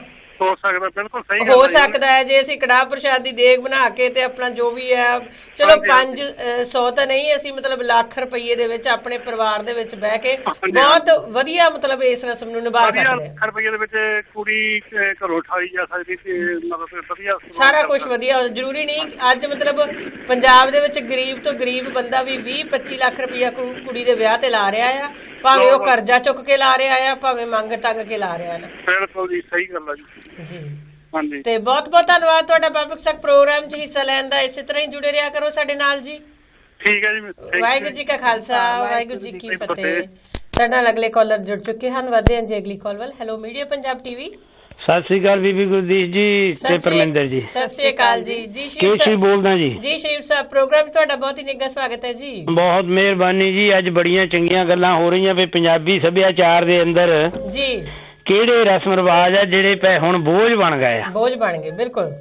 ਕਿਉਂਕਿ ਪਹਿਲਾਂ ਇਹ ਰਸਮ ਰਿਵਾਜ ਤਾਂ ਹਰ ਸਮਾਜ ਦੇ ਅੰਦਰ ਹੈ। ਹਾਂਜੀ, ਬਿਲਕੁਲ। ਕੋਈ ਐਸਾ ਸਮਾਜ ਨਹੀਂ ਜਿਹੜਾ ਰਸਮਾਂ ਰਿਵਾਜਾਂ ਤੇ ਬਿਨਾਂ ਚੱਲਦਾ ਹੋਵੇ, ਕਿਉਂਕਿ ਇਹ ਮੁੱਢ ਕਦੀਮ ਤੋਂ ਚਲੇ ਆਏ ਆ। ਪਹਿਲੀ ਗੱਲ ਕਿ ਇਹ ਸਾਂਝ ਦੇ ਪ੍ਰਤੀਕ ਹੈ ਜੀ, ਬਿਲਕੁਲ। ਪਰ ਜਿਹੜੇ ਵਿਗੜ ਗਏ ਨਾ ਉਹਨੀ ਸਾਂਝ ਵਿਗਾੜੀ ਆ। ਹੁਣ ਜਨਮ ਵੇਲੇ ਆਪਣੇ ਕੀ ਸੀਗਾ, ਪਹਿਲਾਂ ਇੱਕ ਤਾਂ ਉਹਨੂੰ ਦਿੰਦੇ ਸਨ ਕੋਈ ਨਾ ਕੋਈ ਮਤਲਬ ਬੇਬੇ ਨੂੰ ਸੱਦ ਕੇ, ਕਿਸੇ ਦਾਦੀ ਨੂੰ ਸੱਦ ਕੇ ਉਤੋਂ ਜਿਹੜੀ ਗੁੜਤੀ ਦਵਾਉਂਦੇ ਸਨ। ਗੁੜਤੀ ਦਵਾਉਣੀ, ਅਸੀਂ ਉਧਰ ਵੀ ਗੱਲ ਕਰਨੀ ਸੀ ਵੀ ਅੱਜ ਕੱਲ ਤੇ ਗੁੜਤੀ ਤੋਂ ਲੜਾਈ ਹੋ ਜਾਂਦੀ। ਗੁੜਤੀ ਕਿਹਾ ਜੀ, ਹੁਣ ਇੱਥੇ ਗੁੜਤੀ ਕਈ ਉਹ ਰੰਮ ਦਾ ਚਮਚਾ ਵੀ ਪਾਉਂਦੇ ਆ। ਇਹ ਵੀ ਦੇਖੇ ਆ ਵੀ 2 ਚਮਚੇ ਰੰਮ ਦੇ ਪਾ ਦਿਓ ਮੂੰਹ ਚ, ਇਹ ਵੀ ਅਸੀਂ ਦੇਖੇ ਆ ਵੀ ਹੁੰਦਾ ਹੈ। ਗੁੜ ਤੋਂ ਹੁਣ ਇੱਥੇ ਤੱਕ ਆ ਗਿਆ ਕਿਉਂਕਿ ਉਹ ਕਹਿੰਦੇ ਵੀ ਗੁੜ ਵੱਲੋਂ ਹੀ ਆਈ ਹੈ। ਪਰ ਦੇਖੋ ਫੇਰ ਅਸੀਂ ਕਿਹੜੇ ਨਸ਼ੇ ਤੋਂ ਕਲਪਦੇ ਆ ਜੇ ਅਸੀਂ ਸ਼ੁਰੂਆਤ ਹੀ ਇਸੇ ਗੱਲ ਤੋਂ ਕਰ ਰਹੇ ਆ। ਗਲਤ ਹੋਣੀ ਹੁੰਦੀ ਹੈ, ਸਮੇਂ ਨਾਲ ਬਦਲ ਜਾਂਦਾ ਕੰਮ। ਜਿੱਦਾਂ ਦਾ ਪਰਿਵਾਰ ਹੈ ਗੁੜਤੀ ਵੀ ਉਦਾਂ ਦੀ ਮਿਲਣੀ ਹੈ, ਤੇ ਜਿਹੜਾ ਗੋੜਾ ਵਾਲਾ ਪਰਿਵਾਰ ਹੈ ਉੱਥੇ ਗੋੜਾ ਵਾਲੀ ਮਿਲੀ ਜਾਂਦੀ ਆ। ਫਿਰ ਦੇਖੋ ਜਦੋਂ ਬੱਚਾ ਕੋਈ ਜੰਮਦਾ ਸੀਗਾ ਤਾਂ ਆਪਣੇ ਉਹ ਡੇਕ ਦੇ, ਧਰੇਕ ਦੇ ਜਾਂ ਨਿੰਮ ਦੇ ਪੱਤੇ ਬੰਨ੍ਹਦੇ ਸਨ, ਟਾਹਣੀਆਂ ਦੇ, ਬਿਲਕੁਲ। ਉਹਦੇ ਨਾਲ ਉਹ ਹਵਾ ਬਦਲਣ ਲਈ ਬੰਨੇ ਜਾਂਦੇ ਸਨ ਕਿ ਸਾਫ਼ ਸੁਥਰੀ ਜਿਹੜੀ ਹਵਾ ਆ, ਸਾਫ਼ ਸੁਥਰੀ ਹਵਾ ਹੋਵੇ। ਉਹ ਇੱਕ ਨਿਸ਼ਾਨੀ ਵੀ ਸੀਗੀ ਤੇ ਸਾਫ਼ ਸੁਥਰੀ ਹਵਾ ਵੀ ਸੀਗੀ। ਅੱਛਾ, ਕੁੜੀਆਂ ਨੂੰ ਉਦੋਂ ਨਜ਼ਰ ਨਹੀਂ ਸੀ ਲੱਗਦੀ ਹੁੰਦੀ, ਮੁੰਡਿਆਂ ਨੂੰ ਨਜ਼ਰ ਲੱਗਦੀ ਸੀਗੀ। ਮੈਂ ਉਹੀ ਤੇ ਗੱਲ ਕਰਦੀ ਵੀ ਮੁੰਡਿਆਂ ਦਾ ਨਾਮਕਰਨ ਕੀਤਾ ਜਾਂਦਾ ਸੀਗਾ, ਕੁੜੀਆਂ ਦਾ ਤਾਂ ਅੱਜ ਤੱਕ ਨਾਮਕਰਨ ਉਹਦੇ ਤੜਾਗੀ ਵੀ ਬੰਨੀ ਜਾਂਦੀ ਸੀਗੀ। ਜੀ, ਬਿਲਕੁਲ। ਤੜਾਗੀ ਉਹ ਕਾਲੇ ਧਾਗੇ 'ਚ ਪਾ ਕੇ ਨਾ ਖੇਸਵਾ ਜਿਹਾ ਕੌਡੀਆਂ ਪਾ ਲਈਆਂ, ਉਹ ਲੋਹਾ ਲਾਹਾ ਪਾ ਲਿਆ ਪਈ। ਉਹ ਮੁੰਡੇ ਨੂੰ ਨਜ਼ਰ ਉਦੋਂ ਲੱਗਦੀ ਸੀਗੀ, ਕੁੜੀ ਦੇ ਤੜਾਗੀ ਨਹੀਂ ਸੀ ਬੰਨੀ ਜਾਂਦੀ। ਇਹਦਾ ਮਤਲਬ ਹੈ ਵੀ ਕੁੜੀ ਉਦੋਂ ਵੀ ਤਕੜੀ ਸੀਗੀ ਮੁੰਡੇ ਨਾਲੋਂ। ਮੁੰਡੇ ਨੂੰ ਨਜ਼ਰ ਲੱਗ ਸਕਦੀ ਸੀ, ਕੁੜੀ ਤੇ ਨਜ਼ਰ ਅਸਰ ਨਹੀਂ ਸੀ ਕਰਦੀ। ਬੜੀ ਵਧੀਆ ਗੱਲ ਕੀਤੀ ਤੁਸੀਂ। ਇਹ ਉਦੋਂ ਤਕੜੀ ਸੀਗੀ, ਹੁਣ ਕਮਜ਼ੋਰ ਹੋ ਗਈ ਕਿਉਂਕਿ ਹੁਣ ਨਜ਼ਰ ਲੱਗਣ ਤੋਂ ਪਹਿਲਾਂ ਉਹਨੂੰ ਪਾਸੇ ਕਰ ਦਿੰਦੇ ਵੀ ਚੱਲ ਭਾਈ ਨਜ਼ਰ ਤੈਨੂੰ ਨਹੀਂ ਲੱਗਣੀ। ਨਜ਼ਰ ਹੁਣ ਘਰ ਦੀ ਲੱਗਦੀ ਆ, ਬਾਹਰਲੀ ਨਹੀਂ ਲੱਗਦੀ। ਬਿਲਕੁਲ ਸਹੀ। ਤੇ ਅਗਲੀ ਗੱਲ ਜਿਹੜੀ ਵਿਆਹ ਦੀ ਆਂਦੀ ਨਾ, ਵਿਆਹ ਬੜੇ ਆਪਣੇ ਵੈਸੇ ਰਸਮ ਬਹੁਤ ਬਦਲ ਗਏ, ਕਮਾਲ।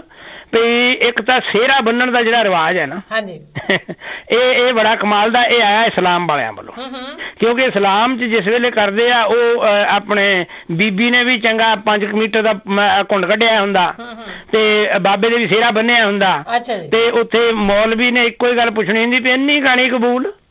ਉਹਨੇ ਇੱਕ ਹੀ ਯੈਸ ਕਹਿਣਾ, ਬਾਕੀ ਤਾਂ ਗੱਲ ਮੁੱਕੀ ਹੋਈ ਆ। ਬਾਕੀ ਤਾਂ ਕਬੂਲ। ਘਰੇ ਜਾ ਕੇ ਦੇਖਣਗੇ ਵੀ ਅੱਖਾਂ ਮਿਲਦੀਆਂ ਕਿ ਨਹੀਂ, ਜਾਂ ਨੱਕ ਕੈਸਾ ਹੈ, ਦੂਜਾ ਤੀਜਾ। ਇਹ ਹੁਣ ਆਪਣੇ ਵੀ ਇਸੇ ਕਰਕੇ ਹਿੰਦੂਆਂ ਸਿੱਖਾਂ ਦੇ ਇਹੀ ਤੁਰਿਆ ਸੀਗਾ। ਹੁਣ ਤਾਂ ਚਲੋ ਸਿੱਖਾਂ ਨੇ ਕਲਗੀ ਲਾਣੀ ਸ਼ੁਰੂ ਕਰਤੀ, ਪਰ ਹਿੰਦੂਆਂ ਦੇ ਅਜੇ ਵੀ ਸਿਹਰਾ ਬੰਨਿਆ ਜਾਂਦਾ ਹੈ, ਬਹੁਤ ਸਾਰੇ ਸਿੱਖਾਂ ਦੇ ਵੀ ਬੰਨਿਆ ਜਾਂਦਾ ਹੈ। ਤੇ ਸਿਹਰਾ ਬੰਨਣ ਦਾ ਇੱਕੋ ਮਕਸਦ ਸੀਗਾ ਵੀ ਜੇ ਮੁੰਡਾ ਕਰੂਪ ਆ ਥੋੜਾ ਜਿਹਾ, ਰੰਗ ਵੱਲੋਂ ਉਦਾਂ ਆ, ਅੱਖਾਂ ਨੈਣ ਨਕਸ਼ ਥੋੜੇ ਜਿਹੇ ਢਕੇ ਹੋਏ ਆ, ਉਹਨਾਂ ਨੂੰ ਲੁਕਾਉਣ ਲਈ ਸਿਹਰਾ ਬੰਨਿਆ ਜਾਂਦਾ ਸੀ। ਤੇ ਉਹ ਜਦੋਂ ਸਿਹਰਾ ਬੰਨਤਾ, ਵਿਆਹ ਹੋ ਗਿਆ, ਫਿਰ ਤੂੰ ਕੌਣ ਮੈਂ ਕੌਣ, ਜਾਣਾ ਕਿੱਥੇ, ਕਿਉਂਕਿ ਉਸ ਵੇਲੇ ਤਲਾਕ ਵਾਲੀ ਤਾਂ ਗੱਲ ਹੀ ਕੋਈ ਨਹੀਂ ਸੀ। ਅਸੀਂ ਹੁਣ ਤੋਂ 25-30 ਸਾਲ ਤੋਂ ਪਹਿਲਾਂ ਤੱਕ ਆਪਣੇ ਪਿੰਡਾਂ 'ਚ ਕੋਈ ਸੁਣਿਆ ਨਹੀਂ ਸੀ ਵੀ ਤਲਾਕ ਵੀ ਹੁੰਦੇ ਆ ਜੀ। ਹੁਣ ਪਿੰਡਾਂ ਤੱਕ ਉਹ ਤਲਾਕ ਵੀ ਪਹੁੰਚ ਗਏ। ਇੱਥੋਂ ਇਹਨਾਂ ਰਸਮਾਂ 'ਚ ਇਹ ਫਾਇਦਾ ਵੀ ਸੀਗਾ। ਉਸ ਵੇਲੇ ਲੋਕ ਰਸਮਾਂ ਨੂੰ ਆਪਣਾ ਇੱਕ ਕਿਆ ਕਹੀਏ ਰੂਲ ਐਂਡ ਰੈਗੂਲੇਸ਼ਨ ਸਮਝਦੇ ਸੀਗੇ ਵੀ ਇਹ ਰਸਮ ਨਿਭਾਣੀ ਹੈ। ਦੂਜੀ ਗੱਲ, ਜਦੋਂ ਲਾੜਾ ਜਾਂਦਾ ਸੀਗਾ, ਮੈਨੂੰ ਅੱਜ ਤਾਈਂ ਵੈਸੇ ਸਮਝ ਨਹੀਂ ਲੱਗੀ, ਜੇ ਕਿਸੇ ਨੂੰ ਸਮਝ ਹੋਵੇ ਦੱਸਿਓ ਜ਼ਰੂਰ, ਤੇ ਉਹ ਲਾੜੇ ਦੇ ਹੱਥ 'ਚ ਕਿਰਪਾਨ ਫੜਾਉਂਦੇ ਸੀਗੇ, ਉਹ ਕੁੱਤੇ ਬਿੱਲੇ ਤੋਂ ਸੀਗਾ, ਕਾਹਦੇ ਤੋਂ ਸੀਗਾ? ਇਹ ਤਾਂ ਪਹਿਲਿਆਂ ਸਮਿਆਂ 'ਚ ਤਾਂ ਇਹ ਸੀਗਾ ਵੀ ਬਰਾਤਾਂ ਲੁੱਟੀਆਂ ਜਾਣੀਆਂ, ਉਹਦੇ ਲਈ ਰਾਖੀ। ਤੇ ਅੱਜ ਕੱਲ ਇਸ ਕਿਰਪਾਨ ਦਾ ਕੀ ਮਤਲਬ ਹੈ ਜਿਹੜੀ ਹਰ ਲਾੜੇ ਦੇ ਹੱਥ ਫੜਾਈ ਜਾਂਦੀ ਹੈ? ਰਸਮ ਬਣ ਗਈ ਨਾ। ਤੇ ਰਸਮ ਦਾ ਕੋਈ ਮਤਲਬ ਵੀ ਹੋਵੇ, ਉਹਦਾ ਮਤਲਬ ਕੋਈ ਨਹੀਂ ਹੈ। ਦੂਜੀ ਗੱਲ, ਭਈ ਭਾਈਚਾਰਕ ਸਾਂਝ ਜਿਹੜੀ ਵਿਆਹਾਂ ਵੇਲੇ ਸੀਗੀ, ਜਿਸ ਕੁੜੀ ਦੇ ਘਰ ਜਿਹੜਾ ਵਿਆਹ ਸੀਗਾ, ਉਹ ਜਿਹੜਾ ਬਟਣਾ ਮਲਣਾ ਜਾਂ ਮਾਈਆਂ ਲਾਣਾ ਉਹਦੇ 'ਚ ਤੰਦਰੁਸਤ ਚੀਜ਼ਾਂ ਸਨ। ਉਹਦਾ ਕਾਰਨ ਦੋ ਸਨ। ਇੱਕ ਤਾਂ ਬੜੇ ਸ਼ਮਾਹੀ ਨਹਾਣਾ ਹੁੰਦਾ ਸੀਗਾ, ਉਸ ਵੇਲੇ ਪਾਣੀ ਦੀ ਕਿੱਲਤ ਸੀ, ਨਲਕੇ ਤਾਂ ਹੈ ਨਹੀਂ ਸੀ। ਇਹ ਤਾਂ ਬਹੁਤ ਪਹਿਲਾਂ ਦੀ ਗੱਲ ਹੈ। ਭਈ ਉਹ ਬਟਣੇ 'ਚ ਵੀ ਬੜੀ ਅਸਰਦਾਰ ਚੀਜ਼ ਸੀਗੀ। ਭਈ ਉਹਦੇ 'ਚ ਆਪਣਾ ਬੇਸਣ ਹੈ, ਛੋਲਿਆਂ ਦਾ ਆਟਾ ਹੈ, ਦਹੀਂ ਹੈ ਤੇ ਸਰੋਂ ਦਾ ਤੇਲ ਹੈ, ਬਾਕੀ ਕੋਈ ਕੈਮੀਕਲ ਐਸਾ ਨਹੀਂ ਸੀ ਹੈ। ਤੇ ਦੂਜੀ ਗੱਲ, ਤੇ ਉਹਨਾਂ ਦੀ ਮੁੰਡੇ ਕੁੜੀ ਦੇ ਜਿਹੜੇ ਮੈਲ ਜੰਮੀ ਹੁੰਦੀ ਸੀ, ਉਹ ਲਾਉਂਦੇ ਸੀਗੇ ਚਿਹਰੇ ਤੋਂ, ਸਾਰੇ ਰਲ ਕੇ ਲਾਉਂਦੇ ਸਨ। ਤੇ ਹੁਣ ਤਾਂ ਮੈਲ ਜੰਮਦੀ ਨਹੀਂ, ਕਿਉਂਕਿ 2-2 3-3 ਵਾਰੀ ਨਹਾਉਂਦੇ ਆ। ਫਿਰ ਕਰੀਮਾਂ ਐਸੀਆਂ ਵੀ ਜਿਹਦਾ ਰੰਗ ਘਸਮੈਲਾ ਵੀ ਹੋਵੇ ਉਹ ਚਿੱਟੇ ਰੰਗ ਨਾਲ ਵੀ ਜ਼ਿਆਦਾ ਚਮਕਦਾ। ਇਸ ਕਰਕੇ ਉਹ ਜਿਹੜੇ ਇਹ ਰਸਮ ਸੀਗੀ, ਇਸ ਰਸਮ ਦਾ ਹੁਣ ਕੋਈ ਮਤਲਬ ਰਹਿ ਨਹੀਂ ਗਿਆ ਬਟਣੇ ਦਾ। ਇੱਕ ਰਸਮ ਇਹਦਾ ਮਤਲਬ ਹੋਰ ਸੀਗਾ ਵੀ ਚਾਚਿਆਂ ਤਾਇਆਂ ਦੇ ਸ਼ੁਰੂ ਹੁੰਦੀ ਸੀਗੀ। ਜਿਹਦੇ ਚਾਚੇ ਤਾਏ ਜ਼ਿਆਦੇ ਆ ਉਹਨਾਂ ਦੇ ਜ਼ਿਆਦੇ ਦਿਨ ਬਟਣਾ ਲਾਉਂਦੇ ਸਨ, ਜਿਹੜੇ ਘੱਟ ਸਨ ਕਿਉਂਕਿ ਇੱਕ ਦਿਨ ਇੱਕ ਦੇ ਘਰੇ ਲੱਗਣਾ ਹੁੰਦਾ ਸੀਗਾ। ਜੇ ਬਹੁਤੇ ਹੋਣ ਤਾਂ ਇੱਕ ਦਿਨ 'ਚ 2 ਵਾਰੀ ਵੀ ਲੱਗਦਾ ਸੀਗਾ। ਉਹ ਚਾਚਿਆਂ ਤਾਇਆਂ ਦੀ ਸਾਂਝ ਸੀਗੀ। ਤੇ ਜਦੋਂ ਚਾਚਿਆਂ ਤਾਇਆਂ ਦੀ ਸਾਂਝ ਹੀ ਮੁੱਕ ਗਈ ਆ ਹੁਣ, ਤੇ ਫਿਰ ਇਹ ਬਟਣੇ ਦਾ ਮਤਲਬ ਕਿਆ ਰਹਿ ਗਿਆ, ਇਹ ਨਹੀਂ ਸਮਝ ਲੱਗੀ ਮੈਨੂੰ। ਦੂਜੀ ਗੱਲ, ਇੱਕ ਤੇਲ ਚੋਣ ਦੀ ਰਸਮ ਬੜੀ ਭੈੜੀ ਹੈ। ਮੈਂ ਭੈੜੀ ਇਸ ਕਰਕੇ ਕਹਿਣਾ, ਪਹਿਲਿਆਂ ਸਮਿਆਂ 'ਚ ਹੁੰਦੀਆਂ ਸੀਗੀਆਂ ਭਈ ਚੂਹਾ ਲੱਕੜੀ ਦੀਆਂ ਬਣਦੀਆਂ ਸਨ, ਦਰਵਾਜ਼ੇ ਜਿਹੜੇ ਲੱਕੜੀ ਦੇ ਹੁੰਦੇ ਸਨ, ਚੂਹ ਤੇ ਦਰਵਾਜ਼ੇ ਨੇ ਘੁੰਮਣਾ ਹੁੰਦਾ ਸੀਗਾ। ਤੇ ਜਦੋਂ ਉਹ ਲੱਕੜ ਖੁਸ਼ਕ ਹੋ ਜਾਂਦੀ ਸੀਗੀ, ਉਹ ਚੀਕ ਮਾਰਦਾ ਸੀਗਾ ਜਦੋਂ ਆਪਾਂ ਬੂਹਾ ਹਿਲਾਉਂਦੇ ਸੀਗੇ। ਉਹਦੇ 'ਚ ਤੇਲ ਪਾ ਦੇਣਾ ਵੀ ਮਹਿਮਾਨ ਨੇ ਆਣਾ, ਬੁਰਾ ਨਾ ਮਹਿਸੂਸ ਕਰੇ। ਉਹ ਅਸੀਂ ਚੂਹਾ ਦਾ ਚੱਕਤੀਆਂ ਸਾਰੀਆਂ, ਕੋਠੀਆਂ ਬਣ ਗਈਆਂ ਵਧੀਆ, ਪਰ ਤੇਲ ਸਿੱਟਣ ਵਾਲੀ ਰਸਮ ਨਹੀਂ ਸਾਡੇ ਜਾਂਦੀ। ਇਹ ਪਤਾ ਨਹੀਂ ਕਿਆ ਗੱਲ, ਕੋਠੀਆਂ ਦੇ ਬਾਹਰ ਵੀ ਤੇਲ ਚੋਂਦੇ ਆ। ਫੇਰ ਇੰਨੀ ਕੋਠੀ ਬਣਾ ਦੇਣੀ ਆ 20 ਲੱਖ 30 ਲੱਖ 50 ਲੱਖ ਲਾ ਕੇ, ਕਰੋੜਾਂ 'ਚ ਵੀ ਹੈ, ਉੱਪਰ ਤੌੜੀ ਕਾਲੀ ਰੱਖ ਦਿੰਦੇ ਆ ਵੀ ਇਹ ਤੌੜੀ ਬਚਾ ਲਓ। ਦੱਸੋ, ਟਕੇ ਦੀ ਤੌੜੀ ਹੈ, ਤੁਸੀਂ 20 ਲੱਖ ਜਾਂ 20 ਕਰੋੜ ਰੁਪਈਆ ਇੱਥੇ ਲਾਇਆ ਆਪਣੇ ਕੋਠੀ ਤੇ, ਇਹ ਤੌੜੀ ਬਚਾ ਲਓ ਟਕੇ ਦੀ ਤੁਹਾਨੂੰ। ਮਤਲਬ ਲੋਕ ਆਪਣੇ ਕਈ ਰਸਮਾਂ ਸਾਡੇ ਵਹਿਮ ਬਣ ਗਏ ਆ, ਉਹ ਇੱਧਰ ਨੂੰ ਤੁਰ ਪਏ ਆ। ਇੱਕ ਰਸਮ ਵਾਲੀ ਜਿਹੜੀ ਤੁਸੀਂ ਕਹਿੰਦੇ ਨਾ ਵੀ ਅੱਜ ਕੱਲ ਹੋ ਸਕਦੇ ਆ, ਹੋ ਸਕਦੇ ਵਾਲੀ ਗੱਲ ਤਾਂ ਉਹ ਜੇ ਜਿਹੜੀ ਇਤਿਹਾਸ 'ਚ ਜੇ ਆ ਨਾ, ਜੇ ਨਾ ਹੁੰਦੀ ਤਾਂ ਇਤਿਹਾਸ ਹੋਰ ਹੁੰਦਾ। ਇਹ ਜੇ ਵਾਲੀ ਗੱਲ ਹੈ ਭਾਈ ਜੀ, ਜੇ ਲੋਕ ਸਾਡੇ ਕਰਨ ਲੱਗ ਪੈਣ, ਜੇ ਆ ਕਰਦਾ ਕੌਣ ਹੈ? ਹੁਣ ਇੱਥੇ ਵੀ ਆਪਾਂ ਦੇਖਦੇ ਹਾਂ, ਇੱਥੇ ਸਾਰਾ ਕੁਛ ਆਪਣੇ ਵਾਲਾ ਹੀ ਹੈ। ਇਹ ਨਾ ਕਹੋ ਵੀ ਹੋਰ ਹੈ। ਨਾਂ ਰੱਖਣਾ ਨਿਆਣੇ ਦਾ, ਮੁੰਡਾ ਕੁੜੀ ਦਾ ਪਹਿਲਾਂ ਨਾਂ ਦੇ ਦਿਓ ਜੀ। ਮੁੰਡਾ ਕੁੜੀ ਦਾ ਪਹਿਲਾਂ ਨਾਂ ਰੱਖਦੇ ਆ, ਜਦੋਂ ਤੱਕ ਨਹੀਂ ਸੀ ਕਰਵਾਉਂਦੇ ਮਤਲਬ ਉਲਟਰਾਸਾਊਂਡ, ਉਦੋਂ ਤੱਕ ਕਰਵਾਉਂਦੇ ਸਨ। ਇਹ ਹੁਣ ਤਾਂ ਪਤਾ ਹੀ ਹੈ ਪਹਿਲਾਂ ਹਰ ਕਿਸੇ ਨੂੰ ਕੀ ਬੱਚਾ ਹੈ ਤੇ ਉਹਦਾ ਨਾਂ ਵੀ ਕਿਵੇਂ ਦਾ ਰੱਖਣਾ, ਕੱਪੜੇ ਵੀ ਕਿਵੇਂ ਦੇ ਖਰੀਦਣੇ ਆ। ਮਰਨ ਦੀਆਂ ਰਸਮਾਂ ਆਪਣੇ ਪਹਿਲਾਂ ਵੀ ਸੋਗ ਪੈਂਦਾ ਸੀਗਾ, ਹੁਣ ਵੀ ਪੈਂਦਾ, ਤੇ ਇੱਥੇ ਵੀ ਸੋਗ ਮਨਾਉਂਦੇ ਨੇ ਲੋਕ, ਪਰ ਮੰਨਣ ਦਾ ਤਰੀਕਾ ਹੋਰ ਹੈ। ਮੈਂ ਆਪਣੇ ਜਾਤੀ ਤੌਰ ਤੇ ਜੇ ਦੱਸਾਂ ਤਾਂ ਲੋਕ ਸੋਚਣਗੇ ਪਤਾ ਨਹੀਂ ਕੀ ਹੈ। ਸਾਡੇ ਨਾਲ ਇੱਕ ਪੋਲੈਂਡ ਦਾ ਸੱਜਣ ਸੀਗਾ, ਉਹਦੀ ਮੌਤ ਹੋਈ ਤੇ ਉਹ ਜਦੋਂ ਆਪਣੇ ਉਹਨੂੰ ਦੱਬਣ ਤੋਂ ਬਾਅਦ ਆ ਗਏ ਆ ਕਨਾਈਪੇ 'ਚ ਆ ਗਏ ਆ ਵੀਰਵਾਰ 'ਚ, ਉਹ ਅੱਧੇ ਘੰਟੇ 'ਚ ਸਾਰੇ ਪੋਲੈਂਡ ਦੇ ਸ਼ਰਾਬੀ ਸਨ। ਅੱਛਾ, ਦੁੱਖ ਸੀ ਨਾ, ਮਤਲਬ ਦੁੱਖ ਮਨਾਇਆ ਉਹਨੇ ਐਸਾ ਤੇ ਉਹਨੇ ਦੁੱਖ ਚੱਕ ਦਿੱਤਾ ਆਪਣਾ। ਤੇ ਇੱਥੇ ਵੀ ਮੌਤ ਤੋਂ ਬਾਅਦ ਜਦੋਂ ਮੁਰਦੇ ਨੂੰ ਦੱਬ ਕੇ ਆਉਂਦੇ ਆ, ਸੂਪੇ ਦਿੰਦੇ ਆ, ਸੂਪ ਪੀਣ ਨੂੰ ਦੇਣਗੇ, ਤੁਹਾਨੂੰ ਕੁਝ ਥੋੜਾ ਬਹੁਤਾ ਖਾਣ ਨੂੰ ਦੇਣਗੇ। ਉਹ ਕਹਿੰਦੇ ਇਹ ਇਸ ਸਮੇਂ ਦੀ ਰਸਮ ਹੈ ਵੀ ਤੁਸੀਂ ਸਵੇਰ ਦੇ ਭੁੱਖੇ ਆ, ਤੁਹਾਨੂੰ ਮਤਲਬ ਅਫਸੋਸ ਵੀ ਹੈ। ਉਸ ਅਫਸੋਸ ਨੂੰ ਦੱਬਣ ਲਈ ਇਹ ਸਾਰਾ ਖਾਣਾ ਪਾਣੀ ਦਿੱਤਾ ਜਾਂਦਾ ਹੈ। ਰਸਮਾਂ ਜਿਹੜੀਆਂ ਉਹਨਾਂ ਨੂੰ ਬਦਲਿਆ ਜਾ ਸਕਦਾ ਹੈ, ਛੱਡਿਆ ਨਹੀਂ ਜਾ ਸਕਦਾ। ਬਿਲਕੁਲ ਬਦਲਿਆ ਇਸ ਕਰਕੇ ਵੀ ਜੇ ਭੈਣ ਭਾਈ ਮਿਲਦੇ ਵਰਤਦੇ ਹੈ, ਉਹਨਾਂ ਦਾ ਪਿਆਰ ਗੂੜਾ ਹੋਵੇ, ਚਾਚਿਆਂ ਤਾਇਆਂ ਨਾਲ ਪਿਆਰ ਗੂੜਾ ਹੋਵੇ, ਉਹ ਕੀਮਤੀ ਨਾ ਕੀਤੀਆਂ ਜਾਣ। ਜਿਵੇਂ ਤੁਸੀਂ ਦੱਸਿਆ, ਅੱਜ ਕੱਲ੍ਹ ਇੱਕ ਹੋਰ ਬੜੀ ਰਸਮ ਬਣ ਗਈ ਹੈ ਵੀ ਜਿਹੜਾ ਖਾਂਦਾ ਪੀਂਦਾ ਬੰਦਾ ਹੈ, ਕੁੜੀ ਦਾ ਹੋਵੇ ਮੁੰਡੇ ਦਾ ਵਿਆਹ ਹੋਵੇ, ਇਲਾਕੇ ਦੇ MLA ਨੂੰ MP ਨੂੰ, ਉਹ ਜਿੰਨੇ ਕੁ ਸਾਰੇ ਸਿਆਸੀ ਲੀਡਰ ਆ ਅਫਸਰ ਆ ਬੜਬੜੇ, ਉਹਨਾਂ ਨੂੰ ਸੱਦਣ ਦੀ ਰਸਮ ਵੱਧ ਗਈ ਆ। ਤੇ ਉਹ ਲੀਡਰਾਂ ਨੇ ਤਾਂ ਨਾ ਹੁੰਦਾ ਵੀ ਸਾਡੀਆਂ ਵੋਟਾਂ ਬਣ ਗਈਆਂ। ਮਤਲਬ ਵਿਆਹਾਂ ਨੂੰ ਮਿਲਣੀ ਦਾ ਮਤਲਬ ਇੱਕ ਦੂਜੇ ਨਾਲ ਜਾਣਕਾਰੀ ਆਪਣੀ ਮਿਲਣ ਵਰਤੋਂ ਸ਼ੁਰੂ ਕਰਨ ਦਾ ਇੱਕ ਆਗਾਜ਼ ਹੈ, ਇਹ ਸ਼ੁਰੂਆਤ ਹੈ। ਪਰ ਉੱਥੇ ਤਾਂ ਪਤਾ ਹੀ ਨਹੀਂ ਲੱਗਦਾ ਹੈ। ਇੱਕ ਵਾਰੀ ਉਹ ਰੱਖ ਦਿੰਦੇ ਉਹਦੇ ਕੰਬਲ ਸਿਰ ਤੇ ਵੀ ਲੈ ਭਾਈ ਤੇਰੀ ਆਹੀ ਕੀਮਤ ਆ 100 ਰੁਪਏ ਦਾ ਕੰਬਲ, ਤੂੰ ਇੰਨੇ ਕੁ ਜੋਗਾ ਹੀ ਆ। ਉਹ ਜਿਹੜੀਆਂ ਆਪਣੇ ਰਸਮਾਂ ਬਣਾਈਆਂ ਵੀ ਆਪਣੇ ਕੁੜੀ ਦੀ ਸੱਸ ਨੇ ਘਰ ਆਪਣੀਆਂ ਵਾਲੀਆਂ ਲਾ ਕੇ ਜਾਣਾ ਵੀ ਮੈਂ ਤਾਂ ਨੰਗਿਆਂ ਪਾਓ ਇਹਦੇ ਚ ਕੀ ਪਾਣੇ ਆ, ਏਦਾਂ ਦੀਆਂ ਜਿਹੜੀਆਂ ਰਸਮਾਂ ਇਹਨਾਂ ਨੂੰ ਖਤਮ ਕਰਨ ਦੀ ਲੋੜ ਆ। ਸ਼ਰਾਬ ਹੁਣ ਪੱਕੀ ਰਸਮ ਹੈ, ਇਹਨੂੰ ਕੋਈ ਨਹੀਂ ਠਾਂਦਾ, ਨਾ ਕੋਈ ਸਿੱਖ ਠਾਂਦਾ ਨਾ ਕੋਈ ਹਿੰਦੂ ਠਾਂਦਾ। ਉੱਥੇ ਧਰਮ ਉਹ ਪੂਰੇ ਸੈਕੂਲਰ ਆ ਇਸ ਮਾਮਲੇ 'ਚ। ਮਤਲਬ ਜਿੰਨੀਆਂ ਵੀ ਭੈੜੀਆਂ ਗੱਲਾਂ ਆ ਉਹਨਾਂ 'ਚ ਅਸੀਂ ਕੋਈ ਬਦਲਾਅ ਲਿਆਉਣ ਲਈ ਤਿਆਰ ਨਹੀਂ। ਹੁਣ ਇਹ ਵੀ ਤਾਂ ਲੋਕ ਮਨਾਉਂਦੇ ਨਾ ਜਦੋਂ ਇਹਨਾਂ ਦੇ ਬੱਚਾ ਜੰਮਦਾ ਹੈ, ਇੱਕ ਕਿਸੇ ਨਾ ਕਿਸੇ ਨੂੰ ਆਪਣੇ ਬਣਾ ਦੇਣ। ਦੋ ਹੀ ਤਾਂ ਰਿਸ਼ਤੇ ਨੇ ਇੱਥੇ, ਇੱਕ ਚਾਚਾ ਤੇ ਇੱਕ ਭੂਆ। ਮਤਲਬ ਕੋਈ ਨਾ ਕੋਈ ਬੰਦਾ ਉਹਦਾ ਹਾਮੀਦਾਰ ਬਣਦਾ ਹੈ ਵੀ ਇਹ ਭੂਆ ਬਣ ਗਈ ਜੀ, ਟਾਂਟੇ ਹੈ ਤੇ ਇਹ ਆਪਣਾ ਅੰਕਲ ਆ। ਇਹ ਬਣਦਾ ਕੋਈ ਨਾ ਕੋਈ। ਉਹ ਹੈ ਵੀ ਦੁੱਖ ਸੁੱਖ ਵੇਲੇ ਮੈਂ ਤੇਰੇ ਨਾਲ ਖੜਾ। ਇਹ ਇਸ ਸਮਾਜ ਦੀ ਗੱਲ ਹੈ। ਸਾਡੇ ਜਿਹੜੇ ਖੜਦੇ ਸਨ ਉਹ ਜਾਂਦੇ ਲੱਗੇ ਆ। ਤੇ ਇੱਥੇ ਅਜੇ ਵੀ ਇਹ ਗੱਲ ਹੈਗੀ, ਅਫਰੀਕੀਆਂ ਦੀ ਲੈ ਲਓ, ਜਾਂ ਦੱਬਣ ਜਾਂਦੇ ਆ ਮੁਰਦੇ। ਤੁਸੀਂ ਕਈ ਵਾਰੀ ਆਪਾਂ TV 'ਚ ਦੇਖਦੇ ਆ, ਉਹ ਰੋਂਦੇ ਨਹੀਂ ਜਾਂਦੇ ਜਿਵੇਂ ਸਾਡੇ ਰੋਂਦੇ ਜਾਂਦੇ ਨਾ, ਉਹ ਨੱਚਦੇ ਜਾਂਦੇ ਨਾਲ ਮੁਰਦੇ ਦੇ। ਮੁਰਦਾ ਚੱਕਿਆ ਉਹ ਨਹੀਂ, ਪਰ ਉਹ ਨਾਲ ਨੱਚਦੇ ਜਾਂਦੇ, ਨਾਲ ਉਹਨਾਂ ਦੇ ਹੱਥਾਂ 'ਚ ਹਰੀਆਂ ਦਰਖਤਾਂ ਦੀਆਂ ਹਰੀਆਂ ਟਾਹਣੀਆਂ ਹੋਣਗੀਆਂ। ਇਹ ਉਹਨਾਂ ਦੀ ਰਸਮ ਹੈ। ਕੋਰੀਆ ਵਾਲੇ ਲੈ ਲਓ, ਜਦੋਂ ਮਿਲਦੇ ਖੁਸ਼ੀ 'ਚ ਰੋਂਦੇ ਆ ਤਾਂ ਮਾਰ ਮਾਰ ਕੇ। ਸਾਡੇ ਅਸੀਂ ਦੁੱਖ ਵੇਲੇ ਰੋਂਦੇ ਆ, ਉਹ ਖੁਸ਼ੀ ਵੇਲੇ ਰੋਂਦੇ। ਹਰ ਸਮਾਜ ਦੇ ਆਪੋ ਆਪਣੇ ਵੱਖਰੇ ਵੱਖਰੇ ਰਿਵਾਜ ਹੈ, ਇਹ ਛੱਡਣੇ ਨਹੀਂ ਚਾਹੀਦੇ, ਪਰ ਇਹਨਾਂ ਨੂੰ ਬੋਝ ਨਹੀਂ ਬਣਾਉਣਾ ਚਾਹੀਦਾ। ਸਾਡੀਆਂ ਜਿਹੜੀਆਂ ਰਸਮਾਂ ਉਹ ਬੋਝ ਬਣ ਗਈਆਂ। ਤੁਸੀਂ ਦੇਖ ਲਓ, ਉਹ ਵਰਤਾਂ ਵੇਲੇ, ਰੱਖੜੀ ਵੇਲੇ ਮਾਪਿਆਂ ਨੂੰ ਕਿੰਨਾ ਜੁਰਮਾਨਾ ਲੱਗਦਾ ਹੈ ਕੁੜੀ ਦੇ ਮਾਪਿਆਂ ਨੂੰ। ਭਈ ਸੂਟ ਕੁੜੀ ਨੂੰ ਤਾਂ ਦੇਣਾ ਹੀ ਹੈ, ਉਹ ਨਾਲ ਸਾਰਾ ਜਿਹੜਾ ਲੁੰਗਲਾਣਾ ਪਿੱਛੇ ਸਹੁਰਿਆਂ ਦਾ ਬੈਠਾ ਹੁੰਦਾ ਉਹਨਾਂ ਨੂੰ ਵੀ ਦੇਣਾ ਪੈਂਦਾ। ਇਹ ਕਿੱਡੀ ਭੈੜੀ ਗੱਲ ਆ ਵੀ ਅਸੀਂ ਉਹਨਾਂ ਨੂੰ ਜਿਹੜੀ ਰਿਵਾਜ ਸੀਗੀ ਵੀ ਪਹਿਲਾਂ ਬਦਲਣ ਵਾਲੀ ਸੀਗੀ ਵੀ ਇਹਨੂੰ ਛੱਡੀਏ, ਛੱਡਣ ਦੀ ਬਜਾਏ ਅਸੀਂ ਵਧਾ ਲਏ ਆ ਕੰਮ। ਹੁਣ ਜਿਹੜੇ ਕਹਿੰਦੇ ਆ ਵੀ ਉਹ ਕੁੜੀ ਨੂੰ ਜਦੋਂ ਲੱਗ ਜਾਂਦਾ ਨਾ ਮਾਈਆਂ ਜਿਹਾ ਤੇ 3-4 ਦਿਨ ਉਹਨੂੰ ਨਹਾਣ ਨਹੀਂ ਦੇਣਾ, ਸੂਟ ਨਹੀਂ ਉਹ ਲਾਹਣ ਦੇਣਾ, ਕੁੜੀ ਦੇ ਨਾਲ ਸੂਟ ਵੀ ਵਿਆਹਿਆ ਜਾਣਾ ਹੈ। ਮਤਲਬ ਕਿੱਡੀਆਂ ਭੈੜੀਆਂ ਗੱਲਾਂ। ਅੱਜ ਦੇ ਜ਼ਮਾਨੇ 'ਚ ਵੀ ਜੇ ਅਸੀਂ ਇਦਾਂ ਦੀਆਂ ਗੱਲਾਂ ਮੰਨੀ ਜਾਵਾਂਗੇ ਫੇਰ ਇਹ ਰਸਮਾਂ ਰਿਵਾਜਾਂ ਨਹੀਂ ਸਾਨੂੰ ਲੈ ਲੈਣਾ। ਇਹਨਾਂ ਨੂੰ ਬਦਲਣ ਦੀ ਲੋੜ ਹੈ, ਬਦਲਣ ਦੀ ਲੋੜ। ਪੰਜਾਬ ਦਾ ਨਾ ਬਹੁਤਾ ਫਿਕਰ ਕਰੋ, ਉੱਥੇ ਨਹੀਂ ਬਦਲਣਾ। ਆਪਾਂ ਸੱਦਾ ਇਹ ਜਿਹੜੇ ਯੂਰਪ 'ਚ ਵਸਦੇ ਪੰਜਾਬੀ ਹੈ, ਜਿਹੜੇ ਯੂਰਪ 'ਚ ਵਸਦੇ ਪੰਜਾਬੀ ਸੁਣਨ ਵਾਲੇ ਆ, ਦੇਖਣ ਵਾਲੇ ਆ, ਅਸੀਂ ਤਾਂ ਉਹਨਾਂ ਨੂੰ ਸੱਦਾ ਦੇ ਰਹੇ ਹਾਂ ਵੀ ਇੱਥੇ ਤਾਂ ਘੱਟੋ ਘੱਟ ਇਹ ਰਸਮਾਂ ਰਿਵਾਜ ਛੱਡੋ। ਮਿਲਣੀਆਂ ਵੇਲੇ ਉਹ ਆਪਣੇ ਕੁੜਮ ਦੀ ਕੀਮਤ ਪਾਣੀ ਛੱਡੋ ਵੀ ਤੇਰੀ ਇੰਨੀ ਕੋਈ ਕੀਮਤ ਆ, ਮੁੰਦੀ ਲੱਲਾ ਜਾਂ ਕੜਾ ਲੱਲਾ ਜਾਂ ਦੂਜਾ ਤੀਜਾ। ਮੇਰੇ ਖਿਆਲ 'ਚੋਂ ਕੀਮਤ ਪਾਣ ਹੈ ਬੰਦੇ ਨੂੰ ਦੱਸਣਾ ਹੁੰਦਾ। ਅਗਲਾ ਬੰਦਾ ਹੱਸਦਾ ਵੀ ਮੈਨੂੰ ਮੁੰਦੀ ਪਾਈ ਹੈ, ਪਰ ਮੇਰਾ ਖਿਆਲ 'ਚ ਇਹ ਆ ਵੀ ਦੂਜੇ ਬੰਦੇ ਇਹੀ ਦੱਸਦੇ ਵੀ ਤੇਰੀ ਇੰਨੀ ਕੋਈ ਕੀਮਤ ਆ ਵੀ 50 ਯੂਰੋ ਦੀ ਮੁੰਦੀ ਆ ਜਾਂਦੀ ਆ ਤੇ 50 ਯੂਰੋ ਤੇਰੀ ਕੀਮਤ ਆ। ਉਹ ਫੇਰ ਵੀ ਮੂਰਖ ਹੱਸਦਾ ਹੈ। ਇਸ ਕਰਕੇ ਇਹਨਾਂ ਗੱਲਾਂ ਵੱਲ ਆਪਾਂ ਧਿਆਨ ਦਈਏ ਕਿ ਆਪਾਂ ਉਹ ਰਸਮਾਂ ਹੌਲੀ ਹੌਲੀ ਛੱਡਣ ਦਾ ਯਤਨ ਕਰੀਏ ਜਿਹੜੀਆਂ ਰਸਮਾਂ ਬੇਮਕਸਦੀਆਂ ਮਕਸਦ ਵਿਹੂਣੀਆਂ ਉਹਨਾਂ ਨੂੰ ਛੱਡਣ ਦਾ ਯਤਨ ਕਰੀਏ ਤਾਂ ਕਿ ਸਾਡੇ ਬੱਚਿਆਂ ਨੂੰ ਘੱਟੋ ਘੱਟ ਇਹ ਪਤਾ ਲੱਗੇ ਕਿ ਅਸੀਂ ਤਰਕਸ਼ੀਲ ਲੋਕ ਆ, ਅਸੀਂ ਦਲੀਲ ਪੂਰਨ ਗੱਲ ਕਰਨ ਵਾਲੇ ਆ ਤੇ ਦਲੀਲ ਤੇ ਪੂਰੇ ਉਤਰਨ ਵਾਲੇ ਆ। ਨਹੀਂ ਤਾਂ ਬੱਚਿਆਂ ਨੇ ਤਾਂ ਆਪਣੇ ਆਪ ਬਦਲੇ ਹੀ ਦੇਣੀਆਂ। ਹੁਣ ਇੰਡੀਆ ਜਾਂਦੇ ਆਪਾਂ, ਜਿਹਨਾਂ ਦੇ ਪਗੜੀਆਂ ਨਹੀਂ ਬੱਚਿਆਂ ਦੇ, ਜਦੋਂ ਉਹਨਾਂ ਨੂੰ ਭੂਆ ਕੋਈ ਪਿਆਰ ਦਿੰਦੀ, ਕੋਈ ਮਾਸੀ ਪਿਆਰ ਦਿੰਦੀ ਹੈ, ਉਹਨਾਂ ਨੂੰ ਇਹ ਵੀ ਗੱਲ ਸਮਝ ਨਹੀਂ ਲੱਗਦੀ। ਬੱਚੇ ਇੱਕੋ ਗੱਲ ਕਹਿੰਦੇ ਲੈ ਵਾਲ ਹੀ ਖਰਾਬ ਕਰਤੇ।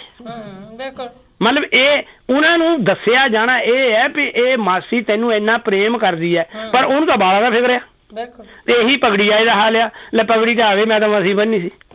ਮਤਲਬ ਇਹਨਾਂ ਗੱਲਾਂ ਨੂੰ ਜਿਹੜੀਆਂ ਨੂੰ ਸਾਨੂੰ ਜੋੜਨ ਵਾਲੀਆਂ ਆ ਉਹ ਰੱਖੀਏ ਤੇ ਤੋੜਨ ਵਾਲੀਆਂ ਛੱਡ ਦਈਏ। ਪਰ ਅਸੀਂ ਤੋੜਨ ਵਾਲੀਆਂ ਰੱਖੀ ਹੋਈਆਂ, ਜੋੜਨ ਵਾਲੀਆਂ ਨਹੀਂ। ਇਸ ਕਰਕੇ ਆਪਣੇ ਰਸਮ ਰਿਵਾਜ ਜਿਹੜੇ ਆ ਉਹ ਸਾਨੂੰ ਇੱਥੇ ਨਵੇਂ ਕਾਇਮ ਕਰਨੇ ਪੈਣੇ ਆ। ਉਹਨਾਂ ਨਵਿਆਂ 'ਚ ਸਾਡੇ ਬੱਚੇ ਭਾਈਵਾਲ ਹੋਣੇ ਆ ਤੇ ਉਹਨਾਂ ਨਵਿਆਂ 'ਚ ਉਹ ਪੰਜਾਬ ਵਾਲੀ ਰੀਤ ਨਾ ਚਲਾਈਏ ਵੀ ਬੜੇ ਬੜੇ ਬੰਦਿਆਂ ਨੂੰ ਸੱਦ ਕੇ ਇੱਕ ਗੱਲ ਪਹਿਲੀ, ਜਿਵੇਂ ਹੁਣੇ ਰਵਾਲੂ ਨਹੀਂ ਦੱਸ ਕੇ ਗਏ, ਅਸੀਂ ਅੱਗੇ ਵੀ ਕਹਿੰਦੇ ਆ, ਬੜੀ ਵਾਰ ਰਵਾਲੂ ਨਹੀਂ ਵੀ ਕਹਿੰਦੇ, ਆਪਾਂ ਸਾਰੇ ਹੀ ਕਹਿੰਦੇ ਆ ਭਈ ਇਹ ਜਿਹੜੇ ਘਰੇਲੂ ਸਮਾਗਮ ਹੈ, ਸਮਾਜਿਕ ਸਮਾਗਮ ਹੈ, ਇਹਨਾਂ ਨੂੰ ਮੇਲੇ ਨਾ ਬਣਾਓ, ਇਹਨਾਂ ਨੂੰ ਮੇਲੇ ਬਣਾਉਣੋਂ ਬਚਾਈਏ। ਜੇ ਪਰਿਵਾਰਕ ਕੋਈ ਸਮਾਗਮ ਹੈ, ਵਿਆਹ ਆ, ਉੱਥੇ ਘੱਟੋ ਘੱਟ ਲੋਕਾਂ ਨੂੰ ਸੱਦ ਕੇ ਆਪਣੇ ਪਰਿਵਾਰਕ ਮੈਂਬਰਾਂ ਨੂੰ ਉੱਥੇ ਮਿਲਣ ਦਾ ਵੀ ਮੌਕਾ ਮਿਲੂਗਾ, ਜਾਣ ਪਛਾਣ ਵੀ ਹੋਊਗੀ ਵੀ ਆ ਭੂਆ ਆ ਕੌਣ ਆ। ਹੁਣ ਮੇਲੇ 'ਚ ਤਾਂ ਨਾ ਭੂਆ ਦਾ ਪਤਾ ਲੱਗਦਾ, ਨਾ ਮਾਸੀ ਦਾ ਮੁੜ ਕੇ ਪੁੱਛੀ ਜਾਂਦਾ ਉਹ ਹਰੀ ਜੁੰਨੀ ਵਾਲੀ ਕੌਣ ਸੀ, ਉਹ ਫਲਾਨੇ ਸੂਟ ਵਾਲਾ ਕੌਣ ਸੀਗਾ। ਇਸ ਕਰਕੇ ਆਪਾਂ ਇਹਨਾਂ ਤੋਂ ਬਚੀਏ। ਆਪਾਂ ਨੂੰ ਚਾਹੀਦਾ ਤੇ ਆਪਾਂ ਨਵੇਂ ਜਿਹੜੇ ਯੁੱਗ 'ਚ ਵਸਦੇ ਆ ਤੇ ਨਵੀਆਂ ਰਸਮਾਂ ਹੋਣ, ਉਹ ਘੱਟੋ ਘੱਟ ਖਰਚਿਆਂ ਨੂੰ ਘੱਟੋ ਘਟਾਓ। ਤੇ ਜਿਹੜੇ ਸਮਾਗਮ ਸਮਾਜਿਕ ਹੋ ਰਹੇ ਆ, ਜਿਵੇਂ ਅਟਵਾਲੋਂ ਨੇ ਵੀ ਕਿਹਾ, ਅਸੀਂ ਅੱਗੇ ਹਰ ਵਾਰੀ ਕਹਿੰਦੇ ਆ ਭਈ ਨਸ਼ਿਆਂ ਦਾ ਪ੍ਰਯੋਗ ਘਟ ਜਾਏ ਤਾਂ ਬਿਹਤਰ ਹੈ। ਜੇ ਬਿਲਕੁਲ ਨਹੀਂ ਛੱਡਣੇ, ਘੱਟੋ ਘੱਟ ਤਾਂ ਕਰ ਲਓ, ਘੱਟੋ ਘੱਟ ਕਰੋ। ਇਹ ਖੁਸ਼ੀ ਦੇ ਮੌਕੇ ਕਈ ਬੰਦੇ ਨਹੀਂ ਰਹਿ ਸਕਦੇ, ਉਹਨਾਂ ਦੀ ਖੁਸ਼ੀ ਬਣਦੀ ਇਸ ਗੱਲ ਨਾਲ ਆ। ਇਸ ਕਰਕੇ ਨਸ਼ਿਆਂ ਤੋਂ ਪਰਹੇਜ਼ ਕਰਨਾ, ਇਹ ਵੀ ਅਸੀਂ ਉੱਥੋਂ ਲੈ ਕੇ ਆਏ ਆ, ਪਰ ਇੱਥੇ ਵੱਧ ਗਿਆ ਹੈ। ਇਹਨਾਂ ਨੂੰ ਵਿਆਹਾਂ ਨੂੰ ਤੇ ਬਾਕੀ ਦੀਆਂ ਰਸਮਾਂ ਨੂੰ ਆਪਾਂ ਮੇਲੇ ਨਾ ਬਣਾਈਏ, ਇਹਨਾਂ ਨੂੰ ਘਰੇਲੂ ਸਮਾਗਮ ਰੱਖੀਏ ਤਾਂ ਕਿ ਇੱਕ ਦੂਜੇ ਨਾਲ ਜੁੜ ਸਕੀਏ, ਮਿੱਤਰ ਦੋਸਤ ਸੱਦੇ ਜਾਣ ਘੱਟ ਤੋਂ ਘੱਟ। ਇਹ ਉਹ ਜਿਹੜਾ ਚੁੱਲ੍ਹੇ ਨੇਂਦਾ ਤਾਂ ਇੱਕ ਨੂੰ ਨੇਂਦੇ ਵਾਲੀ ਗੱਲ ਹੈ, ਆਪਾਂ ਇੱਕ ਨੂੰ ਨੇਂਦਾ ਦੇ ਕੇ ਵੀ ਸਾਰ ਸਕਦੇ ਹਾਂ। ਤੇ ਬਾਅਦ 'ਚ ਜਿੰਨੇ ਮਰਜ਼ੀ ਆਈ ਜਾਣ, ਤੁਹਾਡੇ ਘਰੇ ਸਾਡੇ ਘਰੇ ਜਿੰਨੇ ਵੀ ਸਮਾਗਮ ਹੈ ਉਹ ਆ ਕੇ ਵਧਾਈਆਂ ਦੇ ਦੇਣ। ਬਸ ਇੰਨੀ ਗੱਲ ਮੈਂ ਕਹਿਣੀ ਸੀਗੀ ਜੀ ਵੀ ਆਪਾਂ ਖਿਆਲ ਰੱਖੀਏ ਤੇ ਆਪਣੀਆਂ ਰਸਮਾਂ ਬਦਲੀਏ। ਬਹੁਤ ਬਹੁਤ ਧੰਨਵਾਦ ਕੇਰ ਸਿੰਘ ਜੀ, ਬਹੁਤ ਸ਼ੁਕਰੀਆ, ਸਤਿ ਸ਼੍ਰੀ ਅਕਾਲ ਜੀ। ਬਿਲਕੁਲ ਉਹ ਰਸਮਾਂ ਜਿਹੜੀਆਂ ਸਾਡੇ ਉੱਤੇ ਬੋਝ ਬਣਦੀਆਂ ਜਾਂਦੀਆਂ ਨੇ, ਉਹਨਾਂ ਨੂੰ ਛੱਡ ਦੇਣਾ ਹੀ ਜਿਹੜਾ ਆ ਉਹ ਸਾਡੇ ਸਮਾਜ ਦੀ ਔਰ ਸਾਡੇ ਲਈ ਬਿਹਤਰੀ ਹੈਗੀ ਆ। ਇਹ ਤਾਂ ਅਸੀਂ ਗੱਲ ਕਰ ਰਹੇ ਸਾਂ ਜਿਹੜੀਆਂ ਵਿਆਹ ਨਾਲ ਸੰਬੰਧਿਤ ਰਸਮਾਂ ਹੈਗੀਆਂ ਨੇ। ਸਾਡੇ ਸਮਾਜ ਦਾ ਜਿਹੜਾ ਤੀਜਾ ਪੜਾਅ ਪਰਮਿੰਦਰ, ਜਦੋਂ ਕੋਈ ਮਰਗ ਜਾਂ ਸੋਗ, ਉਸ ਦੀਆਂ ਵੀ ਬਹੁਤ ਸਾਰੀਆਂ ਰਸਮਾਂ ਨੇ, ਪਰ ਲੈਂਦੇ ਆ ਪਹਿਲਾਂ ਇੱਕ ਕਾਲ ਤੇ ਫਿਰ ਉਸ ਵਿਚਾਰ ਵੱਲ ਵੀ ਅਸੀਂ ਵਧਦੇ ਹਾਂ। Hello media Punjab TV. Hello ਹਾਂਜੀ, ਪ੍ਰੋਗਰਾਮ 'ਚ ਤੁਹਾਡਾ ਨਿੱਘਾ ਸਵਾਗਤ ਹੈ ਜੀ। ਹਾਂਜੀ, ਜਸਵੀਰ ਸਿੰਘ ਲਾਈਵ ਸਿੰਘ ਬੋਲ ਰਿਹਾ ਜੀ। ਵਾਹਿਗੁਰੂ ਜੀ ਦਾ ਖਾਲਸਾ, ਵਾਹਿਗੁਰੂ ਜੀ ਕੀ ਫਤਿਹ ਜੀ। ਵਾਹਿਗੁਰੂ ਜੀ ਕਾ ਖਾਲਸਾ, ਵਾਹਿਗੁਰੂ ਜੀ ਕੀ ਫਤਿਹ ਜੀ। ਜਸਵੀਰ ਸਿੰਘ ਮੀਡੀਆ ਪੰਜਾਬ ਦੇਖ ਰਹੇ ਸਾਰੇ ਦਰਸ਼ਕਾਂ ਨੂੰ ਵੀ ਵਾਹਿਗੁਰੂ ਜੀ ਕਾ ਖਾਲਸਾ, ਵਾਹਿਗੁਰੂ ਜੀ ਕੀ ਫਤਿਹ ਜੀ। ਬਹੁਤ ਸੋਹਣੇ ਵਿਚਾਰ ਚੱਲ ਰਹੇ ਆ ਜੀ। ਕੀ ਕਹੋਗੇ ਤੁਸੀਂ ਇਹਨਾਂ ਰਸਮਾਂ ਰਿਵਾਜਾਂ ਬਾਰੇ? ਮੈਂ ਇਹਨਾਂ ਰਸਮਾਂ ਰਿਵਾਜਾਂ ਬਾਰੇ, ਇੱਕ ਤੇ ਜਿਹੜੇ ਆਪਣੇ ਭਾਈ ਸਾਹਿਬ ਇਹ ਕਿਹਾ ਸੀ ਉਹ ਕਹਿ ਗਏ ਨੇ ਜੀ, ਇਸ ਗੱਲ ਵਿੱਚ ਥੋੜਾ ਜਿਹਾ ਵਾਧਾ ਕਰਨਾ ਚਾਹੁੰਦਾ ਆ ਜੀ ਜੀ, ਕਿ ਕੱਲੇ ਲਾਲੇ ਹੱਥੀ ਕਿਰਪਾਨ ਨਹੀਂ ਹੁੰਦੀ, ਨਾ ਜਾਂ ਸਰਬਾਲਾ ਹੁੰਦਾ ਉਹਦੇ ਹੱਥ ਵੀ ਹੁੰਦੀ ਹੈ। ਤੇ ਕਿਉਂ ਹੁੰਦੀ ਹੈ ਉਹ ਪੁੱਛਦੇ ਸੀ। ਹਾਂ, ਮਤਲਬ ਗੱਲ ਤੇ ਉਹਨਾਂ ਦੀ ਉਹੀ ਆ ਗਈ ਨਾ, ਮਤਲਬ ਉਦੋਂ ਸੀ ਕਿ ਡਰ ਕਿਉਂ ਜੰਜਾਂ ਲੁੱਟੀਆਂ ਜਾਂਦੀਆਂ ਸੀ, ਕਈ ਕੁਝ ਹੁੰਦਾ ਸੀ ਉਦੋਂ, ਤਾਂ ਕਰਕੇ ਹੁੰਦੀ ਸੀ। ਅੱਛਾ ਜੀ, ਠੀਕ। ਹੁਣ ਤਾਂ ਕੋਈ ਖਤਰਾ ਨਹੀਂ ਹੈ, ਹੁਣ ਤਾਂ ਰਸਮ ਬਣ ਗਈ ਨਾ, ਹੁਣ ਤਾਂ ਇਹ ਰਸਮ ਬਣ ਗਈ ਤੇ ਵੀ ਕਰਮ ਕਾਂਡ ਹੀ ਹੈ।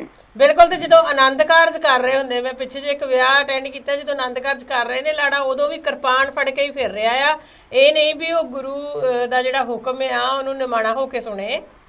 ਦੇਖੋ ਜੋ ਤਾਂ ਖੈਰ ਉਸ ਵੇਲੇ ਵਧਾ ਦੇਣੀ ਚਾਹੀਦੀ, ਜਿੱਦਾਂ ਕਲਗੀ ਵਧਾਈ ਦੀ ਉਹ ਵਧਾ ਕੇ ਗੁਰੂ ਪਾਤਸ਼ਾਹ ਦੀ ਹਜ਼ੂਰੀ ਵਿੱਚ ਮੂਹਰੇ ਰੱਖ ਲੈਣੀ ਚਾਹੀਦੀ ਹੈ। ਪਰ ਅਸੀਂ ਪਿੱਛੇ ਜੇ ਇੱਥੇ ਜਰਮਨ ਦੇ ਵਿੱਚ ਵਿਆਹ ਦੇਖਿਆ ਵੀ ਉਹਨੇ ਪੂਰੇ ਦੋਨਾਂ ਹੱਥਾਂ ਨਾਲ ਘੁੱਟ ਕੇ ਫੜੀ ਰੱਖੀ ਕਿਰਪਾਨ। ਅੱਛਾ ਅੱਛਾ, ਉਹ ਲੋਕਾਂ ਨੂੰ ਨਹੀਂ ਬਸ ਉਹ ਪੁਰਾਣੇ ਜਿਹੜੇ ਰਿਵਾਜ ਆ ਉਹ ਜਾਣਬੁੱਝ ਕੇ ਨਿਸ਼ਾਨ ਨਹੀਂ ਰਹੇ ਨਾ।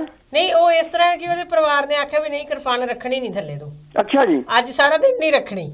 ਲਓ ਜੀ, ਮੈਂ ਫਿਰ ਇਸੇ ਵਿਸ਼ੇ ਦੇ ਵਿੱਚ ਇੱਕ ਹਿੰਦੂ ਵੀਰ ਜਿਹੜਾ ਨਾ ਉਹ ਸਿੱਖ ਨੂੰ ਸਵਾਲ ਕਰਦਾ ਹੈ। ਹਾਂਜੀ, ਇਹਨਾਂ ਜਿਹੜੇ ਕਰਮਕਾਂਡਾਂ ਦੇ ਵਿੱਚ ਵੀ ਤੁਹਾਡੇ ਤੇ ਸਾਡੇ ਵਿੱਚ ਫਰਕ ਕੀ ਹੈ? ਠੀਕ ਹੈ ਜੀ, ਤੇ ਉਹ ਮੈਂ ਤੁਹਾਡੇ ਸਾਹਮਣੇ ਪੇਸ਼ ਕਰਨ ਲੱਗਾ ਹਾਂ ਜੀ। ਜਰੂਰ ਜੀ।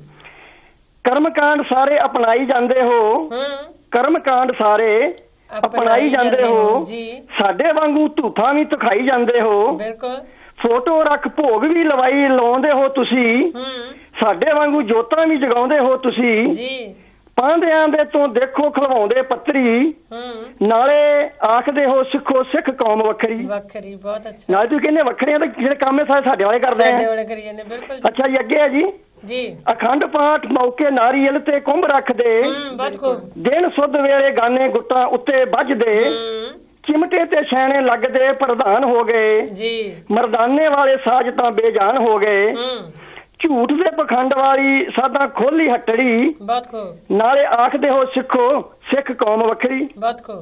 ਨਰਾਤੇ ਤੇ ਸਰਾਧ ਸਾਡੇ ਵਾਂਗੂ ਹੋ ਵਿਚਾਰਦੇ, ਨਰਾਤੇ ਤੇ ਸਰਾਧ ਸਾਡੇ ਵਾਂਗੂ ਹੋ ਵਿਚਾਰਦੇ, ਇਸ ਮੌਕੇ ਲਾੜਾ ਨਹੀਂ ਉਹ ਘੋੜੀ ਚਾੜਦੇ, ਗੀਤਾ ਵਾਂਗ ਤੁਸੀਂ ਪਾਠ ਸੰਪਟ ਕਰਾਉਂਦੇ ਹੋ, ਅਖੰਡ ਪਾਠਾਂ ਦੀਆਂ ਲੜੀਆਂ ਵੀ ਚਲਾਉਂਦੇ ਹੋ, ਸੱਚ ਲੱਗੇ ਕੌੜਾ ਇਹ ਨਹੀਂ ਝੂਠ ਰਤੜੀ, ਨਾਲੇ ਆਖਦੇ ਹੋ ਸਿੱਖੋ ਸਿੱਖ ਕੌਮ ਵੱਖਰੀ। ਬਹੁਤ ਖੂਬ। ਗੱਲ ਤੇ ਸਾਰੇ ਉਹ ਕਰੀ ਜਾ ਰਹੇ ਨੇ, ਉਹਨਾਂ ਵਾਲੇ ਸਾਰੇ ਕੰਮ ਜਿਹੜੇ ਆਪਣੇ ਚ ਆ ਗਏ ਨੇ। ਜੋ ਮਨੂ ਸਮ੍ਰਿਤੀ ਦੇ ਅਨੁਸਾਰ ਸੀਗੇ ਜੀ, ਜੋ ਸਾਨੂੰ ਉਹ ਕਰਮਕਾਂਡ ਮਿਲੇ ਸੀ ਸਮਾਜ ਨੂੰ, ਉਹ ਅਸੀਂ ਛੱਡੇ ਤਾਂ ਹੈ ਹੀ ਨਹੀਂ, ਗਿਆਨ ਆਉਣ ਤੇ ਵੀ ਨਹੀਂ ਛੱਡੇ ਅਸੀਂ। ਬਿਲਕੁਲ, ਇਹਨਾਂ ਜ਼ੋਰ ਲਾਉਣ ਤੇ ਵੀ ਉਸ ਬਾਵਜੂਦ ਨਹੀਂ ਛੱਡਿਆ ਜੀ। ਲਓ ਜੀ, ਆਖਰੀ ਬੰਦਾ ਹੈ ਜੀ ਇਰਸ਼ਾਦ ਜੀ। ਸਿੱਖਾਂ ਵੱਲ ਦੇਖ ਦੁੱਖ ਹੁੰਦਾ ਇੱਕੋ ਗੱਲ ਦਾ। ਜੀ ਬਹੁਤ ਖੂਬ। ਸਿੱਖਾਂ ਵੱਲ ਦੇਖ ਦੁੱਖ ਹੁੰਦਾ ਇੱਕੋ ਗੱਲ ਦਾ। ਜੀ। ਵਿਰਲਾ ਟਾਵਾਂ ਗੁਰੂ ਦੇ ਉਦੇਸ਼ਾਂ ਉੱਤੇ ਚੱਲਦਾ। ਬਹੁਤ ਖੂਬ। ਕੌਮਾਂ ਜਿਉਣ ਸਦਾ ਜੋ ਪੱਕੀਆਂ ਅਸੂਲਾਂ ਤੇ। ਜੀ। ਗੁਰੂ ਵਾਲੇ ਬਣੋ ਨਾ ਆਸਾਂ ਰੱਖੋ ਤਰਸ਼ੂਲਾਂ ਤੇ। ਘੁੰਮਣ ਤੋਲੇ ਗੱਲਾਂ ਪਾ ਕੇ ਵਿੱਚ ਤੱਕੜੀ। ਜੀ ਬਹੁਤ ਖੂਬ। ਨਾਲੇ ਆਖਦੇ ਹੋ ਸਿੱਖੋ ਸਿੱਖ ਕੌਮ ਵੱਖਰੀ। ਨਾਲੇ ਆਖਦੇ ਹੋ ਸਿੱਖੋ ਸਿੱਖ ਕੌਮ ਵੱਖਰੀ। ਬਹੁਤ ਖੂਬ। ਫਰਕ ਤਾਂ ਉਹਨਾਂ ਵਿੱਚ ਸਾਡੀ ਰਹੀ ਕੋਈ ਨਹੀਂ ਫਿਰ। ਨਹੀਂ, ਅਲੱਗ ਗੱਲ ਤਾਂ ਰਹੀ ਕੋਈ ਨਹੀਂ ਨਾ। ਬਿਲਕੁਲ ਕੋਈ ਐਸੀ ਗੱਲ ਜਿਹੜੀ ਉਹ ਕਰ ਰਹੇ ਨੇ ਤੇ ਅਸੀਂ ਨਹੀਂ ਕਰ ਰਹੇ। ਜੀ ਜੀ ਜੀ। ਲੇਕਿਨ ਦੁਹਾਈ ਵੀ ਪਾਈ ਜਾ ਰਹੇ ਵੀ ਕਰੀ ਕਰਮਕਾਂਡ ਛੱਡੋ ਤੇ ਕਰੋ ਨਾ, ਤੇ ਇਹ ਹੈ ਤੇ ਉਹ ਹੈ। ਬਿਲਕੁਲ ਬਿਲਕੁਲ। ਤੇ ਡਰਦੇ ਵੀ ਆ ਵੀ ਜੇ ਆ ਨਾ ਕੀਤਾ ਤੇ ਸਾਡੇ ਨਾਲ ਕੁਝ ਅਨਹੋਣੀ ਵੀ ਹੋ ਸਕਦੀ ਹੈ। ਕਿਤੇ ਭਾਰੂ ਨਾ ਪੈ ਜਾਵੇ। ਬਿਲਕੁਲ ਬਿਲਕੁਲ ਬਿਲਕੁਲ ਜੀ। ਹਾਂਜੀ, ਤੇ ਇੰਨੀਆਂ ਗੱਲਾਂ ਨੇ ਖਿਮਾ ਦਾ ਜੱਜ ਕਿਹਾ ਜੀ, ਗੁਸਤਾਖੀ ਮਾਫ ਕਰ ਰਹੀ, ਅੱਗੋਂ ਮੈਂ ਆਉਣ ਵਾਲਿਆਂ ਨੂੰ ਟਾਈਮ ਦੇਵਾਂ ਜੀ। ਬਹੁਤ ਬਹੁਤ ਸ਼ੁਕਰੀਆ। ਵਾਹਿਗੁਰੂ ਖਾਲਸਾ ਵਾਹਿਗੁਰੂ ਫਤਿਹ ਜੀ। ਇਹ ਸਨ ਸਾਡੇ ਨਾਲ ਪਰਮਿੰਦਰ ਜਸਬੀਰ ਸਿੰਘ ਘੁੰਮਣ ਜੀ ਲਾਈਵ ਤੋਂ ਵਧੀਆ ਗੱਲਾਂ ਕਰਕੇ ਗਏ ਨੇ, ਕਿਉਂਕਿ ਅਸੀਂ ਛੱਡਦੇ ਵੀ ਕੁਝ ਨਹੀਂ ਤੇ ਰੌਲਾ ਵੀ ਪਾਉਂਦੇ ਆ ਨਾ। ਮੀਡੀਆ ਪੰਜਾਬ ਦੇ ਦਰਸ਼ਕ ਜਿਹੜੇ ਕਿ ਇਹ ਪ੍ਰੋਗਰਾਮ ਦੇਖ ਰਹੇ ਨੇ ਜੀ, ਉਹਨਾਂ ਨੇ ਕੇ ਸ਼ਰੀਫ ਜੀ ਦੀਆਂ ਗੱਲਾਂ ਤੋਂ ਜਾਂ ਘੁੰਮਣ ਸਾਹਿਬ ਦੀਆਂ ਗੱਲਾਂ ਤੋਂ ਅੰਦਾਜ਼ਾ ਲਾ ਹੀ ਲਿਆ ਹੋਵੇਗਾ ਕਿ ਅਸੀਂ ਕੀ ਕਹਿਣਾ ਚਾਹੁੰਦੇ ਹਾਂ। ਜੀ ਜੀ। ਵਾਦੇ Parminder Kaulwal. Hello media Punjab TV. Hello, ਸਤਿ ਸ਼੍ਰੀ ਅਕਾਲ ਜੀ। ਸਤਿ ਸ਼੍ਰੀ ਅਕਾਲ ਜੀ। ਮੈਂ ਮਨਿੰਦਰ ਸਿੰਘ ਬੋਲ ਰਿਹਾ ਜੀ, ਫਰਾਈਬਰਗ ਤੋਂ। ਜੀ ਮਨਿੰਦਰ ਸਿੰਘ ਜੀ, ਪ੍ਰੋਗਰਾਮ 'ਚ ਤੁਹਾਡਾ ਬਹੁਤ ਹੀ ਨਿੱਘਾ ਸਵਾਗਤ ਹੈ ਜੀ। ਬਹੁਤ ਬਹੁਤ ਮਿਹਰਬਾਨੀ ਜੀ ਤੁਹਾਡੀ। ਮੈਂ ਮੀਡੀਆ ਪੰਜਾਬ ਤੇ ਬਹੁਤ ਦੇਰ ਤੋਂ ਪੜ੍ਹ ਰਿਹਾ ਤੇ ਪਰ ਮੈਂ ਟੀਵੀ ਪਹਿਲੀ ਵਾਰੀ ਸੁਣ ਰਿਹਾ। ਅੱਛਾ ਜੀ, ਬਹੁਤ ਬਹੁਤ ਸ਼ੁਕਰੀਆ ਜੀ। ਇਹ ਕਹ ਲੋ ਕਿ ਮੇਰੀ ਮਿਸਿਸ ਹੁਣਾਂ ਨੇ ਬੜੇ ਜੀ ਹਾਂਜੀ ਬਿਲਕੁਲ, ਉਹਨਾਂ ਦੀ ਕਾਲ ਆਈ ਸੀ ਸਾਨੂੰ ਪਿਛਲੇ ਵੀਕ, ਐਸੇ ਵੀਕ। ਹਾਂਜੀ, ਬਹੁਤ ਬਹੁਤ ਮਿਹਰਬਾਨੀ ਜੀ। ਤੇ ਮੈਂ ਤੇ ਇਹ ਕਹਿਣਾ ਚਾਹਾਂਗਾ ਕਿ ਮੇਰਾ ਕੋਈ ਜ਼ਿਆਦਾ ਲੰਮੇ ਵਿਚਾਰ ਨਹੀਂ ਹੈਗੇ ਜੀ, ਕਿਉਂਕਿ ਅਸੀਂ ਤਾਂ ਤੁਹਾਡੇ ਕੋਲੋਂ ਬਹੁਤ ਕੁਝ ਸਿੱਖਣਾ। ਨਹੀਂ ਅਸੀਂ ਵੀ ਮਤਲਬ ਕਾਲਸ ਦਾ ਮਤਲਬ ਇਹ ਹੈ ਕਿ ਸਾਡੇ ਸਮਾਜ ਲਈ ਗੱਲਾਂ ਨੇ ਔਰ ਅਸੀਂ ਕੀ ਸਮਝਦੇ ਹਾਂ, ਔਰ ਕਿਉਂਕਿ ਅਸੀਂ ਸਾਰੇ ਨਾਲ ਰਲ ਕੇ ਹੀ ਚੱਲਣਾ ਨਾ। ਬਿਲਕੁਲ ਬਿਲਕੁਲ। ਤੇ ਜਦੋਂ ਤੱਕ ਅਸੀਂ ਆਪਣੇ ਵਿਚਾਰ ਦੱਸਦੇ ਨਹੀਂ ਔਰ ਤੁਹਾਡੇ ਵਿਚਾਰ ਲੈਂਦੇ ਨਹੀਂ, ਗੱਲ ਬਣਦੀ ਨਹੀਂ ਉਨੀ ਦੇਰ ਤੱਕ ਨਾ। ਨਹੀਂ, ਉਹ ਤੇ ਬਿਲਕੁਲ ਗੱਲ ਸਹੀ ਆ। ਮੈਂ ਦੱਸਣਾ ਚਾਹੁੰਦਾ ਸੀਗਾ ਕਿ ਜਿਸ ਤਰ੍ਹਾਂ ਪਹਿਲਾਂ ਵੀ ਜਿਹੜੇ ਕਾਲਰ ਆਏ ਸੀ ਉਹ ਵੀ ਦੱਸ ਕੇ ਗਏ ਨੇ ਕਿ NRI ਜਾ ਕੇ ਬਹੁਤ ਜ਼ਿਆਦਾ ਖਰਚਾ ਕਰਦੇ ਨੇ। ਬਿਲਕੁਲ ਬਿਲਕੁਲ, ਬਹੁਤ ਜ਼ਿਆਦਾ ਜੀ। ਔਰ ਇਸ ਮੇਰੇ ਮਤਲਬ ਕਿ ਰਿਸ਼ਤੇਦਾਰੀ ਦੇ ਵਿੱਚ ਵਿਆਹ ਹੋਇਆ, ਬਹੁਤ ਹੀ ਸਿੰਪਲ, ਮਤਲਬ ਸਾਦਾ, ਜਿਹਨੂੰ ਕਹ ਲਓ ਕਿ ਤੁਸੀਂ ਲੱਖ ਰੁਪਏ ਦੀ ਗੱਲ ਕੀਤੀ ਸੀ ਕਿ 1 ਲੱਖ ਰੁਪਏ ਦੇ ਵਿੱਚ ਬਹੁਤ ਵਧੀਆ ਆਪਾਂ ਵਿਆਹ ਕਰ ਸਕਦੇ ਹਾਂ। ਜੀ ਜੀ।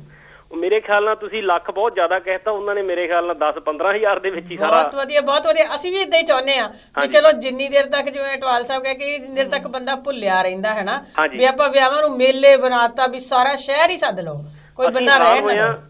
ਮੈਂ ਅੱਖੀ ਤਾਂ ਨਹੀਂ ਦੇਖਿਆ ਕਿਉਂਕਿ ਮੈਂ ਇੱਥੇ ਸੀਗਾ। ਮੈਂ ਮਹੀਨੇ ਕੁ ਬਾਅਦ ਮਤਲਬ ਸਾਡਾ ਚੱਕਰ ਲੱਗਾ ਦਸੰਬਰ, ਉਹਨਾਂ ਦਾ ਨਵੰਬਰ ਦੇ ਵਿੱਚ ਸੀਗੀ ਉਹਨਾਂ ਦੀ ਵਿਆਹ ਸੀ ਮੈਰਿਜ ਨਾ। ਠੀਕ ਹੈ ਜੀ। ਤੇ ਉਹਨਾਂ ਨੇ ਸਾਡੇ ਮਤਲਬ ਮੇਰੀ ਖੁਦ ਦੀ ਭਾਂਜੀ ਆ। ਅੱਛਾ ਜੀ। ਉਹਨਾਂ ਦੇ ਸਹੁਰੇ ਪਰਿਵਾਰ ਦੇ ਵਿੱਚ ਉਹਨਾਂ ਦੀ ਜਠਾਣੀ ਦੀ ਬੇਟੀ ਦੀ ਮੈਰਿਜ ਹੋਈ ਆ, ਔਰ ਜਿਹੜੀ ਬਰਾਤ ਗਈ ਆ ਇੰਗਲੈਂਡ ਤੋਂ ਗਈ। ਬਹੁਤ ਅਸੀਂ ਉਸ ਪਰਿਵਾਰ ਨੂੰ ਵੈਸੇ ਵਧਾਈ ਦੇ ਪਾਤਰ ਨੇ, ਉਹ ਬਹੁਤ ਬਹੁਤ ਵਧਾਈ ਦਿੰਨੇ ਆ। ਔਰ ਮਿਸਾਲ ਨੇ ਬਾਕੀ ਲੋਕਾਂ ਵਾਸਤੇ ਕਿ ਗੁਰਸਿੱਖ ਪਰਿਵਾਰ ਆ ਸਾਰਾ। ਔਰ ਉਹਨਾਂ ਨੇ ਦੱਸਿਆ ਕਿ ਸਵੇਰੇ ਜਦੋਂ ਬਰਾਤ ਆਈ ਆ, ਕਿਤੇ ਬਰਾਤ ਨਹੀਂ ਗਈ ਕਿਸੇ ਪੈਲਸ 'ਚ, ਨਹੀਂ ਕੋਈ ਪੈਲਸ ਬੁੱਕ ਨਹੀਂ ਸੀ ਕੀਤਾ, ਔਰ ਨਾ ਹੀ ਬਰਾਤ ਕਿਤੇ ਜਿਸ ਤਰ੍ਹਾਂ ਪੁਰਾਣੇ ਰਿਵਾਜ ਸੀ ਕਿ ਹਵੇਲੀਆਂ ਦੇ ਵਿੱਚ ਬਰਾਤ ਬਿਠਾਈ ਜਾਂਦੀ ਸੀ, ਠੀਕ ਹੈ, ਇਸ ਤਰ੍ਹਾਂ ਦਾ ਕੁਝ ਨਹੀਂ ਹੋਇਆ। ਉਹਨਾਂ ਨੇ ਸਿੱਧਾ ਜਾ ਕੇ ਗੁਰੂ ਘਰ ਲੈ ਗਏ ਨੇ। ਗੁਰੂ ਘਰ ਕੀਰਤਨ ਸ਼ੁਰੂ ਹੋ ਗਿਆ। ਉਹਨਾਂ ਨੇ ਕਿਹਾ ਕਿ 10 ਘੰਟੇ ਕੀਰਤਨ ਹੀ, ਮਤਲਬ ਕੀਰਤਨ ਦਾ ਜਾਸੀ ਚੱਲਿਆ 10 ਘੰਟੇ। ਠੀਕ ਹੈ ਠੀਕ ਹੈ। ਔਰ ਉਸ ਦੇ ਦਰਮਿਆਨ ਇਹ ਕਹ ਲਓ ਵੀ ਸਿਰਫ ਪਾਣੀ ਦਾ ਸੀ ਲੰਗਰ ਲੱਗਾ ਹੋਇਆ, ਹੋਰ ਕੋਈ ਨਹੀਂ, ਕੋਈ ਚਾਹ ਨਹੀਂ, ਕੋਈ ਕੁਛ ਨਹੀਂ। ਉਹਨਾਂ ਨੇ ਜਾ ਕੇ ਸ਼ਾਮ ਨੂੰ, ਠੀਕ ਹੈ, ਇਹ ਆਪਣੇ ਘਰ ਦੇ ਵਿੱਚ ਹੀ ਪੰਗਤ ਦੇ ਵਿੱਚ ਲੰਗਰ ਛਕਾਇਆ, ਜਿਵੇਂ ਕਿ ਗੁਰੂ ਘਰ ਲੰਗਰ ਛਕਾਇਆ ਜਾਂਦਾ। ਬਹੁਤ ਵਧੀਆ, ਬਹੁਤ ਅੱਛਾ ਹੈਨਾ ਜੀ। ਤੇ ਉਹਨਾਂ ਨੇ ਕੋਈ 1 ਰੁਪਈਆ ਕਿਸੇ ਨੂੰ ਦਿੱਤਾ ਨਹੀਂ, ਕਿਸੇ ਕੋਲੋਂ ਲਿਆ ਨਹੀਂ ਹੈਗਾ। ਬਿਲਕੁਲ ਸਾਦੇ ਜਿਹੜਾ ਪਹਿਰਾਵਾ ਸੀ, ਜੋ ਗੁਰਸਿੱਖ ਪਰਿਵਾਰ ਮਤਲਬ ਸੀਗਾ, ਇਸ ਕਰਕੇ ਉਹਨਾਂ ਨੇ ਕੋਈ ਕਿਉਂਕਿ ਉਹਨਾਂ ਦੇ ਤੇ ਹੈ ਹੀ ਨਹੀਂ, ਆਪਾਂ ਨੂੰ ਲਾਉਡ ਹੀ ਨਹੀਂ ਕਿ ਜਿਹੜਾ ਗੁਰਸਿੱਖ ਪਰਿਵਾਰ ਆ ਕੇ ਮੇਕਅਪ ਵਗੈਰਾ ਕਰੇ ਜਾਂ ਕੁਝ ਹੋਰ ਆਪਾਂ ਵਾਲੀ ਗੱਲ ਕਰੀਏ ਨਾ। ਤੇ ਉਹਨਾਂ ਨੇ ਬਿਲਕੁਲ ਹੀ ਸਿੰਪਲ, ਉਹਨਾਂ ਨੇ ਜਦੋਂ ਸਾਡੇ ਮਤਲਬ ਕਿ ਭਾਣ ਜਵਾਈ ਨੇ ਦੱਸਿਆ ਸਾਨੂੰ ਪਿੰਡ ਆ ਕੇ ਵੀ ਇਸ ਤਰ੍ਹਾਂ ਸਾਡੇ ਵਿਆਹ ਹੋਇਆ, ਉਹਨਾਂ ਨੇ ਔਰ ਇੰਟਰਨੈਟ ਤੇ ਵੀ ਦਿਖਾਇਆ ਸਾਰਾ 10 ਘੰਟੇ ਦਾ ਪ੍ਰੋਗਰਾਮ। ਅੱਛਾ ਜੀ, ਅੱਛਾ, ਬਹੁਤ ਵਧੀਆ, ਬਹੁਤ ਵਧੀਆ। ਉਹਨਾਂ ਨੇ ਇਸੇ ਕਰਕੇ ਦਿਖਾਇਆ ਕਿ ਜਿਹੜੇ ਹੋਰ ਵੀ ਗੁਰਸਿੱਖ ਪਰਿਵਾਰ ਆ ਉਹ ਕੁਝ ਸਾਡੇ ਤੋਂ ਸੇਧ ਲੈਣ, ਨਾਰਮਲ ਵੀ ਲੈ ਸਕਦੇ ਜਿਹੜੇ ਅਜੇ ਅੰਮ੍ਰਿਤ ਨਹੀਂ ਜਿਹਨਾਂ ਨੇ ਛਕਿਆ। ਇਹੋ ਜਿਹੀਆਂ ਮਿਸਾਲਾਂ ਤੇ ਜ਼ਰੂਰ ਸਭ ਦੇ ਸਾਹਮਣੇ ਲੈ ਕੇ ਆਉਣੀਆਂ ਚਾਹੀਦੀਆਂ ਤਾਂ ਕਿ ਲੋਕਾਂ ਨੂੰ ਵੀ ਇਸ ਚੀਜ਼ ਦੀ ਸੇਧ ਮਿਲੇ ਕਿ ਵਿਆਹ ਇਸ ਤਰ੍ਹਾਂ ਵੀ ਹੋ ਸਕਦਾ, ਇਦਾਂ ਵੀ ਹੋ ਸਕਦਾ, ਵੀ ਜ਼ਰੂਰੀ ਨਹੀਂ ਵੀ ਅੱਜ ਦੇਖੋ ਜੀ ਪੰਜਾਬ ਦੇ ਵਿੱਚ ਤੇ ਗੱਲ ਬਣ ਗਈ ਹੈ ਕਿ ਜਿਹੜੇ ਬੰਦੇ ਕੋ 10-12 ਲੱਖ ਮਤਲਬ ਮਿਨੀਮਮ ਅਮਾਉਂਟ ਆ ਵਿਆਹ ਦਾ। ਬਿਲਕੁਲ ਬਿਲਕੁਲ ਬਿਲਕੁਲ 10 ਤੋਂ ਘੱਟ ਤੇ ਤੁਸੀਂ 10 ਤੋਂ ਘੱਟ ਤੇ ਤੁਸੀਂ ਸੁਪਨਾ ਨਹੀਂ ਰਹਿ ਸਕਦੇ। ਹਾਂਜੀ, ਬਹੁਤ ਜ਼ਿਆਦਾ 10 ਤੋਂ ਥੱਲੇ ਤੇ ਤੁਸੀਂ ਕਹਿ ਨਹੀਂ ਸਕਦੇ ਵੀ ਤੁਹਾਡੀ ਧੀ ਜਿਹੜੀ ਉਹ ਡੋਲੀ 'ਚ ਪੈ ਜੂਗੀ। ਔਰ ਬਹੁਤ ਸਾਰੇ ਬਿਲਕੁਲ, ਔਰ ਉਹਨਾਂ ਨੇ 10,000 ਦੇ ਵਿੱਚ ਕਰਕੇ ਦਿਖਾਤਾ। ਬਹੁਤ ਵਧੀਆ, ਬਹੁਤ ਵਧੀਆ। ਇਹੋ ਜਿਹੇ ਮਤਲਬ ਲੋਕ ਬੜੇ ਸਨਮਾਨਯੋਗ ਆ ਸਮਾਜ ਦੇ ਵਿੱਚ ਨਾ। ਬਿਲਕੁਲ ਬਿਲਕੁਲ। ਮੈਂ ਨਾ ਕਿਤੇ ਕੋਸ਼ਿਸ਼ ਕਰਾਂਗਾ ਕਿ ਮੈਂ ਹੋ ਸਕਦਾ ਕਿਤੇ ਤੁਹਾਡੇ ਕੋਲ ਮੈਂ CD ਪਹੁੰਚਾਉਣ ਦੀ ਕੋਸ਼ਿਸ਼ ਕਰਾਂਗਾ, ਕਿਉਂਕਿ ਇਹ ਤਾਂ ਬੜੇ ਮਤਲਬ ਉਦਾਹਰਨਾਂ ਨੇ ਸਮਾਜ ਦੀਆਂ ਵੀ ਜੇ ਉਹ ਲੋਕ ਕਰ ਸਕਦੇ ਆ ਔਰ ਸਮਾਜ ਨੇ ਕੋਈ ਉਹਨਾਂ ਨੂੰ ਬੁਰਾ ਭਲਾ ਨਹੀਂ ਕਿਹਾ ਬਲਕਿ ਪ੍ਰਸ਼ੰਸਾ ਹੀ ਹੋ ਰਹੀ ਹੈ ਨਾ। ਹਾਂ ਬਿਲਕੁਲ। ਔਰ ਦੂਸਰਾ ਉਹਨਾਂ ਨੇ ਇਸ ਤੋਂ ਪਹਿਲਾਂ ਵੀ ਇੱਕ ਉਹਨਾਂ ਦੇ ਬੇਟੀ ਦੀ ਮੈਰਿਜ ਇੰਗਲੈਂਡ ਹੋਈ ਆ, ਇਹ ਦੂਸਰੀ ਬੇਟੀ ਦੀ ਮੈਰਿਜ ਇੰਗਲੈਂਡ ਹੋਈ ਆ, ਕਿਉਂਕਿ ਇੱਕੋ ਘਰ ਦੇ ਵਿੱਚ ਹੀ 2 ਬੇਟੀਆਂ ਉਹਨਾਂ ਨੇ ਮਤਲਬ ਕਿ ਦਿੱਤੀਆਂ ਨੇ।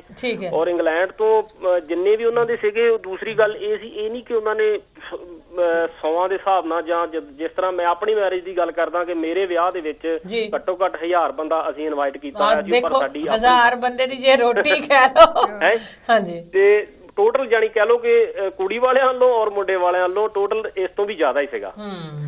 ਔਰ ਇਸ ਪਰਿਵਾਰ ਨੇ ਕੀ ਕੀਤਾ ਕਿ ਗਿਣਤੀ ਮਿਣਤੀ ਦੇ ਜੋ ਵੀ ਪਰਿਵਾਰਕ ਮੈਂਬਰ ਸੀ, ਨਹੀਂ ਦੂਰ ਤੱਕ ਪਰਿਵਾਰਕ ਮੈਂਬਰ, ਬਿਲਕੁਲ ਪਰਿਵਾਰਕ ਮੈਂਬਰ ਚਾਹੀਦਾ ਇਸੇ ਤਰ੍ਹਾਂ ਹੀ ਹੈ। ਇਹ ਅਸੀਂ ਮਤਲਬ ਬੜੇ ਦੇਰ ਤੋਂ ਹੁਣ ਅਸੀਂ 5-7 ਸਾਲ ਤੋਂ ਇਹੀ ਪ੍ਰਚਾਰ ਕਰ ਰਹੇ ਹਾਂ ਵੀ ਵਿਆਹ ਜਿਹੜੀ ਰਸਮ ਆ ਇਹਨੂੰ ਜਿੰਨਾ ਸਾਦਾ ਕਰ ਸਕਦੇ ਹੋ। ਹਾਂਜੀ, ਨਾਨਕੇ ਦਾਦਕੇ ਮਾਮੇ ਚਾਚੇ ਭੂਆ ਬਸ, ਬਾਕੀ ਰਿਸ਼ਤੇ ਲੋਕਾਂ ਨੂੰ ਕਿਸੇ ਹੋਰ ਵੇਲੇ ਪਾਰਟੀ ਦੇ ਲਓ। ਬਿਲਕੁਲ ਉਹਨਾਂ ਨੇ ਇਸੇ ਤਰ੍ਹਾਂ ਹੀ ਕੀਤਾ ਕਿ ਮਾਸੀਆਂ ਭੂਆ ਨਾਨਕੇ ਜਿਹੜੇ ਬਹੁਤ ਅਹਿਮ ਰਿਸ਼ਤੇਦਾਰ ਨੇ, ਜਿਹੜੇ ਸਾਡੇ ਲਈ ਸਾਡੇ ਮਤਲਬ ਕਿ ਖੂਨ ਦੇ ਰਿਸ਼ਤੇ ਨੇ। ਬਿਲਕੁਲ ਬਿਲਕੁਲ ਹਨਾ, ਇਹ ਨਹੀਂ ਕਿ ਸੱਜਣ ਦੂਰ ਦੇ ਸੱਦ ਲੈ ਜਾਂ ਕੁਝ ਨਹੀਂ। ਉਹਨਾਂ ਨੇ ਸਿਰਫ ਰਾਗੀ ਜਿਹੜੇ ਸੀਗੇ ਜਥੇ ਸੀਗੇ ਉਹਨਾਂ ਨੂੰ ਵੱਖਰੇ ਵੱਖਰੇ ਸੱਦਿਆ ਹੋਇਆ ਸੀਗਾ, ਕਿਉਂਕਿ ਲਗਾਤਾਰ 10 ਘੰਟੇ ਤੇ ਕੀਰਤਨ ਦਰਬਾਰ ਵਰਗੀ ਗੱਲ ਹੋ ਗਈ। ਹਾਂਜੀ ਹਾਂਜੀ, ਹਨਾ, ਤੇ ਉਹਨਾਂ ਨੇ ਮਤਲਬ ਕਿ ਮਿਸਾਲ ਪੈਦਾ ਕਰ ਦਿੱਤੀ ਆ ਕਿ ਅਸੀਂ ਗੁਰਸਿੱਖ ਮਤਲਬ ਹੈਗੇ ਆ ਤੇ ਗੁਰਸਿੱਖੀ ਤੇ ਅਸੀਂ ਚੱਲ ਕੇ ਇਹ ਸਭ ਕੁਝ ਅਸੀਂ ਕਰ ਸਕਦੇ ਹਾਂ। ਬਿਲਕੁਲ ਬਿਲਕੁਲ, ਬਹੁਤ ਗੁਰੂ ਸਾਹਿਬ ਨੇ ਦੱਸਿਆ ਆ ਅਸੀਂ ਉਹਦੇ ਤੇ ਚੱਲੇ ਆ। ਜੀ ਜੀ ਜੀ, ਤੇ ਦੂਸਰਾ ਮੈਂ ਇੱਕ ਗੱਲ ਕਰਦਾ ਸੀ, ਇੱਕ ਪਹਿਲਾਂ ਵੀ ਭਾਈ ਸਾਹਿਬ ਹੁਣੀ ਦੱਸ ਕੇ ਗਿਆ ਸੀ ਵੀ ਆਪਾਂ ਰੱਖਦੇ ਆ ਤੌੜੀ ਵਗੈਰਾ ਰੱਖਦੇ, ਜਦੋਂ ਨਾਰੀਅਲ ਕੁੰਭ ਸਾਰਾ ਕੁਝ ਜੋ ਕਰਮਕਾਂਡ ਆਪਾਂ ਕੋਠੀ ਬਣਾਉਨੇ ਆ ਤਾਂ ਉੱਥੇ ਨਾਰੀਅਲ ਰੱਖਦੇ ਆ। ਹਾਂਜੀ ਹਾਂਜੀ, ਸਾਡੇ ਭਤੀਜੇ ਦੇ ਮਕਾਨ ਬਣਾਇਆ ਤੇ ਉਹਨਾਂ ਨੇ ਨਾ ਪਾਠ ਕਰਵਾਉਣਾ ਸੀ ਤੇ ਉੱਥੇ ਆਪਾਂ ਫਿਰ ਮਤਲਬ ਹੁਣ ਆਪਾਂ ਗੁਰੂ ਘਰ ਮਹਾਰਾਜ ਲੈ ਕੇ ਆਉਣਾ ਸੀ ਨਾ। ਠੀਕ ਹੈ। ਤੇ ਉੱਥੇ ਬੜੇ ਵਿਚਾਰ ਵਧੀਆ ਮਾਤਾ ਜੀ ਸੀਗੇ ਉੱਥੇ, ਉਹਨਾਂ ਨੇ ਕਿਹਾ ਵੀ ਬੇਟਾ ਤੁਸੀਂ ਵੀ ਰੱਖੀ ਹੋਣੀ ਆ ਉੱਪਰ ਤੌੜੀ ਵਗੈਰਾ? ਉਹਨੇ ਕਿਹਾ ਵੀ ਹਾਂਜੀ ਰੱਖੀ ਆ, ਮੈਂ ਉਹ ਬਣਾ ਕੇ ਦੈਂਤ ਦੀ ਫੋਟੋ ਨਜ਼ਰ ਵੱਟੂ ਹਨਾ। ਉਹ ਕਹਿੰਦੇ ਵੀ ਤੁਸੀਂ ਭੂਤ ਪ੍ਰੇਤ ਤੇ ਪਹਿਲਾਂ ਹੀ ਘਰੇ ਵਾੜ ਲਿਆ। ਆਹੋ, ਤੇ ਹੁਣ ਦੱਸੋ ਕੀ ਹੋਣਾ ਉੱਥੇ? ਹੁਣ ਤੁਸੀਂ ਕੀ ਆਸ ਰੱਖਦੇ ਆ ਕਿ ਪਰਿਵਾਰ ਸਾਡਾ ਸੁਖੀ ਰਵੇ ਤੇ ਸਾਡੇ ਘਰ ਦੇ ਵਿੱਚ ਮਤਲਬ ਕੋਈ ਕਲੇਸ਼ ਨਾ ਹੋਵੇ, ਸ਼ਾਂਤੀ ਬਣੀ ਰਵੇ ਜੀ। ਹੈ ਤੁਸੀਂ ਗੁਰੂ ਦੇ ਆਉਣ ਤੋਂ ਪਹਿਲਾਂ ਹੀ ਦੇਵਦੈਂਤ ਵਾੜ ਛੱਡਿਆ, ਦੂਸਰੇ ਭੂਤ ਪ੍ਰੇਤ ਵਾੜ ਲਿਆ ਤੁਸੀਂ। ਬਿਲਕੁਲ ਬਿਲਕੁਲ, ਬਹੁਤ ਵਧੀਆ ਗੱਲ ਹੈ। ਤੇ ਪੁੱਤ ਜੇ ਤੁਸੀਂ ਉਹਨੂੰ ਲਿਜਾਣਾ ਵਾ, ਤੁਸੀਂ ਗੁਰੂ ਨੂੰ ਲਿਜਾਣਾ ਆ ਤੇ ਪਹਿਲਾਂ ਜਾ ਕੇ ਉੱਥੋਂ ਆਪਣੀ ਉਹ ਲਾ ਗਿਆ। ਉਹ ਸਾਡਾ ਭਤੀਜ ਜਵਾਈ ਕਹਿੰਦਾ ਵੀ ਮੈਂ ਆਇਆ ਘਰੇ ਤੇ ਮੈਂ ਨਾ ਸਿੱਧਾ ਕੋਠੇ ਤੇ ਚੜਿਆ ਤੇ ਮੈਂ ਉਹਨੂੰ ਲਾ ਕੇ ਥੱਲੇ ਸਿੱਟਿਆ ਵੀ ਮਾਤਾ ਜੀ ਦੀ ਮੇਰੇ ਜਿਹੜੀ ਗੱਲ ਸੀ ਉਹ ਬੜੀ ਦਿਲ ਨੂੰ ਟੁੰਬੀ ਆ ਜੀ। ਤੇ ਗੁਰੂ ਦਾ ਪ੍ਰਕਾਸ਼ ਤਾਂ ਹੀ ਹੋਵੇਗਾ ਜੇ ਮੈਂ ਉਹਨੂੰ ਲਾ ਕੇ ਜਾਵਾਂਗਾ। ਤੇ ਬਿਲਕੁਲ ਬਹੁਤ ਵਧੀਆ ਵਿਚਾਰ। ਤੇ ਸਾਨੂੰ ਸਭ ਨੂੰ ਚਾਹੀਦਾ ਵਾ ਕਿ ਸਾਨੂੰ ਗੁਰੂ ਤੇ ਭਰੋਸਾ ਰੱਖਣਾ ਚਾਹੀਦਾ, ਜਿੱਥੇ ਗੁਰੂ ਮਹਾਰਾਜ ਆਪ ਮਤਲਬ ਹਾਜ਼ਰ ਹੋ ਗਏ ਤੇ ਉੱਥੇ ਚਾਟੀਆਂ ਤੌੜੀਆਂ ਪਤੀਲੀਆਂ ਇਹਨਾਂ ਰੱਖਣ ਦਾ ਤੇ ਕੋਈ ਮਤਲਬ ਹੀ ਨਹੀਂ ਬਣਦਾ। ਬਿਲਕੁਲ ਬਿਲਕੁਲ, ਬਹੁਤ ਵਧੀਆ ਗੱਲ ਤੁਹਾਡੀ। ਔਰ ਕੋਈ ਮਨ ਚ ਵਹਿਮ ਹੋਣਾ ਵੀ ਨਹੀਂ ਚਾਹੀਦਾ ਇਸ ਤਰ੍ਹਾਂ। ਹਾਂਜੀ, ਤੇ ਬਾਕੀ ਜੇ ਅਸੀਂ ਮਤਲਬ ਗੁਰੂ ਵਾਲੇ ਆ, ਅਸੀਂ ਜੇ ਨਹੀਂ ਵੀ ਗੁਰੂ ਦੇ ਨਾਲ ਲੱਗੇ ਤੇ ਸਾਨੂੰ ਗੁਰੂ ਦੇ ਨਾਲ ਜੁੜਨਾ ਚਾਹੀਦਾ ਜੀ। ਬਿਲਕੁਲ, ਜਿੰਨਾ ਵੀ ਹੋ ਸਕਦਾ ਅਸੀਂ ਮਤਲਬ ਇਹ ਆ ਕਿ ਸਾਨੂੰ ਜੇ ਅਸੀਂ ਗੁਰੂ ਤੇ ਭਰੋਸਾ ਕਰਦੇ ਆ, ਜੇ ਸਾਨੂੰ ਲੱਗਦਾ ਕਿ ਹਾਂ ਵਾਕਈ ਗੁਰੂ ਹੈ ਤੇ ਗੁਰੂ ਤੇ ਥੋੜਾ ਜਿਹਾ ਭਰੋਸਾ ਕਰਕੇ ਦੇਖੀਏ ਤੇ ਫਿਰ ਤਾਂ ਕੀ ਭੂਤ ਕੀ ਪ੍ਰੇਤ ਤੇ ਕੀ ਵਹਿਮ ਭਰਮ ਆਪਣੇ ਆਪ ਨੱਠ ਜਾਂਦੇ, ਕਹ ਲੋ ਵੀ ਇਹ ਤੇ ਕੁਛ ਵੀ ਨਹੀਂ ਤੇ ਨਾ ਮਾਤਰ ਵੀ ਨਹੀਂ ਹੈਗੇ। ਬਿਲਕੁਲ ਬਿਲਕੁਲ ਜੀ, ਬਿਲਕੁਲ ਬਿਲਕੁਲ। ਇਹ ਤਾਂ ਇਸੇ ਹੀ ਗੱਲ ਦਾ ਅਸੀਂ ਪ੍ਰਚਾਰ ਕਰਦੇ ਹਾਂ ਔਰ ਇਸੇ ਹੀ ਗੱਲ ਦਾ ਸਾਰਿਆਂ ਨੂੰ ਕਹਿੰਦੇ ਵੀ ਜੇ ਅਸੀਂ ਦੇਖੋ ਇੱਕ ਪਾਸੇ ਗੁਰੂ ਸਾਹਿਬ ਨੂੰ ਵੀ ਮੰਨੀ ਜਾ ਰਹੇ ਹਾਂ, ਇੱਕ ਪਾਸੇ ਦੇਵ ਦੇਵਤਾਂ ਨੂੰ ਵੀ ਮੰਨੀ ਜਾ ਰਹੇ ਹਾਂ, ਗੱਲ ਬਣਨੀ ਨਹੀਂ ਜਦੋਂ ਤੱਕ ਇੱਕ ਬੇੜੀ ਦੇ ਸਵਾਰ ਨਾ ਬਣੇ ਨਾ। ਜੇ ਅਸੀਂ ਇੱਕ ਦੇ ਨਹੀਂ ਹੁੰਦੇ ਤੇ ਅਸੀਂ ਹੋ ਹੀ ਨਹੀਂ ਸਕਦੇ ਜੇ ਹਨਾ। ਬਹੁਤ ਬਹੁਤ ਧੰਨਵਾਦ ਤੁਹਾਡਾ ਜੀ ਕਾਲ ਕਰਨ ਦਾ ਔਰ ਬਹੁਤ ਖੂਬਸੂਰਤ ਵਿਚਾਰ ਜਿਹੜੇ ਆ ਤੁਸੀਂ ਸਾਡੇ ਦਰਸ਼ਕਾਂ ਅਗਲੇ ਵੀਰਵਾਰ ਟਾਈਮ ਮਿਲਿਆ ਤੇ ਅਗਲੇ ਵੀਰਵਾਰ ਹਾਂਜੀ ਮੰਗਲਵਾਰ ਤੇ ਵੀਰਵਾਰ ਦੋਨੋਂ ਦਿਨ ਅਸੀਂ ਲਾਈਵ ਕਰਦੇ ਹਾਂ ਜੀ। ਚਲੋ ਠੀਕ ਹੈ ਜੀ, ਸਭ ਨੂੰ ਸਤਿ ਸ਼੍ਰੀ ਅਕਾਲ ਮੇਰੇ ਵੱਲੋਂ। ਬਹੁਤ ਬਹੁਤ ਧੰਨਵਾਦ, ਬਹੁਤ ਬਹੁਤ ਸ਼ੁਕਰੀਆ। ਵਧਦੇ ਹਾਂ ਪਰਮਿੰਦਰ ਅਗਲੀ ਕਾਲ ਵੱਲ। Hello media Punjab TV. Hello ਭੈਣ ਜੀ, ਮੇਰੇ ਵੱਲੋਂ ਮੈਂ ਦੋਵੇਂ ਹੱਥ ਜੋੜ ਕੇ ਪਿਆਰ ਭਰੀ ਸਤਿ ਸ਼੍ਰੀ ਅਕਾਲ ਮੀਡੀਆ ਪੰਜਾਬ ਦੇ ਸਰੋਤਿਆਂ ਨੂੰ ਔਰ ਮੀਡੀਆ ਪੰਜਾਬ ਦੇ ਸਾਰੇ ਪਰਿਵਾਰ ਨੂੰ ਸਤਿ ਸ਼੍ਰੀ ਅਕਾਲ ਜੀ। ਪ੍ਰੋਗਰਾਮ 'ਚ ਤੁਹਾਡਾ ਬਹੁਤ ਹੀ ਨਿੱਘਾ ਸਵਾਗਤ ਹੈ। ਭਾਈ ਸਾਹਿਬ ਕੌਣ ਤੇ ਕਿੱਥੋਂ ਬੋਲ ਰਹੇ ਹੋ? ਮੈਂ ਜੀ ਸੁਵੀਸਾ ਸੰਧੂ ਪੈਰਿਸ ਤੋਂ ਬੋਲਦਾ ਜੀ। ਹਾਂਜੀ ਸੰਧੂ ਸਾਹਿਬ, ਪ੍ਰੋਗਰਾਮ 'ਚ ਤੁਹਾਡਾ ਬਹੁਤ ਹੀ ਸਵਾਗਤ ਹੈ। ਨਿੱਗੀ ਜੀ ਆਇਆ ਜੀ। ਹਾਂਜੀ, ਵੈਸੇ ਜੀ ਮੇਰੇ ਵੱਲੋਂ ਸਾਰੇ ਮੀਡੀਆ ਪੰਜਾਬ ਦੇ ਪਰਿਵਾਰ ਨੂੰ ਤੇ ਸਰੋਤਿਆਂ ਨੂੰ ਦੋਵੇਂ ਹੱਥ ਜੋੜ ਕੇ ਪਿਆਰ ਭਰੀ ਸਤਿ ਸ਼੍ਰੀ ਅਕਾਲ। ਸਤਿ ਸ਼੍ਰੀ ਅਕਾਲ ਸਾਡੇ ਵੱਲੋਂ ਵੀ। ਤੇ ਸੰਧੂ ਸਾਹਿਬ ਪਹਿਲੀ ਵਾਰੀ ਸਾਨੂੰ ਤੁਹਾਡੇ ਦਰਸ਼ਨ ਹੋਏ ਆ, ਇਸ ਕਰਕੇ ਤੁਹਾਨੂੰ ਬਹੁਤ ਹੀ ਨਿੱਗੀ ਜੀ ਆਇਆ ਤੇ ਉਮੀਦ ਕਰਦੇ ਆ ਕਿ ਗਾਂ ਤੋਂ ਆਉਂਦੇ ਰਹੋਗੇ। ਹਾਂਜੀ ਜੀ। ਤੇ ਭੈਣ ਜੀ, ਮੈਂ ਤੁਹਾਡੇ ਅੱਜ ਦੇ ਜੋ ਵਿਚਾਰ ਆ, ਜੋ ਤੁਸੀਂ ਸਮਾਜ ਵਿੱਚ ਕੁਰੀਤੀਆਂ ਜਾਂ ਰਸਮਾਂ ਜੋ ਆਪਣੇ ਸਮਾਜ ਦੇ ਵਿੱਚ ਤੁਸੀਂ ਅੱਜ ਜਗਜਾਰ ਕਰ ਰਹੇ ਹੋ, ਮੈਨੂੰ ਬੜੀ ਸੁਣ ਕੇ ਖੁਸ਼ੀ ਹੋਈ ਆ ਤੇ ਮੈਥੋਂ ਕਾਲ ਕੀਤੇ ਬਿਨਾਂ ਰਿਹਾ ਨਹੀਂ ਗਿਆ। ਬਹੁਤ ਵਧੀਆ। ਚਲੋ ਤੁਹਾਡੀ ਆਵਾਜ਼ ਜਿਹੜੀ ਹੈ ਸਾਨੂੰ ਤੇ ਸਾਡੇ ਦਰਸ਼ਕਾਂ ਨੂੰ ਸੁਣਨ ਲਈ ਮਿਲੀ ਹੈ ਔਰ ਤੁਸੀਂ ਇਸੇ ਤਰ੍ਹਾਂ ਹੱਲਾਸ਼ੇਰੀ ਦਿੰਦੇ ਰਹੋ ਤੇ ਅਸੀਂ ਗੱਲਾਂ ਇਸ ਤਰ੍ਹਾਂ ਕਰਦੇ ਜਾਵਾਂਗੇ। ਬਾਕੀ ਭੈਣ ਜੀ, ਜਿਹੜੀ ਰਸਮਾਂ ਦੀ ਗੱਲ ਆ ਨਾ, ਇਹ ਰਸਮਾਂ ਜਿਹੜੀਆਂ ਹੈਗੀਆਂ ਇਹ ਬਦਲਣੀਆਂ ਅਸੀਂ ਆ ਤੇ ਅਗਰ ਅਸੀਂ ਬਦਲਾਂਗੇ ਤਾਂ ਰਸਮਾਂ ਬਦਲਣਗੀਆਂ। ਬਿਲਕੁਲ ਬਿਲਕੁਲ, ਇਹ ਅਸੀਂ ਇਹਨਾਂ ਨਾਲ ਜੁੜੇ ਹੋਏ ਆ ਨਾ। ਹਾਂਜੀ, ਕਿਉਂਕਿ ਜੇ ਆਪਾਂ ਕਹੀਏ ਉਸਨੇ ਆ ਕੀਤਾ ਉਸਨੇ ਆ ਕੀਤਾ, ਇਸ ਤਰ੍ਹਾਂ ਰਸਮਾਂ ਨਹੀਂ ਬਦਲਦੀਆਂ। ਨਹੀਂ, ਇਸ ਤਰ੍ਹਾਂ ਨਹੀਂ ਬਦਲ ਸਕਦੀਆਂ। ਬਿਲਕੁਲ ਪਹਿਲਾਂ ਸਟਾਰਟਿੰਗ ਆਪਣੇ ਤੋਂ ਕਰਨੀ ਪੈਂਦੀ ਹੈ ਰਸਮ। ਮੈਂ ਤੁਹਾਨੂੰ ਇੱਕ ਐਗਜ਼ਾਮਪਲ ਦਿੰਦਾ ਆਪਣੀ ਪਰਸਨਲ, ਕਿ ਮੈਂ 35 30 ਤੇ 32 ਸਾਲ ਦੀ ਗੱਲ ਹੋਣੀ ਆ ਜੀ। ਮੈਂ ਆਪਣੀ ਸ਼ਾਦੀ ਵੇਲੇ ਕੁਝ ਨਹੀਂ ਸੀ ਕਰਿਆ, ਲੱਡੂ ਬਰਫੀ ਜਲੇਬੀ ਵੀ ਨਹੀਂ ਸੀ ਬਣਾਈ। ਅੱਛਾ ਜੀ, ਠੀਕ ਹੈ ਜੀ। ਬਹੁਤ ਆਪਣੀ ਖਾਸ ਮੇਰੀ ਪਰਸਨਲ ਦੀ ਗੱਲ ਆ ਜੀ। ਬਹੁਤ ਵਧੀਆ। ਤੇ ਨਾ ਅਸੀਂ ਘਰ ਦੇ 4 ਜੀ ਗਏ ਸੀ ਔਰ 4 ਜੀ ਗੱਡੀ 'ਚ ਲੈ ਕੇ ਘਰ ਆ ਗਏ ਸੀਗੇ ਵਾਈਫ ਨੂੰ। ਬਹੁਤ ਵਧੀਆ, ਬਹੁਤ ਵਧੀਆ। ਸਾਡੇ ਪਿੰਡ ਦੇ ਵਿੱਚ ਕਈ ਲੋਕਾਂ ਨੂੰ ਇਹ ਨਹੀਂ ਯਕੀਨ ਆਉਂਦਾ ਕਿ ਇਹਨਾਂ ਨੇ ਸ਼ਾਦੀ ਕੀਤੀ ਆ ਕਿ ਜਾਂ ਮੁੱਲ ਦੀ ਲੈ ਕੇ ਖਰੀਦ ਕੇ ਕਈ ਪਿੰਡ ਨੂੰ ਤੁਸੀਂ 10-15 ਦਿਨ ਰੋਟੀ ਨਹੀਂ ਨਾ ਖਵਾਈ। ਉਹ ਆਦੀ ਹੁੰਦੇ ਆ ਨਾ ਵੀ ਇਹੋ ਜਿਹੇ ਮੌਕਿਆਂ ਤੇ ਮਿਲਦਾ। ਸਟਾਰਟ ਕਰਨਾ ਚਾਹੀਦਾ ਹਰ ਇੱਕ ਆਦਮੀ ਨੂੰ। ਜੇ ਆਪਾਂ ਕਹਾਂਗੇ ਜੀ ਉਹ ਕਰਨ ਇਸ ਤਰ੍ਹਾਂ ਕਦੇ ਨਹੀਂ ਹੋ ਸਕਦਾ। ਘਰ ਤੋਂ ਹੀ ਗੱਲ ਸ਼ੁਰੂ ਕਰਨੀ ਪੈਣੀ ਨਾ। ਹਾਂਜੀ। ਦੂਸਰੀ ਗੱਲ ਜਿਹੜੀ ਆ ਮਤਲਬ ਕਿ ਹੈਗੀ ਆ, ਕਈ ਇਹੀਆਂ ਖਤਰਨਾਕ ਰਸਮਾਂ ਹੈਗੀਆਂ। ਇੱਕ ਮੈਂ ਸ਼ਾਦੀ ਤੇ ਗਿਆ ਸੀਗਾ, ਉੱਥੇ ਜਦੋਂ ਉਹਨਾਂ ਨੇ ਉਹ ਰੀਬਨ ਕੱਟਣ ਵੇਲੇ ਉਹ ਮਾਰਦੇ ਹੁੰਦੇ ਆ ਝੱਗ ਜੀ, ਪਤਾ ਨਹੀਂ ਸਪਰੇਅ ਜੀ ਮਾਰਦੇ, ਬਹੁਤ ਗੰਦੀ ਤਰ੍ਹਾਂ ਦੀ ਸਪਰੇਅ। ਹਾਂਜੀ, ਉਹ ਨਾ ਇੱਕ ਲਾਈਟ ਦੇ ਉੱਤੇ ਪੈ ਗਈ, ਅੱਗ ਲੱਗੀ, ਉੱਥੇ 2 ਬੱਚੀਆਂ ਮੱਚ ਗਈਆਂ ਸੀ। ਓਏ ਹੋਏ। ਅੱਛਾ, ਦੇਖੋ ਕੀ ਮਤਲਬ ਉਸ ਰਸਮ ਨੇ ਕੀ ਦਿੱਤਾ ਸਾਨੂੰ, ਹੈ ਨਾ। ਤੇ ਉਹ ਆਮ ਆਮ ਹੀ ਆਪਣੇ ਸ਼ਾਦੀ ਦੇ ਉੱਤੇ ਉਹਨਾਂ ਨੂੰ ਵਰਤਦੇ ਨੇ ਮਤਲਬ। ਹਾਂਜੀ, ਆਮ ਹੀ ਔਰ ਬਹੁਤ ਵੱਡੀ ਲੜਾਈਆਂ ਹੋ ਜਾਂਦੀਆਂ ਇਸ ਗੱਲ ਦਾ, ਬਹੁਤ ਵੱਡੀਆਂ। ਹਾਂਜੀ, ਇਸ ਕਰਕੇ ਇਹ ਸਮਾਜ ਦੀ ਕੋਈ ਵੀ ਜਿਹੜੀ ਬੁਰਾਈ ਆ, ਉਸ ਨੂੰ ਜਿਹੜਾ ਹਰ ਇੱਕ ਬੰਦਾ ਆਪਣੀ ਸਮਝੇ ਪਹਿਲਾਂ ਤੇ ਆਪਣੇ ਤੋਂ ਸਟਾਰਟ ਕਰੇ ਤਾਂ ਬੁਰਾਈ ਮੇਰੇ ਖਿਆਲ ਨਾਲ ਜਲਦੀ ਖਤਮ ਹੋ ਜਾਏਗੀ। ਬਿਲਕੁਲ ਬਿਲਕੁਲ। ਅਸੀਂ ਇਹ ਕਹਿੰਦੇ ਕਿ ਕੋਈ ਵੀ ਜਿਹੜੀ ਨਵੀਂ ਸ਼ੁਰੂਆਤ ਹੈ ਉਹ ਘਰ ਤੋਂ ਹੀ ਹੋਣੀ ਆ। ਜੇ ਅਸੀਂ ਕਹੀਏ ਵੀ ਗਵਾਂਢੀ ਕਰ ਲੈਣ ਤੇ ਅਸੀਂ ਨਾ ਕਰੀਏ, ਫਿਰ ਗੱਲ ਬਣਨੀ ਨਹੀਂ। ਹਾਂਜੀ ਹਾਂਜੀ ਹਾਂਜੀ। ਤੇ ਕਿਉਂਕਿ ਹੁਣ ਅਸੀਂ ਇਹ ਤੁਹਾਡੇ ਨਾਲ ਗੱਲਬਾਤ ਕਰਕੇ ਖੁਸ਼ੀ ਹੋਈ ਅੱਜ ਤੇ ਬਾਕੀ ਬਹੁਤ ਚੰਗੀਆਂ ਗੱਲਾਂ ਲੱਗੀਆਂ ਤੁਹਾਡੀਆਂ। ਮੈਨੂੰ ਬਹੁਤ ਬਹੁਤ ਸ਼ੁਕਰੀਆ ਸੰਧੂ ਸਾਹਿਬ ਤੇ ਬਹੁਤ ਬਹੁਤ ਧੰਨਵਾਦ। ਇਸੇ ਤਰ੍ਹਾਂ ਹੀ ਦਰਸ਼ਨ ਦਿੰਦੇ ਰਿਹਾ ਕਰੋ ਜੀ। ਓਕੇ ਭੈਣ ਜੀ, ਥੈਂਕ ਯੂ। ਸਤਿ ਸ੍ਰੀ ਅਕਾਲ ਜੀ। ਇਹ ਸੁਖਵੀਰ ਸਿੰਘ ਸੰਧੂ ਪੈਰਿਸ ਤੋਂ ਸਾਡੇ ਨਾਲ।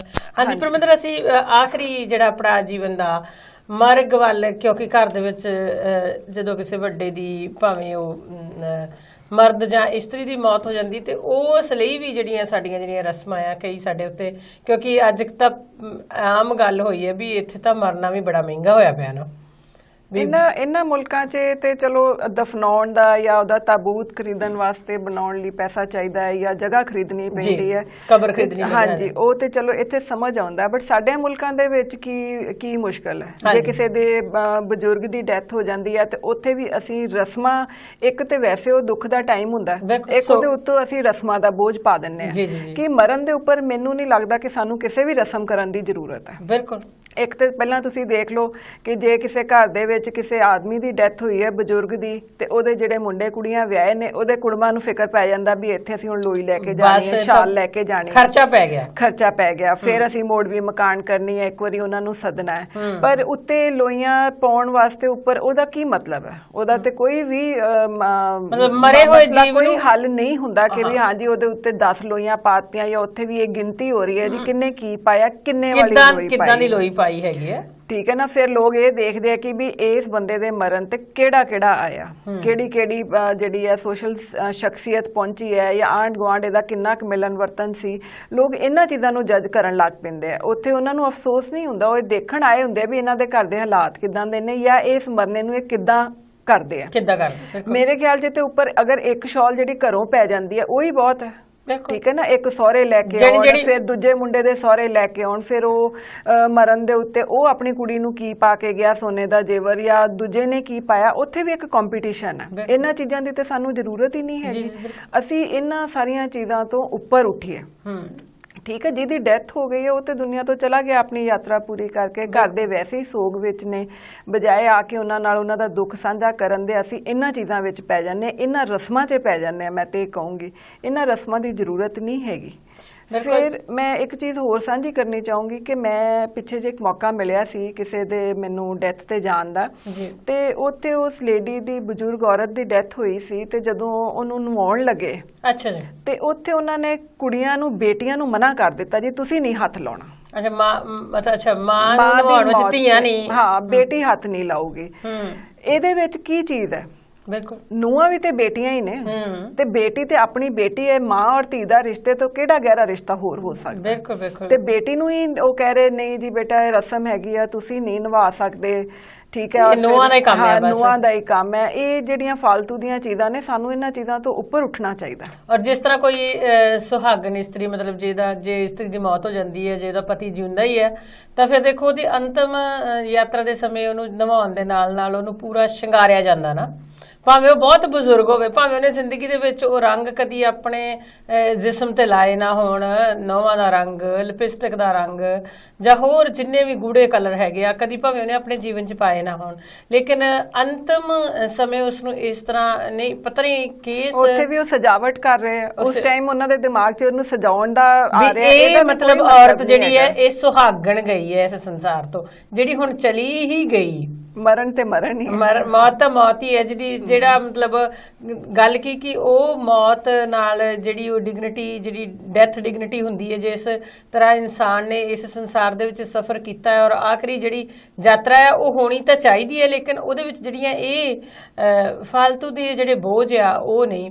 ਔਰ ਇਸ ਦੇ ਨਾਲ ਹੀ ਜਦੋਂ ਇਸ ਤੋਂ ਅੱਗੇ ਗੱਲ ਤੁਰਦੀ ਹੈ ਵੀ ਇਹ ਸਾਰਾ ਕੁਝ ਮਹਿੰਗਾ ਕਿੰਨਾ ਹੋ ਗਿਆ। ਹਾਂਜੀ, ਸੰਸਕਾਰ ਦੇ ਟਾਈਮ ਤੇ ਆਪਾਂ ਦੇਖ ਲਈਏ ਕਿੰਨੀਆਂ ਰਸਮਾਂ ਨੇ। ਉਹ ਘੜੇ ਦੇ ਵਿੱਚ ਪਾਣੀ ਪਾ ਕੇ ਉਹਦੇ 'ਚ ਮੋਰੀ ਕਰਕੇ ਚੱਕਰ ਕੱਟਣੇ, ਜਾਂ ਉਹ 4 ਕਿੱਲੇ ਠੋਕਣੇ, ਇਹਦੇ ਨਾਲ ਆ ਨਾ ਹੋ ਜਾਏ, ਤਰ੍ਹਾਂ ਦੀ ਲੱਕੜੀ, ਇਹਨਾਂ ਚੀਜ਼ਾਂ ਦਾ ਤੇ ਕੋਈ ਮਤਲਬ ਨਹੀਂ ਹੈ। ਆਪਾਂ ਨੂੰ ਇਹਨਾਂ ਚੀਜ਼ਾਂ ਨੂੰ ਖਤਮ ਕਰਕੇ ਇਹਨਾਂ ਤੋਂ ਬਚਣਾ ਚਾਹੀਦਾ ਹੈ ਸਾਨੂੰ।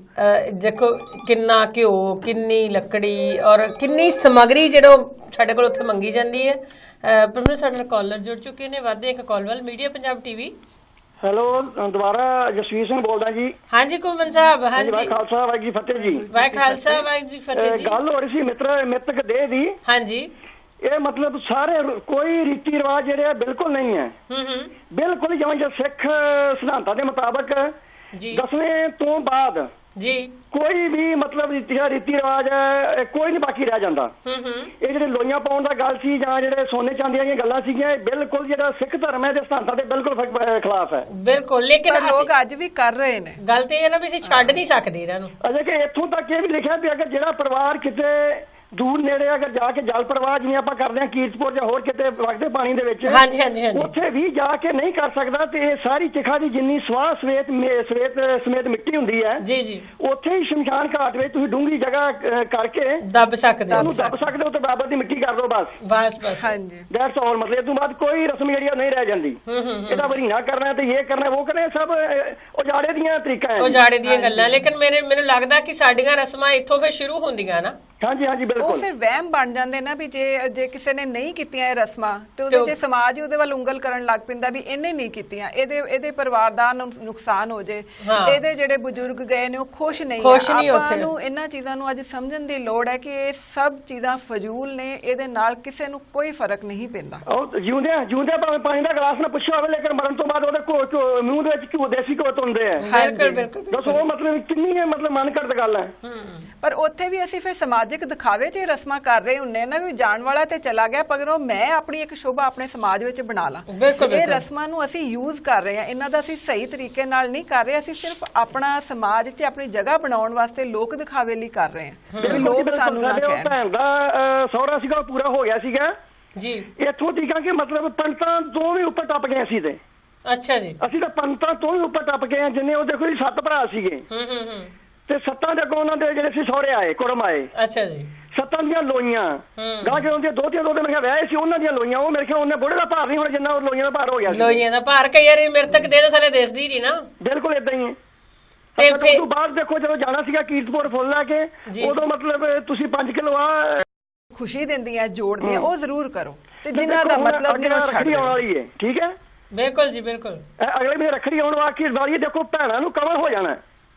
ਉਧਰ ਗੱਡੀਆਂ ਭਜਾ ਕੇ ਤੇਲ ਫੂਕ ਕੇ ਕਈ ਐਕਸੀਡੈਂਟ ਹੋਣੇ ਨੇ, ਬੁਰਾ ਹਾਲ ਬਣ ਕੇ ਦਿਹਾੜੇ। ਬਿਲਕੁਲ ਸਿੱਖ ਸਿਧਾਂਤ ਦੇ ਮੁਤਾਬਕ ਰੱਖੜੀ ਕਿੱਥੇ ਹੈ ਤੇ ਕੀ ਇਹਦਾ ਮਤਲਬ ਹੈ, ਕੀ ਮਕਸਦ ਹੈ? ਰੱਖੜੀ ਜਦੋਂ ਉਹਨੂੰ ਹੁਮਾਯੂੰ ਨੂੰ ਬੰਨੀ ਸੀ ਉਸ ਟਾਈਮ ਤੇ ਉਹਦਾ ਇੱਕ ਮਤਲਬ ਸੀ, ਉਹਨੂੰ ਇੱਕ ਜ਼ਰੂਰਤ ਸੀ, ਇੱਕ ਹਿੰਦੂ ਔਰਤ ਸੀ, ਉਹਨੇ ਇੱਕ ਮੁਸਲਮਾਨ ਨੂੰ ਭਰਾ ਬਣਾਉਣ ਲਈ ਇੱਕ ਚੀਜ਼ ਵਰਤੀ, ਇੱਕ ਧਾਗਾ ਵਰਤਿਆ, ਇੱਕ ਬੰਧਨ ਬਣਾਇਆ, ਪਰ ਅਸੀਂ ਤੇ ਉਹਨੂੰ ਰਸਮ ਹੀ ਬਣਾ ਲਿਆ, ਮਤਲਬ ਹੀ ਨਹੀਂ ਬਣਦਾ ਰੱਖੜੀਆਂ ਬੰਨਣ ਦਾ। ਈਵਨ ਕਿ ਤੁਸੀਂ ਦੇਖੋ ਗੁਰੂ ਨਾਨਕ ਸਾਹਿਬ ਦੇ ਜੀ ਜਿਹੜੇ ਆਪਣੇ ਚਿੱਤਰਕਾਰ ਨੇ, ਉਹਨੇ ਗੁਰੂ ਨਾਨਕ ਦੇ ਕੁੜਤੇ ਦੀ ਫੋਟੋਆਂ ਦੇ ਵਿੱਚ ਰੱਖੜੀ ਬੰਨ੍ਹਤੀ ਹੈ। ਬਿਲਕੁਲ ਬਿਲਕੁਲ ਬਿਲਕੁਲ। ਇਹ ਮਤਲਬ ਅਸੀਂ ਕਿੱਧਰ ਜਾ ਰਹੇ ਹਾਂ? ਇਹਨਾਂ ਤੋਂ ਬਹੁਤ ਮਤਲਬ ਕੀ ਆਪਾਂ ਜਿੱਦਾਂ ਕਹਿ ਲਈਏ ਪੰਜਾਬੀ ਦੇ ਵਿੱਚ ਜੰਗੀ ਪੱਧਰ ਤੇ ਜਿਹੜਾ ਹਮਲਾ ਮਾਰਨ ਦੀ ਲੋੜ ਹੈ ਜੀ। ਹਰ ਇੱਕ ਬੰਦਾ ਜਿਹੜਾ ਸੁਣਨ ਵਾਲਾ ਵੀਰ ਹੈ, ਸਰੋਤਾ ਹੈ, ਮੈਂ ਦਰਸ਼ਕ ਹੈ, ਉਹਨੂੰ ਮੈਂ ਬੇਨਤੀ ਕਰਾਂਗਾ ਕਿ ਵੀਰੋ ਆਓ ਰਲ ਮਿਲ ਕੇ ਇਕੱਠੇ ਹੋ ਕੇ ਹਮਲਾ ਮਾਰੀਏ। ਜੀ ਬਿਲਕੁਲ। ਆਪਣੇ ਘਰ ਤੋਂ ਹੀ ਕੰਮ ਸ਼ੁਰੂ ਕਰੀਏ। ਅੱਜ ਆਪਾਂ ਸ਼ੁਰੂ ਕਰਾਂਗੇ ਤੇ ਆਪਾਂ ਨੂੰ ਵੇਖ ਕੇ ਆਪਣੇ ਰਿਸ਼ਤੇਦਾਰ, ਯਾਰ, ਦੋਸਤ, ਮਿੱਤਰ ਕੋਈ ਨਾ ਗਾਹ ਤੋਂ ਗੱਲ ਤਾਂ ਹੀ ਜੁੜੇਗੀ ਕਿ ਅੱਜ ਜਾਂ ਕੱਲ ਦੇ ਵਿੱਚ ਹੋਣ ਵਾਲਾ ਕੰਮ ਨਹੀਂ ਹੈ। ਬਿਲਕੁਲ ਬਿਲਕੁਲ, ਇਹ ਤਾਂ ਜਾਗਰਤੀ ਹੈ ਔਰ ਇਹ ਜਾਗ ਲਾਉਣ ਦੀ ਗੱਲ ਹੈ ਜਿਹੜੀ ਆਪਾਂ ਘਰਾਂ ਤੋਂ ਸ਼ੁਰੂ ਕਰਨੀ ਹੈ, ਆਪੋ ਆਪਣੇ ਘਰਾਂ ਤੋਂ ਨਾ। ਬਿਲਕੁਲ ਜੀ ਬਿਲਕੁਲ। ਸੋ ਇੰਨੀਆਂ ਹੀ ਗੱਲਾਂ ਖਿਮਾ ਜਾਜਕਾ ਭੈਣ ਜੀ, ਬਹੁਤ ਬਹੁਤ ਧੰਨਵਾਦ ਘੁੰਮਣ ਸਾਹਿਬ ਦੁਬਾਰਾ ਕਾਲ ਕਰਨ ਲਈ ਨਾ। ਬਹੁਤ ਸ਼ੁਕਰੀਆ, ਸਤਿ ਸ਼੍ਰੀ ਅਕਾਲ ਜੀ। ਬਿਲਕੁਲ ਪਰਮਿੰਦਰ, ਜਿਹੜੀ ਗੱਲ ਅਸੀਂ ਬਿਲਕੁਲ ਸਾਡੇ ਕੋਲ ਜਿਹੜਾ ਸਮਾਂ ਆ ਕੁਝ ਕੁ ਮਿੰਟ ਬਾਕੀ ਰਹਿ ਗਿਆ ਹੈਗਾ, ਗੱਲ ਅਸੀਂ ਬਿਲਕੁਲ ਆਖਰੀ ਪੁਆਇੰਟ ਤੇ ਪਹੁੰਚ ਗਏ ਆ ਕਿ ਜਿਹੜੀ ਮਰਨੇ ਦੀਆਂ ਰਸਮਾਂ ਹੈਗੀਆਂ ਆ, ਮਤਲਬ ਜਿਉਂਦੇ ਜੀ ਤਾਂ ਸਾਡੀ ਕੋਈ ਜ਼ਰੂਰਤ ਹੋ ਸਕਦੀ ਹੈ, ਲੇਕਿਨ ਜਦੋਂ ਇੱਕ ਇਨਸਾਨ ਇਸ ਸੰਸਾਰ ਨੂੰ ਅਲਵਿਦਾ ਕਹਿ ਗਿਆ, ਉਹਦੇ ਸਫ਼ਰ ਦਾ ਅੰਤ ਹੋ ਗਿਆ, ਔਰ ਫਿਰ ਉਹਦਾ ਪਰਿਵਾਰ, ਇੱਕ ਮੁੰਸ਼ੀ ਪ੍ਰੇਮਚੰਦ ਦਾ ਨਾਵਲ ਸੀ, ਉਹਦੀ ਮੈਂ ਗੱਲ ਕਰਦੀ ਹਾਂ ਗੋਦਾਨ ਨਾ, ਵੀ ਆਪਣੇ ਵੱਡਿਆਂ ਦੇ ਪਿੱਤਰ, ਆਪਣੇ ਵੱਡੇ ਪਿੱਤਰਾਂ ਦੇ ਸਰਾਧ ਕਰਾਉਣ ਲਈ ਉਸ ਇਨਸਾਨ ਦੇ ਘਰ ਇੱਕ ਗਾਂ ਆ, ਔਰ ਜੇ ਇਸ ਗਾਂ ਤੋਂ ਉਹਦਾ ਉਸ ਸਮੇਂ ਪਰਿਵਾਰ ਪਲ ਰਿਹਾ ਸੀਗਾ, ਪੰਡਤ ਨੇ ਕਿਹਾ ਵੀ ਇਹ ਗਾਂ ਹੀ ਦਾਨ ਕਰ ਦੇ। ਤੇ ਜਿਹਦੇ ਜਾਣੀ ਕਿ ਕਿਹੜਾ ਬਜ਼ੁਰਗ, ਕਿਹੜਾ ਦਾਦਾ, ਕਿਹੜੀ ਦਾਦੀ ਇਹ ਚਾਹੇਗੀ ਕਿ ਮੇਰੇ ਪੋਤੇ ਪੋਤਰੀਆਂ ਸੜਕ ਤੇ ਆ ਜਾਣ, ਭੁੱਖੇ ਮਰਨ? ਕਿਉਂਕਿ ਜੀਂਦੇ ਜੀ ਤਾਂ ਉਹ ਆਪਣੇ ਮੂੰਹ ਦੇ ਵਿੱਚੋਂ ਵੀ ਨਵਾਲਾ ਕੱਢ ਕੇ, ਗਰਾਈ ਕੱਢ ਕੇ ਆਪਣੇ ਸੰਤਾਨ ਦੇ ਮੂੰਹ ਦੇ ਵਿੱਚ ਪਾਉਂਦੇ ਆ।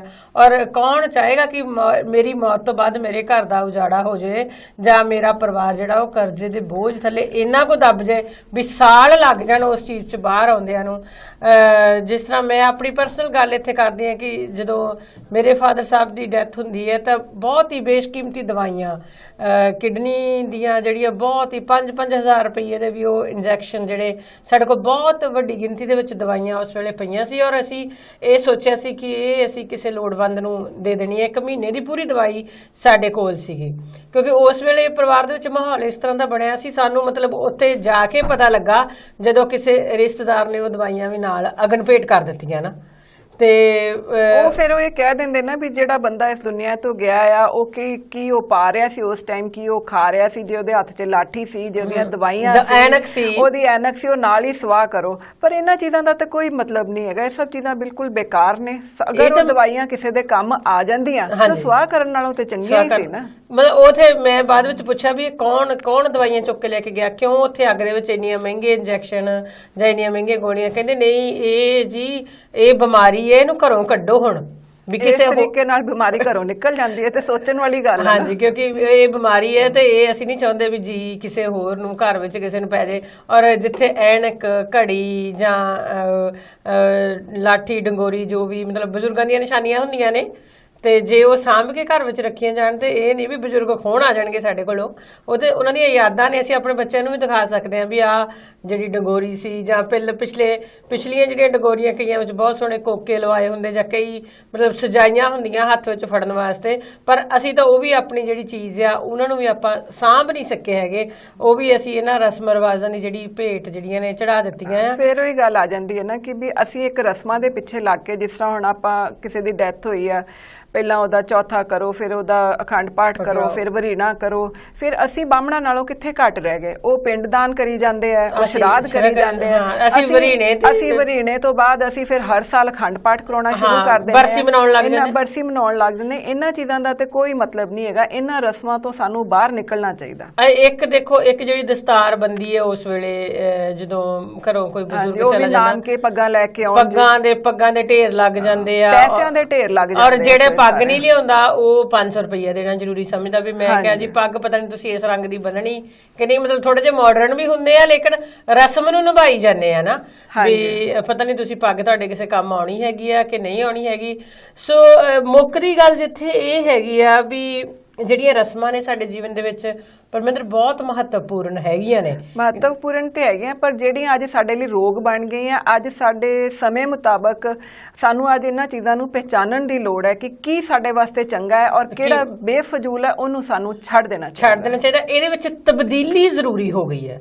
ਮਤਲਬ ਜਿਹੜੀਆਂ ਰਸਮ ਰਿਵਾਜਾਂ ਸਾਨੂੰ ਜੋੜਦੀਆਂ ਨੇ, ਸਾਡੇ ਭਾਈਚਾਰਕ ਸਾਂਝ ਨੂੰ ਬਹੁਤ ਮਜ਼ਬੂਤ ਕਰਦੀਆਂ ਨੇ, ਸਾਨੂੰ ਪੀੜ੍ਹੀ ਦਰ ਪੀੜ੍ਹੀ ਆਪਣੇ ਕਲਚਰ ਨੂੰ ਵੱਧਦਿਆਂ ਫੁੱਲਦਿਆਂ ਦਿਖਾਉਂਦੀਆਂ ਨੇ, ਉਹ ਤਾਂ ਜੀ ਸਦਕੇ ਕਰੀਏ ਔਰ ਇਹਨਾਂ ਨੂੰ ਵੱਧ ਤੋਂ ਵੱਧ ਕਰੀਏ। ਲੇਕਿਨ ਜਿੱਥੇ ਇਹ ਰਸਮਾਂ ਸਾਡੇ ਤੇ ਬੋਝ ਔਰ ਸਾਡੇ ਲਈ ਰੋਗ ਬਣਦੀਆਂ ਨੇ, ਉੱਥੇ ਇਹਨਾਂ ਸਾਰੀਆਂ ਰਸਮਾਂ ਨੂੰ ਸਾਨੂੰ ਮਤਲਬ ਬੜੀ ਦਲੇਰੀ ਦੇ ਨਾਲ ਤਿਲਾਂਜਲੀ ਦੇ ਦੇਣੀ ਚਾਹੀਦੀ ਹੈ। ਔਰ ਪਰਮਿੰਦਰ ਇਹਦੇ ਚ ਗੱਲ ਇਹ ਹੈ ਵੀ ਦਲੇਰ ਤਾਂ ਇੱਕ ਨਾ ਇੱਕ ਨੂੰ ਹੋਣਾ ਹੀ ਪੈਣਾ ਨਾ। ਮੈਂ ਤੇ ਇਹ ਗੱਲ ਕਹੂੰਗੀ ਕਿ ਤੁਸੀਂ ਬੇਫਿਕਰ ਰਹੋ, ਜੇ ਤੁਸੀਂ ਇਹ ਰਸਮਾਂ ਛੱਡ ਦੋਗੇ ਤੁਹਾਡਾ ਕੋਈ ਨੁਕਸਾਨ ਨਹੀਂ ਹੋਊਗਾ, ਇਹ ਮੇਰੀ ਗਾਰੰਟੀ ਹੈ ਤੁਹਾਨੂੰ। ਜੀ ਬਿਲਕੁਲ ਸਾਨੂੰ ਇਸ ਵਾਸਤੇ ਜਿਹੜੇ ਆ ਪਹਿਲ ਕਦਮੀ, ਜਿਵੇਂ ਸੰਧੂ ਸਾਹਿਬ ਜੀ ਦੱਸ ਕੇ ਗਏ, ਵੀ ਆਪਣੇ ਘਰ ਤੋਂ ਕਰਨੀ ਪੈਣੀ ਆ, ਆਪਣੇ ਪਰਿਵਾਰ ਤੋਂ ਕਰਨੀ ਪੈਣੀ ਹੈ। ਪ੍ਰੋਗਰਾਮ ਦਾ ਸਮਾਂ ਪਰਮਿੰਦਰ ਇੱਥੇ ਹੀ ਸਮਾਪਤ ਹੈ। ਲੈਂਦੇ ਆ ਸਾਰਿਆਂ ਤੋਂ ਇਜਾਜ਼ਤ। ਅਗਲੇ ਹਫਤੇ ਫਿਰ ਨਵੇਂ ਵਿਸ਼ੇ ਨਾਲ ਤੁਹਾਡੇ ਸਾਰਿਆਂ ਦੇ ਰੂਬਰੂ ਹੋਵਾਂਗੇ। ਜਦ ਤੱਕ ਲਈ ਸਾਡੇ ਦੋਹਾਂ ਵੱਲੋਂ ਵਾਹਿਗੁਰੂ ਜੀ ਕਾ ਖਾਲਸਾ, ਵਾਹਿਗੁਰੂ ਜੀ ਕੀ ਫਤਿਹ।